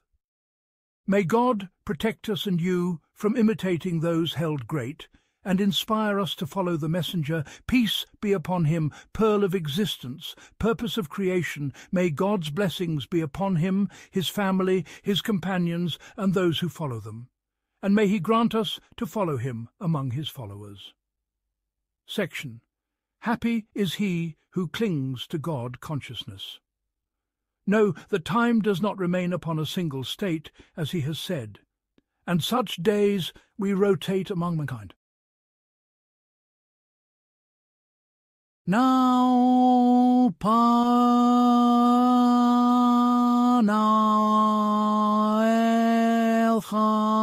honour, now humiliation, now the allies rejoice, now the enemies gloat. Happy is he who clings in all states to one foundation, God consciousness. If enriched, it adorns him. If impoverished, it opens to him the gates of patience. If granted well-being, it perfects the blessing. If afflicted, it beautifies him. He is not harmed if time descends upon him or ascends, strips him bare or fills him, starves him or feeds him, for all of these states pass and change, while God consciousness is the root of safety, a watchman who never sleeps, holding one's hand at a stumble and halting one at the bounds. Deluded is he whom a pleasure obtained without God consciousness deceives, for it will turn, leaving him a loser. Adhere to God consciousness in all circumstances. You will see in constriction nothing but relief, in illness nothing but healing. Such is its immediate yield. The deferred reward is known. Section. The onrush of trials upon the believer. I reflected upon a wondrous subtle principle, the pouring down of temptation upon the believer, the casting before him of images of pleasures which he could easily attain, especially those requiring no effort to obtain, like a congenial beloved in a well-guarded privacy. I said, Glory be to God.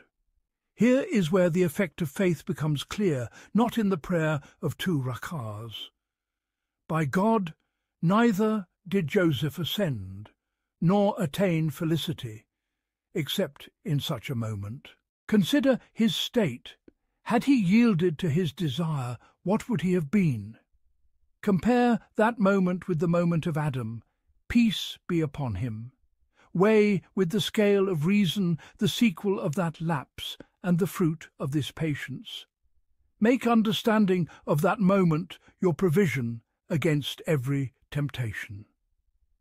Pleasures are oft cast before the believer.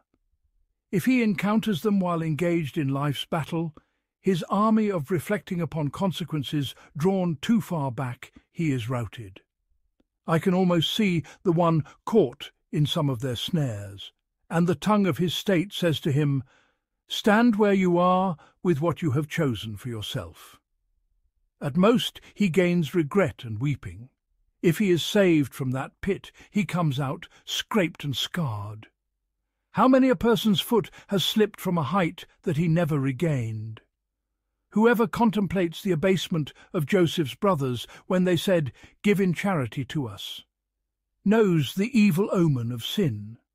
Whoever considers their states measures what lies between them and their brother in degree, even if their repentance was accepted.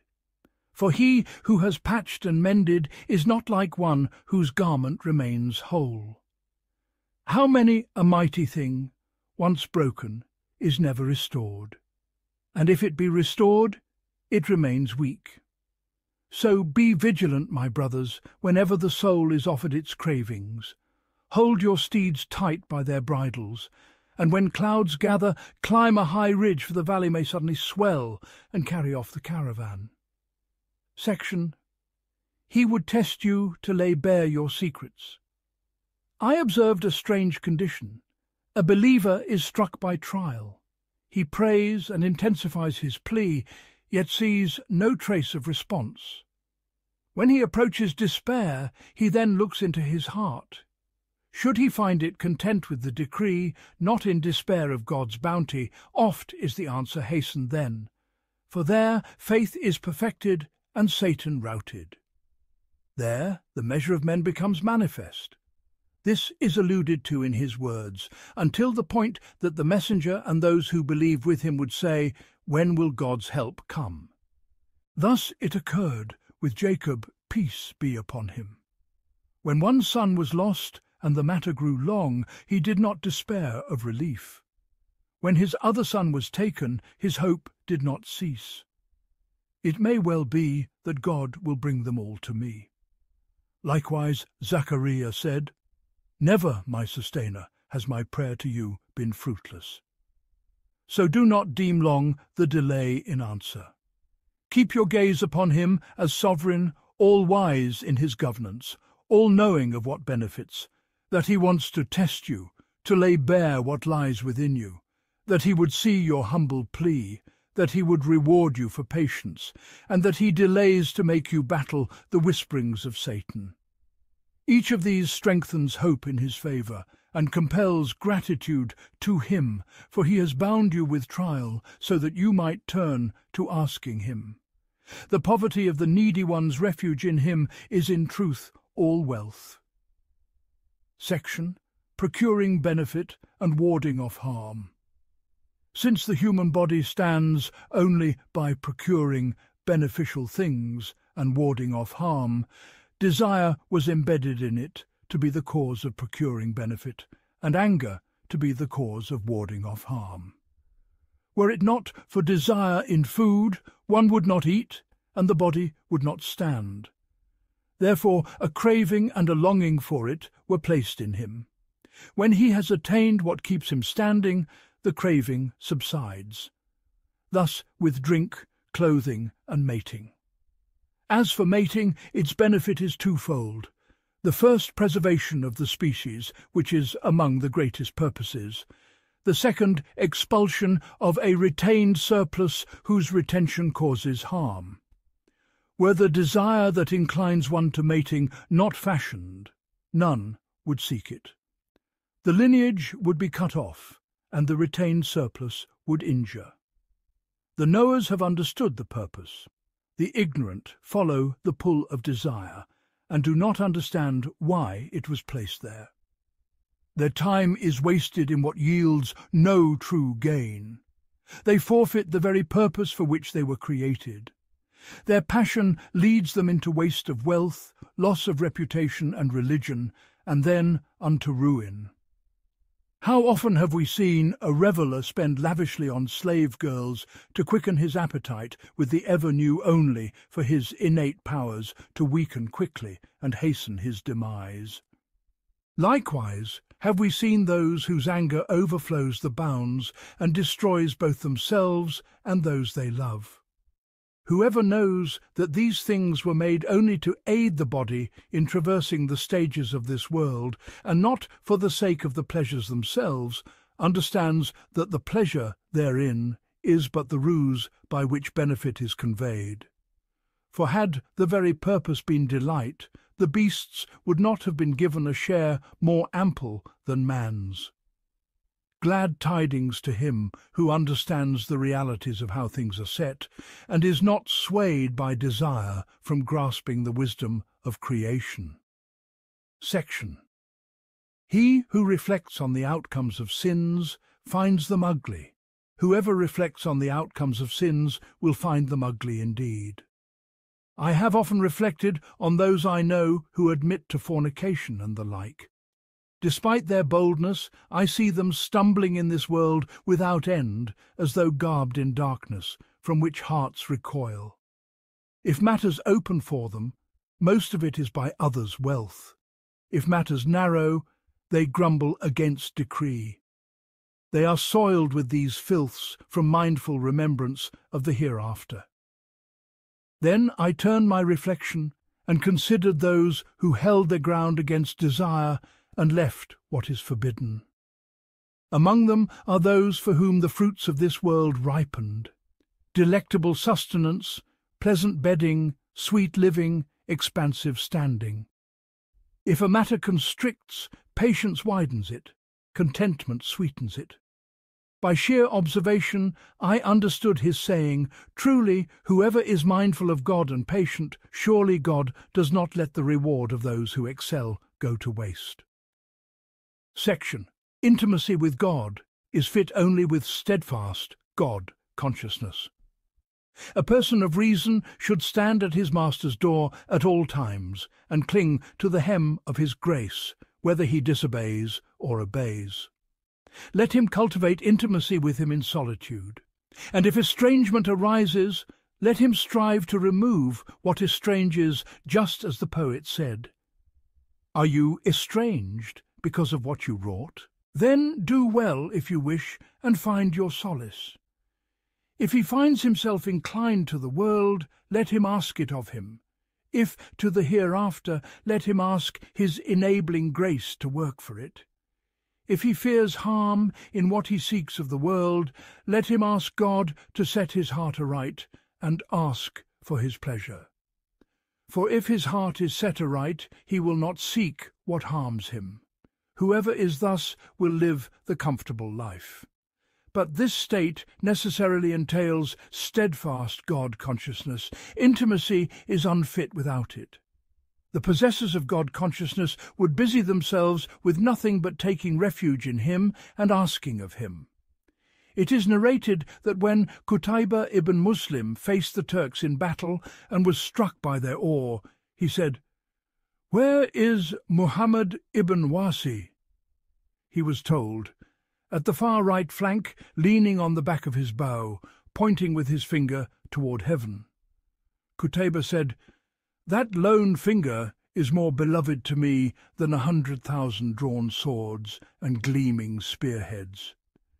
When victory came, he asked him, "What were you doing?" He replied, "I was taking hold of for you all the roads of aid." Section. Concealing affairs is the act of the prudent. When God's blessings become manifest upon one, it befits him to let their trace be seen, yet not to unveil them in full. This is one of worldly life's sweetest pleasures, yet prudence counsels abandoning it, for the evil eye is real. I examined blessings and found that displaying them is sweet to the self. But if they are shown even to a friend, one cannot be sure his inner self will not be dishevelled by envy. If to an enemy, then the evil eye is the likely result, being the very seat of envy. Truly, the envier's spite adheres. In adversity he is relieved by your pain. In prosperity he strikes with his eye. Indeed, the Blessed One may long to provoke the envier, but he cannot safely stake his blessings on that. For the envier's eye oft strikes its mark. The thrill of display does not equal what the eye may spoil. Concealing one's affairs in all states is the act of the prudent. If he divulges his age, they will deem him decrepit if old, and hold him cheap if young. If he reveals what he believes, his opposites will take enmity against him. If he reveals his wealth, they will scorn him if little, and envy him if much. As the poet said, "Guard your tongue, speak not of three, your years, your wealth, and your creed. For on these three you'll surely be assailed by a mocker, a forger, and a liar." Measure upon this what I have not mentioned. Do not be among the blabbering shallow ones who cannot hold their secrets, but spread them to the unfit. How many a word the tongue let slip, by which a man was undone. Section. Guarding against sins. I have seen that whenever someone stumbles over something or slips in rain, he turns and looks at what tripped him. This is an instinct planted in us, either to beware, should he pass that way again, or to see how, though he had been cautious, he still failed to avoid it. From this I took a sign, and said, O you who have stumbled time and again, have you not discerned what tripped you, to beware of the like, or to reproach your soul, despite its prudence, for that very fall? The one who turns to look, his inward question is often, how did one as cautious as I stumble over what I now behold? How strange! You have stumbled through such and such a sin. How did the tinsel which your mind knows the inside of, and your reflective eye sees its end, deceive you? How did you prefer the fleeting to the everlasting? How did you sell at a loss? How did you choose the pleasure of a nap over the wakefulness of intimate dealing? Alas for you! You have bought for what you sold burdens of regret no back can bear, a head bowed that may never be raised high, tears of sorrow for an ugly deed whose flow knows no end, and ugliest of all, the question, for what and why, and what was this for? O you whose scales were tilted by delusion, and who were measured by a balance that never moved. Section. Rare is he whom trials strike while he clings to God-consciousness. I contemplated his words. Whoever follows my guidance shall not go astray, nor shall he be wretched. The exegete said, my guidance here means my messenger and my book. I found the truth of this. Whoever follows the Qur'an and the Sunnah and acts by them is safe from misguidance without doubt, and the wretchedness of the hereafter is lifted from him without doubt if he dies upon that. Likewise, with the wretchedness of this world, he is not wretched at all. This is clarified by his saying, whoever is mindful of God, he will make for him a way out. If you see him in hardship, he possesses a certainty in the wage to come that makes even the bitterness of al-Sab taste like honey. Otherwise, sweet living will prevail in all his states. It is the norm that no distress befalls him except when he swerves from the highway of God-consciousness. As for the one who adheres to God-consciousness, no calamity finds a path to him. This is the dominant rule. If we assume the absence of sin, then the purpose is to place the gold of his patience in the furnace of trial until it comes out as pure ingot. He beholds the sweetness of affliction, for he witnesses the one who tries in the trial, not the pain itself. Al-Shibli said, people love you for your favours, I love you for your trials. Section. None tastes the pleasure of sin, save one drunk with heedlessness. None tastes the pleasure of sin, except one intoxicated with heedlessness.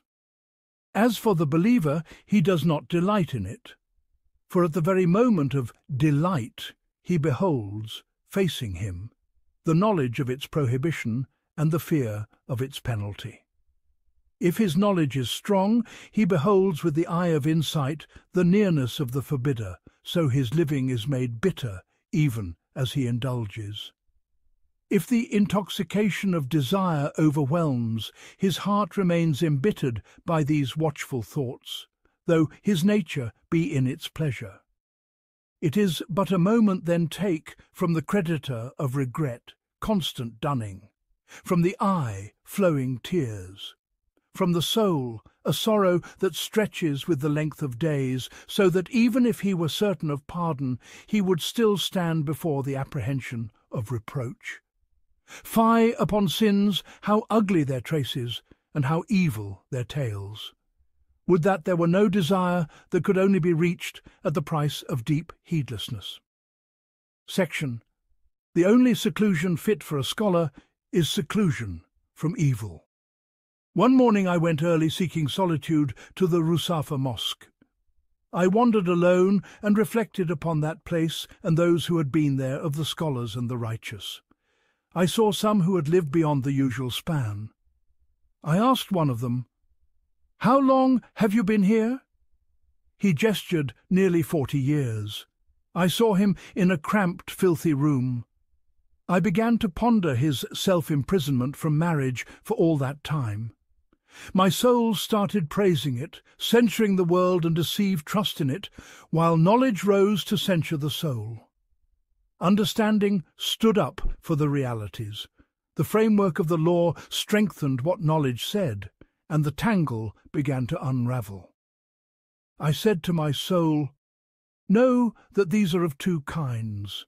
Some struggle to endure these states, yet they miss the virtues of mixing with the learned, of acting, of seeking children, of benefiting people, and of benefiting their own souls by sitting with people of understanding. A state arises in them like that of wild creatures. They prefer isolation for isolation's sake. Their nature may grow dry, their character may sour, the retention of their bodily fluids may engender toxins that ruin their bodies and minds. Seclusion may breed obsessive whisperings. They may imagine themselves among God's intimate friends and think themselves independent of what others know. Satan may cast before them imaginings they deem miracles. They may imagine that what they are in is the goal, unaware that it is closer to being disliked. The messenger of God, peace be upon him, forbade a man to spend the night alone. These each spend every night alone. He forbade monastic seclusion. This is seclusion. He forbade monasticism. This is its shadow. This is one of Satan's subtlest deceits, by which he slips people into the pitfalls of error most gently and least conspicuously. The second kind are elders who have worn out their strength and are cut off from people by necessity. They have no support. They are like the chronically infirm. The first group have cut their lifeline to knowledge, action, and earning. Their hearts hang upon openings they imagine will knock at their doors. They are content with blindness after sight, with paralysis after freedom. My soul said to me, "I am not satisfied with what you say. You are merely inclined to prefer marrying the beautiful and eating the delectable. If you are not among the devoted, do not disparage them." I replied, "If you understand, I shall speak to you. If you merely imitate the forms of things, you have no understanding. As for the beautiful, the purposes of marriage are several: seeking children, healing the self by expelling a harmful surplus, and the fullest expulsion is not except with the presence of what is beautiful. Consider bodily discharge outside of lawful intercourse. It does not expel like lawful union. By completing this purpose, the self is freed of distractions and knows where it stands, just as we bid a judge to eat before passing judgment, and forbid him to judge when angry or retaining his waist. With the fulfillment of this purpose, children are best formed, and the seed is complete. Then the self has a due; she must take it like a she-camel taking her share of fodder in a journey, and that helps her travel. As for foods, the ignorant seek them for themselves or for the self's own sake. The aim is rather to set the self aright, to gather its concerns, and to enable it to attain its aims that turn it away from pondering its lower cravings. When you consider the first caravan, you will see wonders. The Prophet, peace be upon him, chose for himself Aisha, may God be pleased with her, and she was beautiful. He saw Zainab and admired her and married her. He chose Safiya likewise. When a woman was described to him, he would send to seek her in marriage. Ali, may God be pleased with him, had 4 free wives and 17 concubines when he died. Before our community, David, peace be upon him, had 100 wives. Solomon had 1,000. Whoever claims defect in these paths, or says they preferred desire, spending the merchandise of life upon such aims while others are better, ascribes deficiency to the most complete of people, while he himself is the deficient in understanding, not they. Sufyan al-Thawri, when he travelled, would carry roasted meat and confections with him. He loved good food and said, "If you do not treat the mount well, it does not work." And as for these disciplines to which I alluded, if they are pursued out of need, or to grant the soul its rightful share thereof, or to attain through them aims both religious and worldly, then every such intention is sound. Nor is it marred by one who rises and bows through cycles of prayer whose meaning he does not comprehend, nor by litanies whose phrasing is, for the most part, ill-turned. No, there is nothing but knowledge, the most excellent of qualities and the noblest of acts of worship. It is the commander of what is wholesome, and the tongue that speaks good counsel. The benefit of knowledge is manifest, whereas the ascetic's renunciation does not pass beyond the threshold of his door. And the prophet, may God's blessings and peace be upon him, said, "For God to guide through you a single human being is better for you than all over which the sun rises."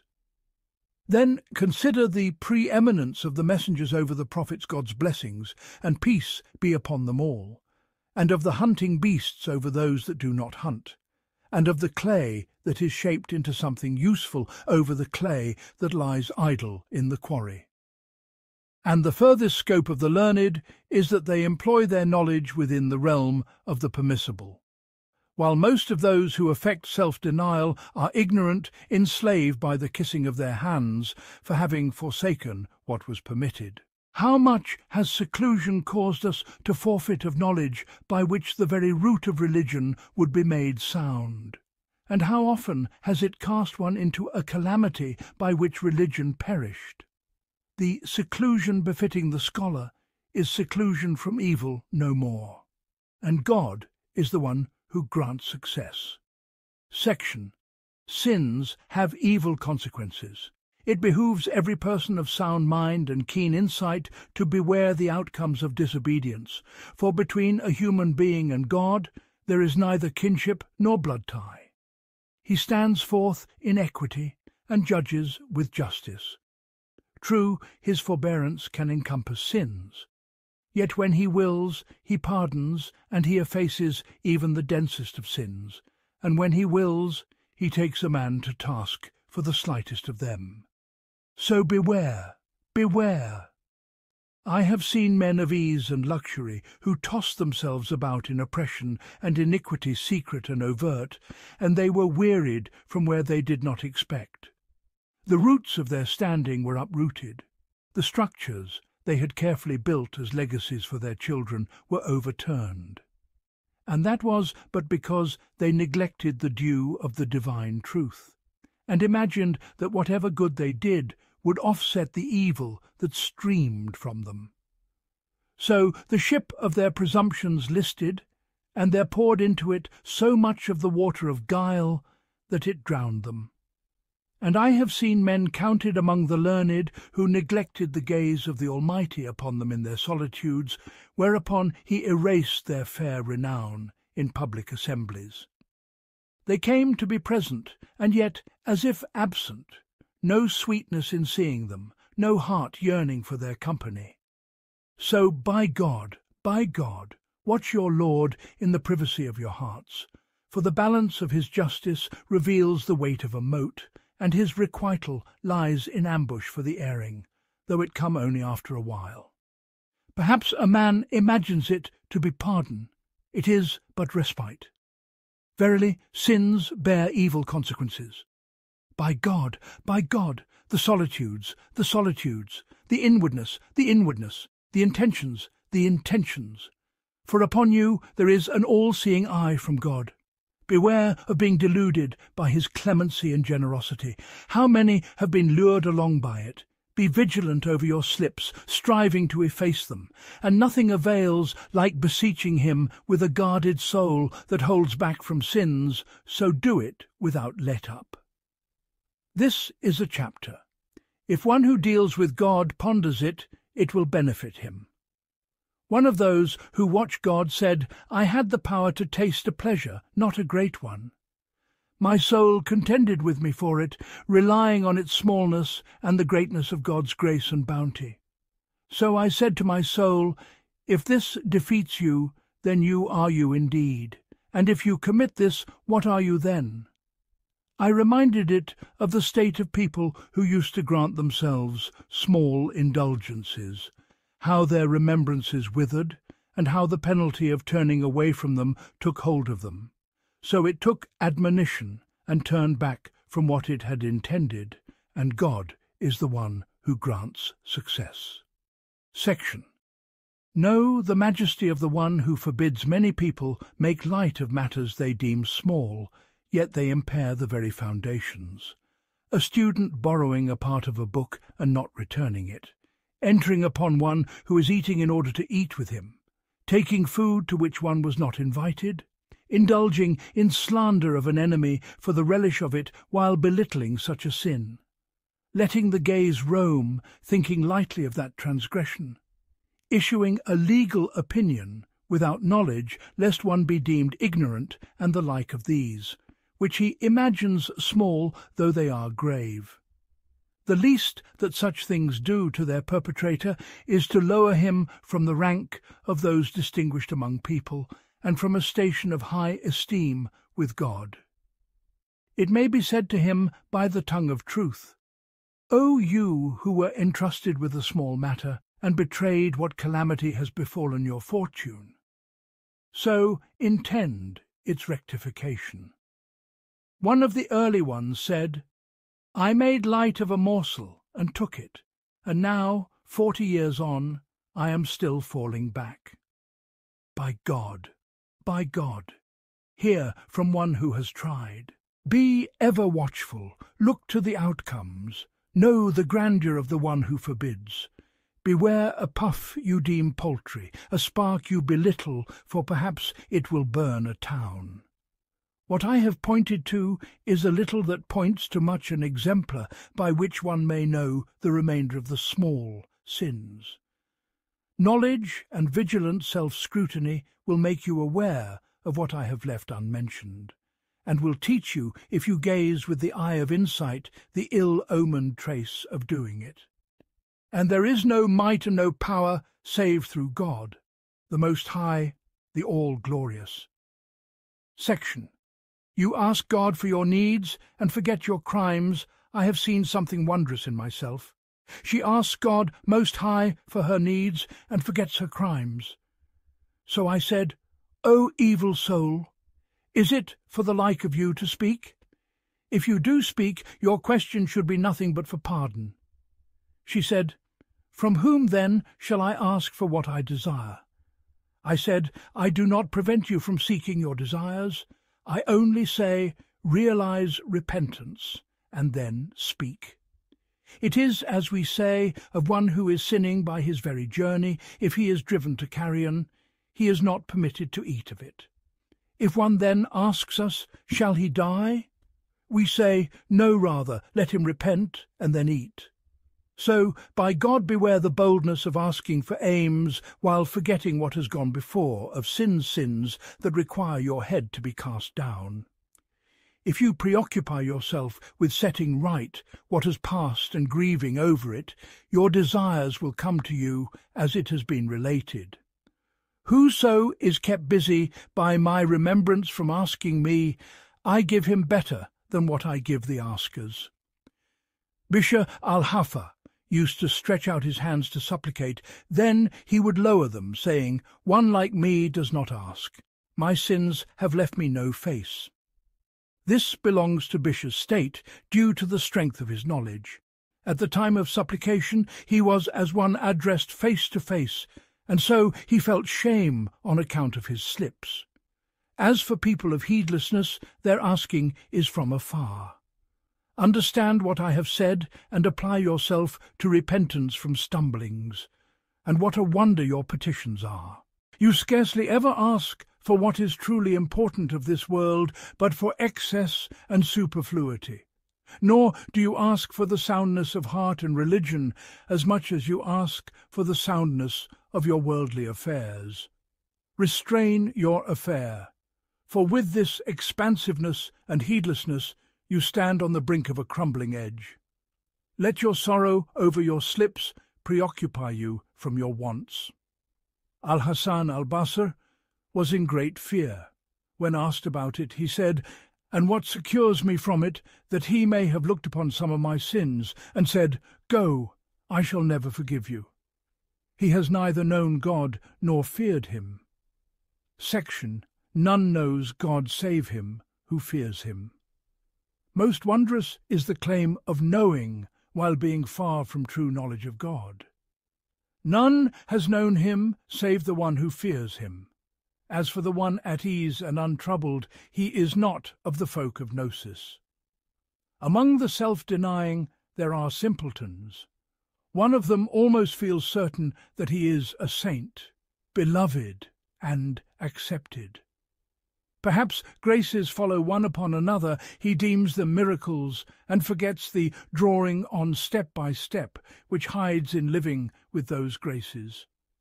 Perhaps he looks down upon others, thinking that his station is secured for him, deluding himself by a few cycles of prayer wherein he wearies himself, or by acts of devotion that tire him.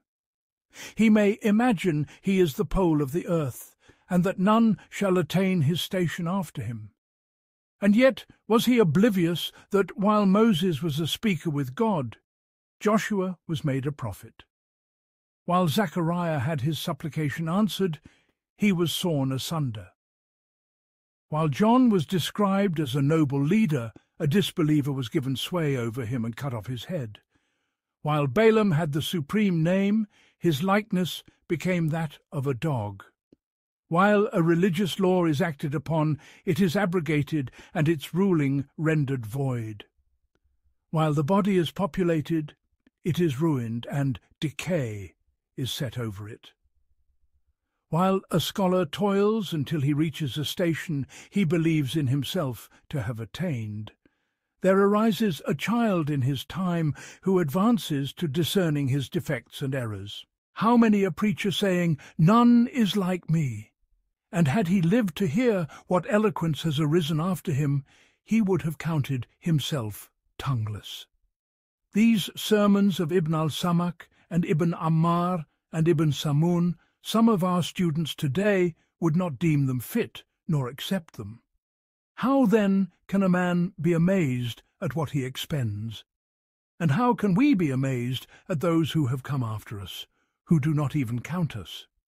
So, by God, beware of making your home in complacency and of contradicting the demands of your station. Let the wakeful one remain unsettled. Let him belittle even much of his obedience. Let him fear for himself the vicissitudes of states and the penetration of decrees through him. Know that contemplating these matters I have pointed to will strike down the neck of self-admiration and carry away the haughtiness of arrogance. Section, The knowledge that engenders acceptance and patience. Whoever lives with God, good of soul, in times of well-being, finds the time of trial light upon him. For there is the touchstone.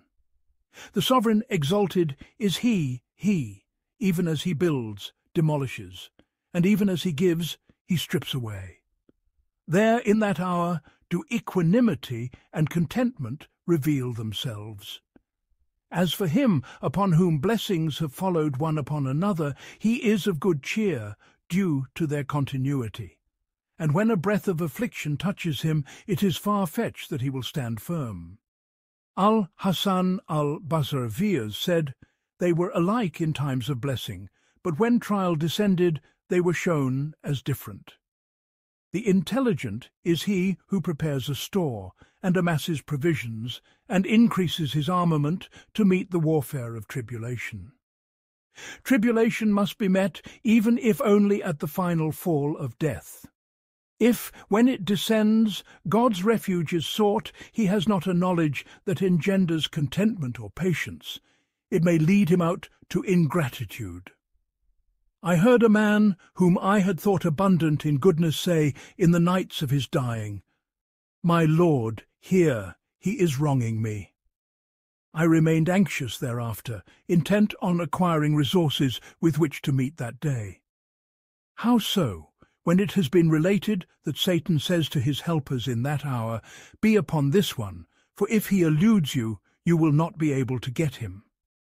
And what heart can stand firm when the breath is held back, the throat seized, the soul drawn forth, and he knows that he is parting from all beloved things to that which he knows not outwardly nothing but the grave and decay? So we beseech God surety upon surety to shield us from the evil of that day, that perhaps we may be patient with his decree or content with it. And we implore the Master of all affairs to bestow upon us, out of the abundance of his gifts to those he loves, so that meeting him becomes dearer to us than our continued life, and our surrender to his determination sweeter to us than our own choosing. We seek refuge in God from supposing completeness for our own devising, so that when a matter runs counter to our wish, we turn back to the decree in resentment. That is pure ignorance and manifest abandonment. May God protect us from it. Section: The Mark of the Gnostic. In neither this world nor the next is there a life more pleasant than that of those who truly know God. For the Gnostic is intimate with him in his solitude. If a blessing becomes general, he knows who has gifted it. If bitterness passes his lips, it becomes sweet to his taste, by virtue of his knowledge of the one who tries him. If he asks, and his aim is delayed, his aim becomes what the decree has brought confident of the benefit, after his certainty of the wisdom, and his trust in beautiful management. The mark of the Gnostic is that his heart watches the one he knows. He stands before him. He looks to him with the eye of certainty, and from the blessing of his knowledge there flows to his limbs that which refines them. If I speak of none but you, and if I fall silent, you are the secret knot of my thought. If harm is loosed upon the Gnostic, he turns his gaze from the outward cause, and sees none but the causer. He is with him in the sweetest of life. If he is silent, he reflects on fulfilling his due. If he speaks what pleases him. His heart finds no rest in wife or child, nor does he cling to the hem of love for any created being. He keeps company with people by his body, while his spirit is with the master of his spirit. Such a one has no burden in this world, no gloom at the moment of departure, no loneliness in the grave, and no fear upon him on the day of gathering. But the one devoid of knowledge of God is ever stumbling. He never ceases to clamour under affliction, for he does not know the one who afflicts. He feels desolate at the loss of his desire, for he does not know the benefit. He finds intimacy with his kind, for there is no knowledge between him and his Lord. He fears the departure, for he has no provision, nor knowledge of the road. How many a scholar and ascetic have been given no more of this knowledge than a common idle man, and perhaps he has more than they. How many a common man has been granted of it what the two of them were not, despite their striving. It is but a gift and an apportionment. That is God's bounty. He grants it unto whom he wills, and God is all-embracing, all-knowing. Section: Do not sell the honour of God consciousness for the disgrace of sin.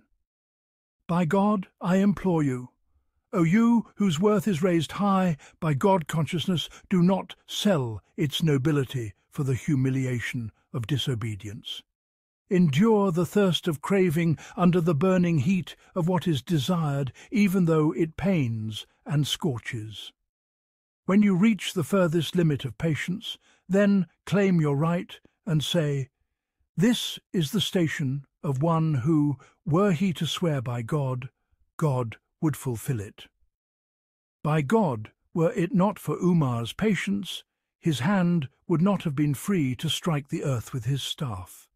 And but for the resolute earnestness of Anas ibn al-Nadr in abandoning his desire after we have heard of the outcome of his resolve, if God grants me a field of battle, he shall surely see what I shall do. He came on the day of Uhud, fighting until he was slain. He was known only by his fingertips. Without such resolve, his face would not have shone with the boldness with which he swore. By God, the incisor of al-Rubai shall not be broken. By God, taste the sweetness of restraining the hand from what is forbidden, for it is a tree that bears the honour of this world and the nobility of the next.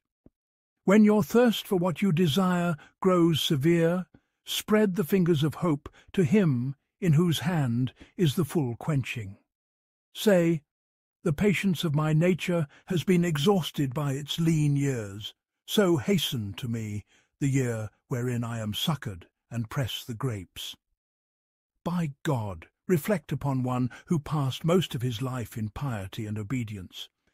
Then a temptation was presented to him at the last hour, how his mount struck against the rocky bank, and he drowned at the moment of reaching the shore. Ah, by God! The world know, even paradise itself, if its attainment requires the beloved's displeasure. The commoner is known by his name and his father's name. But men of worth, their epithets precede their lineages. Tell me, who are you? What is your work? To what station has your rank been raised? O you who cannot forbear a single moment from what you crave. By God, do you know who the man is? The man by God is he who, when alone with that which he loves among the forbidden, with full power over it and thirst trembling within him, looks to the gaze of the truth upon him. Then he feels shame to let his aspiration wander in what he hates, and the thirst departs. As though you leave for us only what you do not desire, or what your desire does not credit, or what you cannot reach. Such, by God, is ever your habit. When you give alms, you give a crust that does not suit you, or you give only in the presence of a crowd that praises you. Far, far from it. By God, you shall not attain, and we shall not grant until your dealing with us is wholly pure. You offer up your choicest parts, you leave your appetites, you endure what is disliked, knowing, if you are truly dealing with us, that you are a hireling, and the sun has not yet set. If you are a lover, you will deem this paltry beside your beloved's good pleasure with you. As for the third kind, there is no discourse between us and him. Section: God's wisdom stands firm in his decree and dominion. I have seen in the intellect a kind of inner contention, its eagerness to peer into all of the All-High's wisdom in his decrees. Some of it may not be apparent to him, like demolishing after building, so he stands bewildered. Satan, seizing his chance, may whisper, "Where is the wisdom in this?" So I said to him, "Beware, do not be deceived, poor soul. It has already been established in your mind by an irresistible proof from what you have seen of the perfection of crafts, the degree of wisdom possessed by the Maker. If some wisdom is hidden from you, that is but due to the weakness of your understanding. Moreover, kings have ever had their secrets. Who are you, then, that with your frailty you would look upon all his wisdom? Enough for you is the generality. Take care, lest you expose yourself to what is hidden from you. For you are but one of his subjects, and a mote among his made things. How can you arrogate judgment over the one from whom you issued? His wisdom in his decree and his dominion stands established with you. Therefore work your instrument, your mind, up to the measure of its strength in contemplating whatever wisdom you can. This will bequeath to you a rapture. Then close your eyes to what remains hidden, for it befits a weak-sighted one not to stare down the sun. Section: The most wondrous of things is striving against the self. The most wondrous of things is to strive against the self because it requires a marvelous craft. Some people let it loose in what it loves, so it casts them into what they hate. Others went to the other extreme. They opposed it so fiercely that they denied it its right, and wronged it, and the trace of their wronging it appeared in their devotions. Some of them gave it poor nourishment, thereby weakening the body from carrying its obligations. Some secluded it in solitary retreat, yielding a loneliness from people that led to abandoning an obligatory or a virtuous act, like visiting the sick or honouring one's mother. The truly prudent one is he from whom his self learns seriousness and the guarding of fundamentals. Then, if he gives it latitude in the permissible, it does not dare transgress. He is with it like a king who jokes with some of his troops, yet the page does not become too familiar. If he does, he is reminded of the awe of the kingdom. So too the realized one. He gives his self its portion and exacts from it what is due. Section. Hasten, hasten. Before it is too late, I have seen the multitude of people shove time along in a strange manner. If the night is long, they pass it in talk that does not benefit or in reading romances and tales. If the day is long, they sleep, and at the edges of the day they are upon the river bank or in the markets. I liken them to chatterers in a boat that is bearing them along, and they have no idea. I have seen the rare few understand the meaning of existence. They are packing provisions and making ready for the journey. Yet they differ in degree. The cause of their difference is the paucity or abundance of their knowledge of what is spent in the land of abiding. The most alert among them try to learn what will be current there, and gather it in abundance, and their profit increases. The heedless among them carry whatever comes to hand, and perhaps they set out with no escort. How many have been waylaid and ended impoverished? By God, regard the seasons of your life. Hasten, hasten before it is gone. Seek testimony from knowledge. Take wisdom as your substitute. Vie with time. Audit your souls. Secure your provisions, lest it be that the driver has called, and you did not understand his cry for the clatter of the tears of regret. Section. The confusion of those bent on the hereafter. Nothing harms a sick person like breaking his regimen, and there is none who is not sick with desire. Abstinence from it is the root of the cure, and mixing what is forbidden with what is allowed keeps the malady alive. The confusion of those bent on the hereafter is of two kinds. First, the confusion of scholars by mixing with those of contrary states, like the sultans. Such mixing weakens their powers of certainty more with every increase in it. They lose their credibility with would-be followers. If I see a doctor who himself breaks regimen while prescribing it to me, I doubt or I halt. Second, the confusion of ascetics, either by mixing with men of the world or by preserving their public image through shows of humility to draw the love of the masses. So by God, for the assessor of requital sees through all. Sincerity lies in the inner self and truth in the heart. The safest road is to conceal one's state. Section. The most beneficial sheikh to accompany is the one who acts upon his knowledge. I met sheikhs whose states differed and whose degrees in knowledge varied. The most beneficial of them to me, in companionship, was the one who acted upon his knowledge, even if another was more learned than he. I met a group of hadith scholars, preserving and knowing, but they took things lightly. Backbiting disguised as criticism and validation, taking fees for the recitation of hadith, hastening to answer questions lest their prestige suffer even if error occurred. I met Abd al-Wahhab al-Anmat. He followed the code of the early generations. No backbiting was heard in his gatherings. He did not seek payment for the hearing of hadith.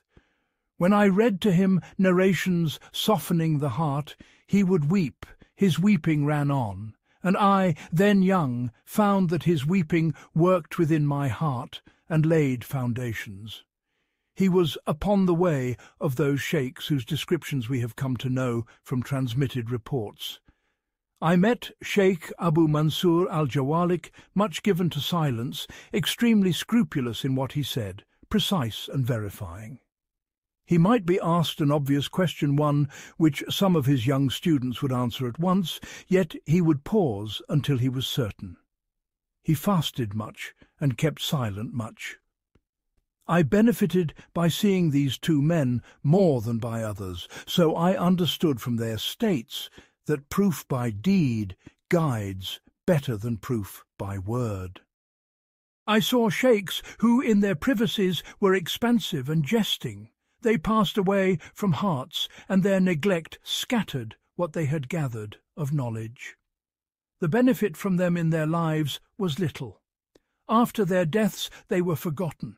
Hardly anyone turns to their writings. So, by God, knowledge with practice is the greatest foundation. Truly pitiful is he who spent his life on knowledge he did not act upon. The delights of the world passed him by, the good things of the next escaped him, and he arrived empty-handed while the case against him was strong. Section: Verily, God exalted is he grants respite to test the patience of the patient. Glory be to the mighty sovereign. Whoever knows him stands in awe of him, and never did one who knows him feel secure from his devising. I pondered a great matter. He grants respite until it seems as though he neglects. You see the hands of sinners unbound, as if there were no one to restrain them.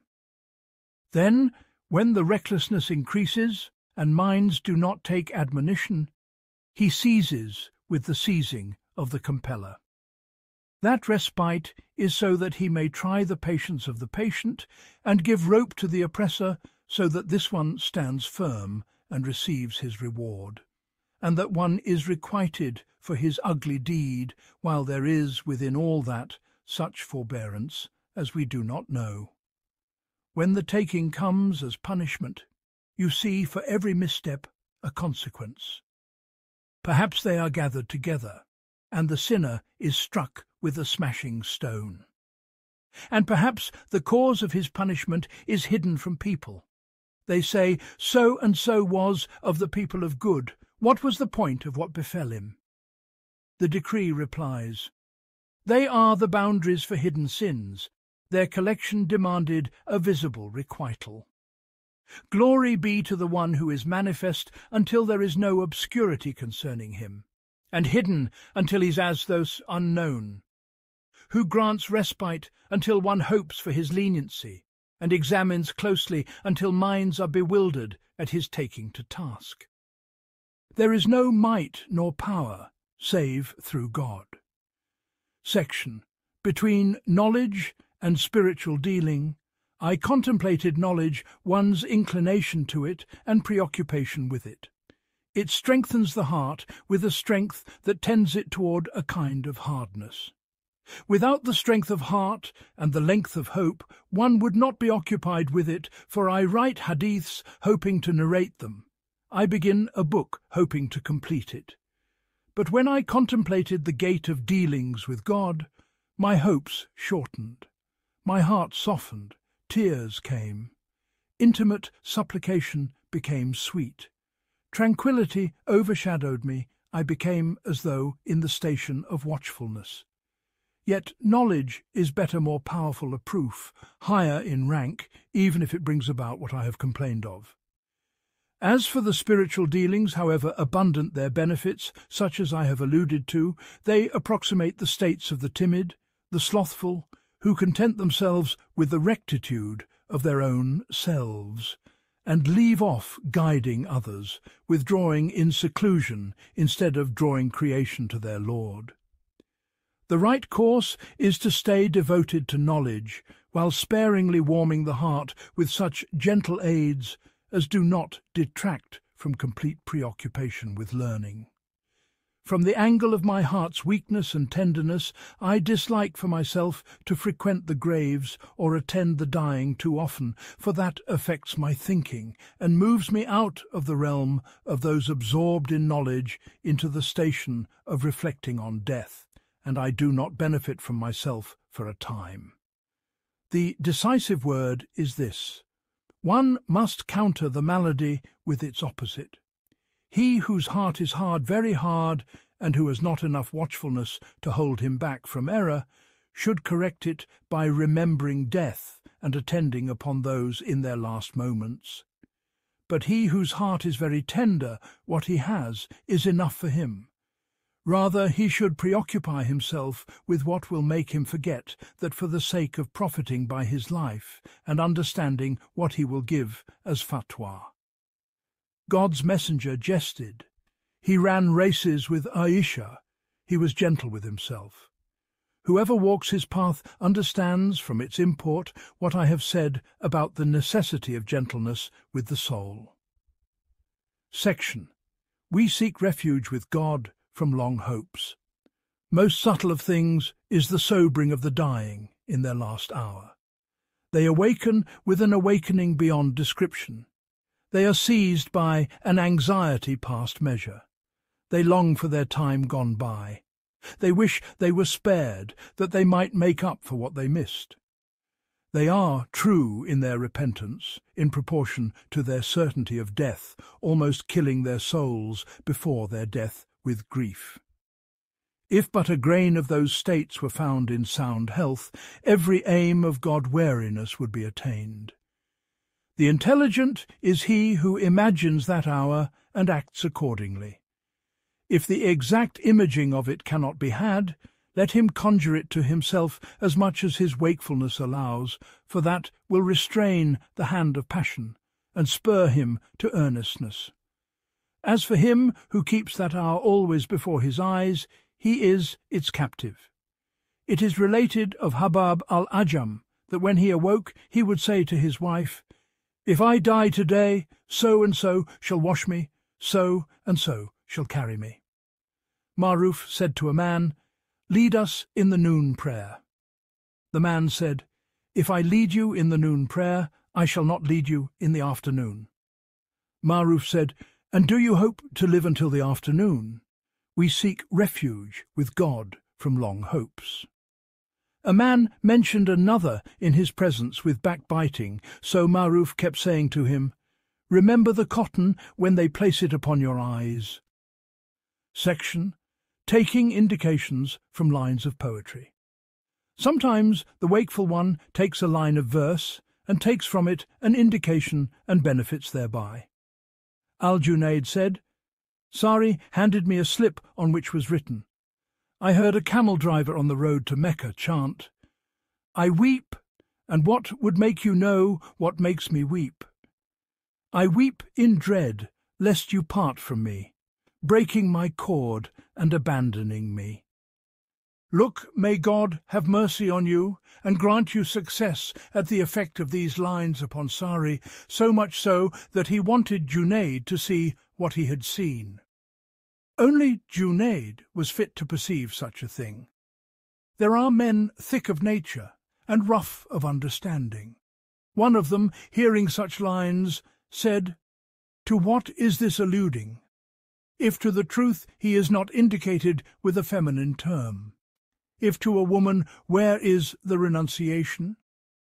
By my life, such is the chanting of the heedless when they hear such words, and so they are forbidden to listen to poems and the sayings of singers, for the preponderant tendency is to carry those lines to the purposes of the self and the floods of passion. Where would we find the like of Junaid and Sari? If we did find them, they are connoisseurs of what they hear. As for the objection of that thick-headed man, the reply is that Sari did not take the indication from the literal wording nor weigh it against his quest, making it feminine or masculine. He took the indication from the meaning. It is as though he is addressing his beloved in the sense of the lines, "I weep in dread of your turning away and your distancing me." That is what he obtained. He never even glanced at masculinity or femininity. Understand this. The wakeful have always taken indications from such things, even from what the common folk recite and nickname Kan wa Kan, once upon a time verses. I found in Ibn Aql's hand, from one of his great sheikhs, he heard a woman sing, "I washed for him all the long night, rubbed for him all the long day. Then he went to ogle another, he slipped and fell in the mud." He took from this an indication whose meaning is, "O my servant, I beautified your form, set aright your affairs, made straight your frame, yet you turned to other than me. Now look at the outcomes of opposing me." Ibn Aql said, "I heard a woman sing another of these once upon a time, verses a line remained jangling in my mind for a time. How oft have I told you, by God, that negligence has its perils, and that what is ugly has its leaven, and soon it will be made plain." He said, "How crushing an embarrassment this is for our neglect of matters whose leavenings will soon be laid bare before God Most High." Section. Scrupulousness is taking the safer course in avoiding the doubtful. I was able to obtain some worldly thing by means of a kind of legal concession. Yet whenever a part of it came into my hands, something of my heart slipped from me. Whenever the road to obtaining it was illuminated to me, there was a fresh darkness in my heart. So I said, "O evil soul, sin plunders hearts." The prophet said, "Take counsel of your heart." There is no good in all the world if the obtaining of it leaves in the heart a thing that brings a kind of murk. Even paradise, if it were obtained by a cause that mars the religion or the relationship with the real, would not be sweet. Sleep upon dung heaps with a heart safe from murk is sweeter than reclining upon the cushions of kings. I kept overcoming my soul at times, and it overwhelmed me at others. Then it would claim a need for obtaining what is indispensable, saying, "I do not go beyond what is outwardly permissible in earning." I said to it, "Does not scrupulousness forbid even this?" It said, "Yes." I said, "Does not hardness of heart come by it?" It said, "Yes." I said, "Then there is no good for you in a thing whose fruit is this." One day I secluded myself with my soul and said, "Woe to you, listen, I shall speak to you. If you gather something of this world by a doubtful path, are you sure of spending it?" She said, "No." I said, "Then the affliction is that another enjoys it, while you gain only the present murk, and an unfeared burden of sin. Woe to you, leave what scrupulousness forbids for God's sake, and deal with him by leaving it. It is as if you are unwilling to leave anything but what is outright forbidden, or what has no valid face. Have you not heard, 'Whoever leaves something for God's sake, God will compensate him with something better'? Have you not taken instruction from those who amassed only for others to seize it, who had hopes, yet never reached their aims? How many a scholar gathered a great many books, yet did not benefit by them? How many a beneficiary had not even 10 fascicles? How many a one with a sweet life owns not 2 dinars? How many a possessor of heaps is embittered?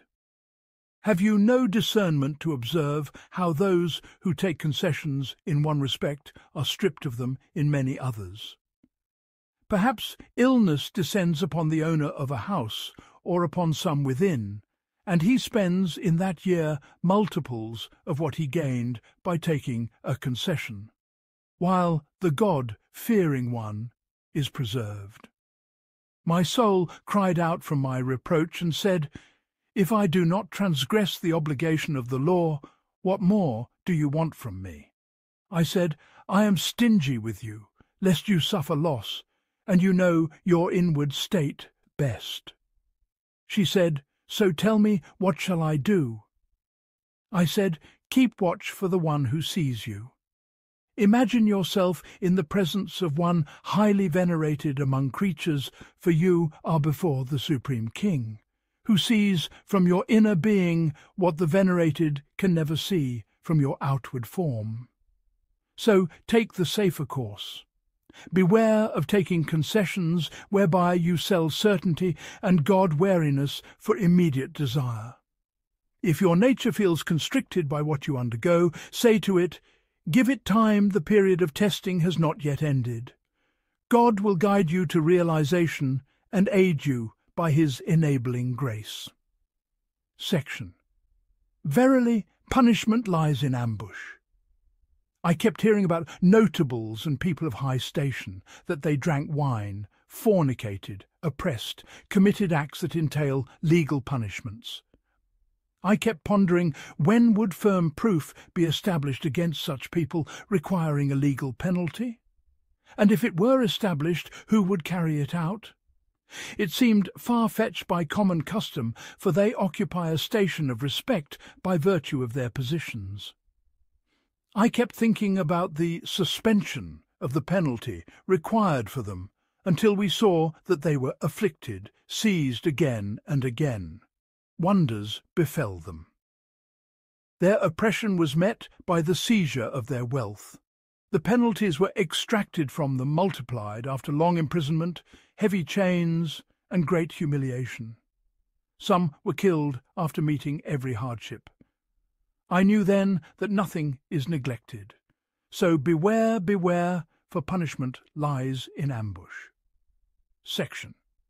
The intelligent must strive for what rectifies him.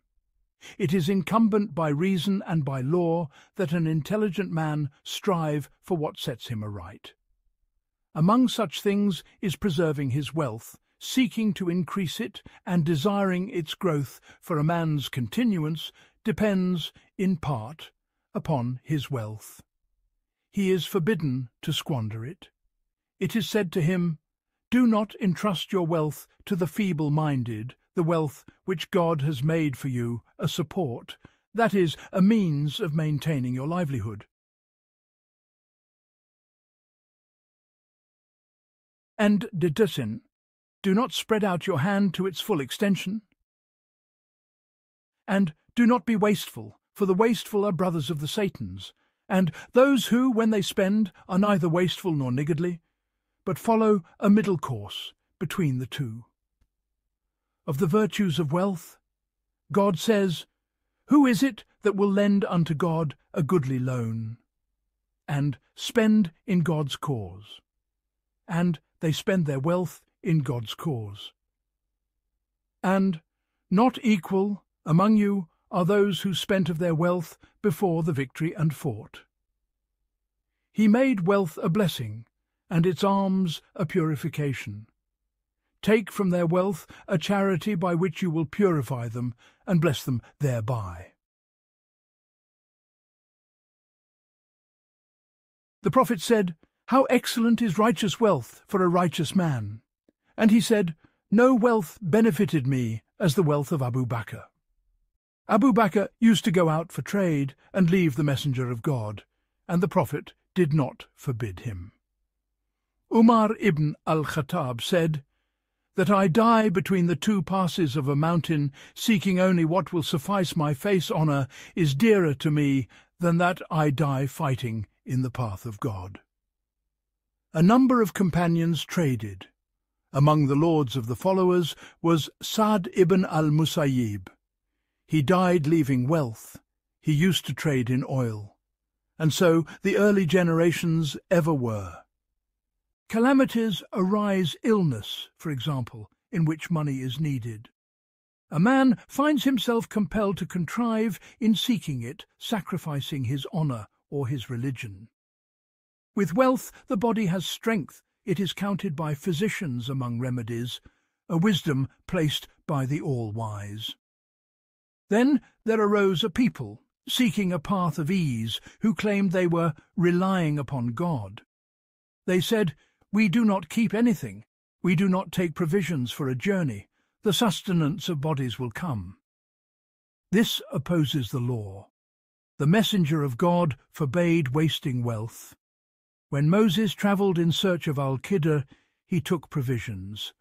When our prophet migrated, he took provisions. More than that, he said, and provide yourselves with provisions.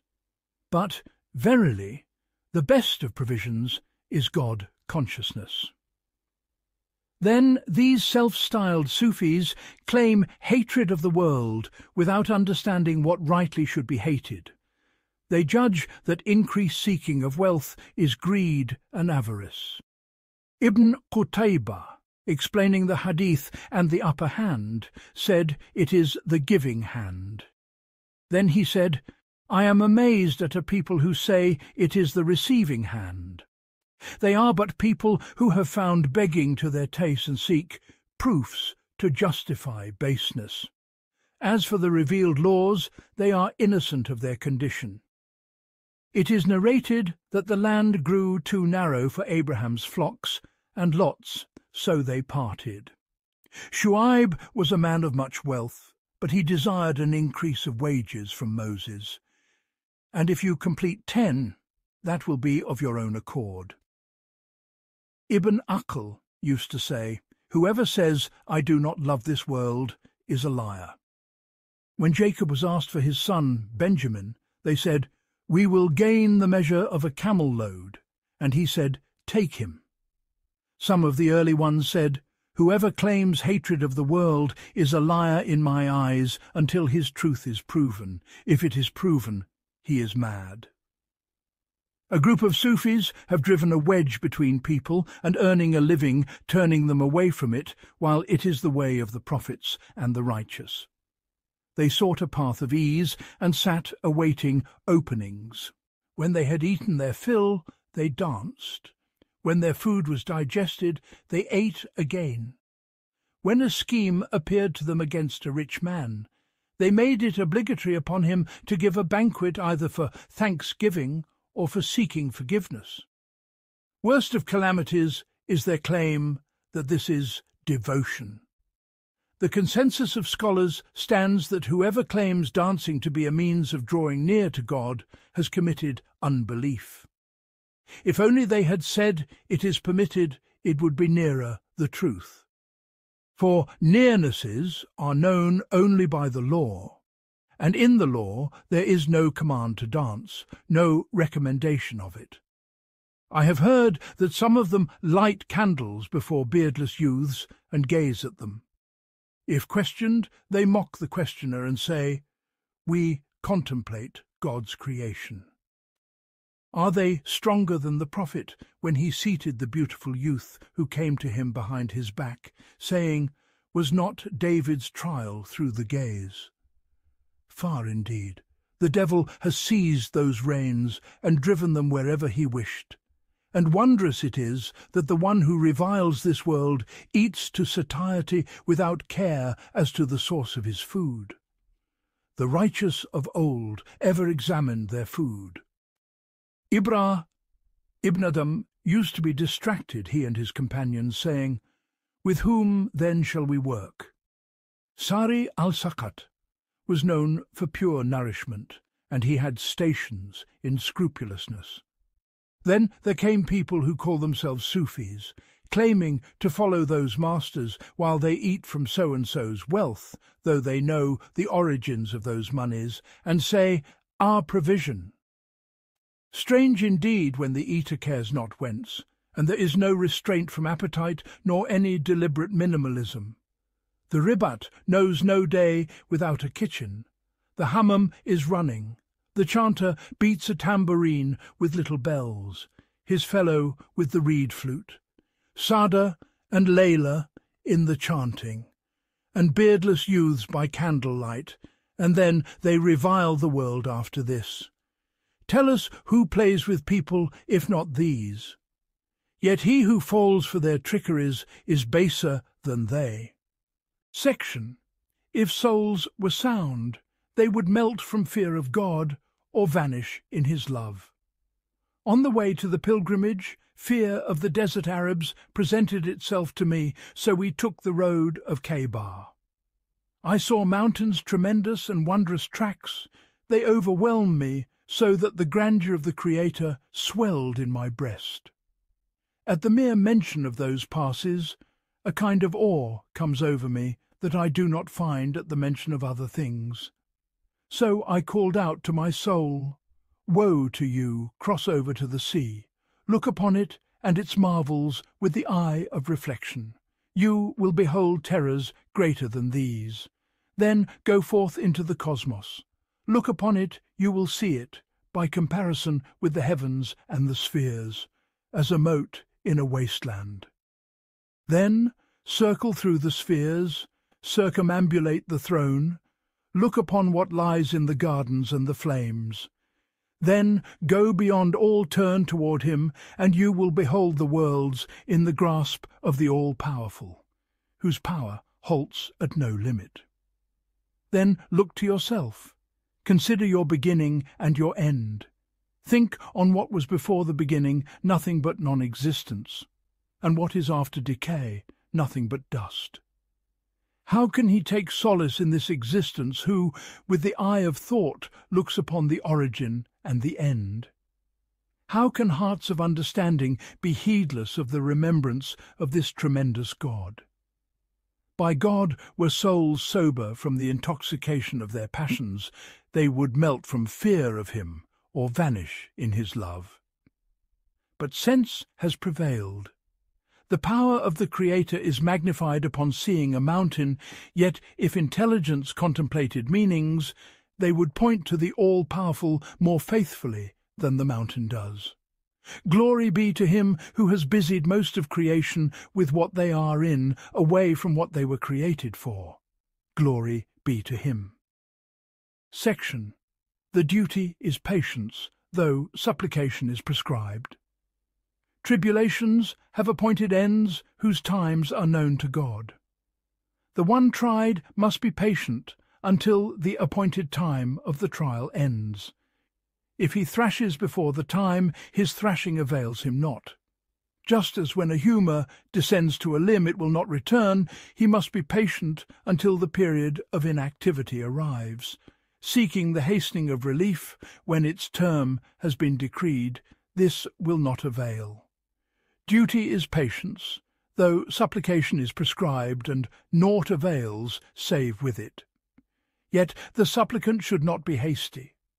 Let him worship through patience and supplication, and surrender to the all-wise and cut off the means that were the cause of the trial. For most trials are punishments. The hasty one is one who jostles the manager, and this is not the station of servanthood. The higher station is acceptance. Patience is the duty. Seeking refuge in copious supplication is the sound reliance. Censure of the decree is forbidden. Haste is a jostling of management. Understand these matters, they make tribulation light. Provisions of patience. Section. The provisions of the patient. Nothing in existence is harder than patience. Either patience from the beloved things, or patience upon the disliked, and especially when the time is prolonged, or one grows to expect despair of relief. That span requires provisions by which to traverse its journey. The provisions are of many kinds. Among them, to consider the measure of the trial, and that it could have been greater. To consider that there is a state above it more severe, for example, if one is tried with the loss of a child, while one still has one dearer than him. To hope for recompense in this world. To contemplate the reward in the next, to take delight in imagining the praise and commendation of people for what one is praised upon, and the recompense from the real. Among them is the knowledge that impatience does not benefit, but rather exposes its owner. And beyond these are other matters that reason and reflection bring to light. There is no expense along the road of patience, but these.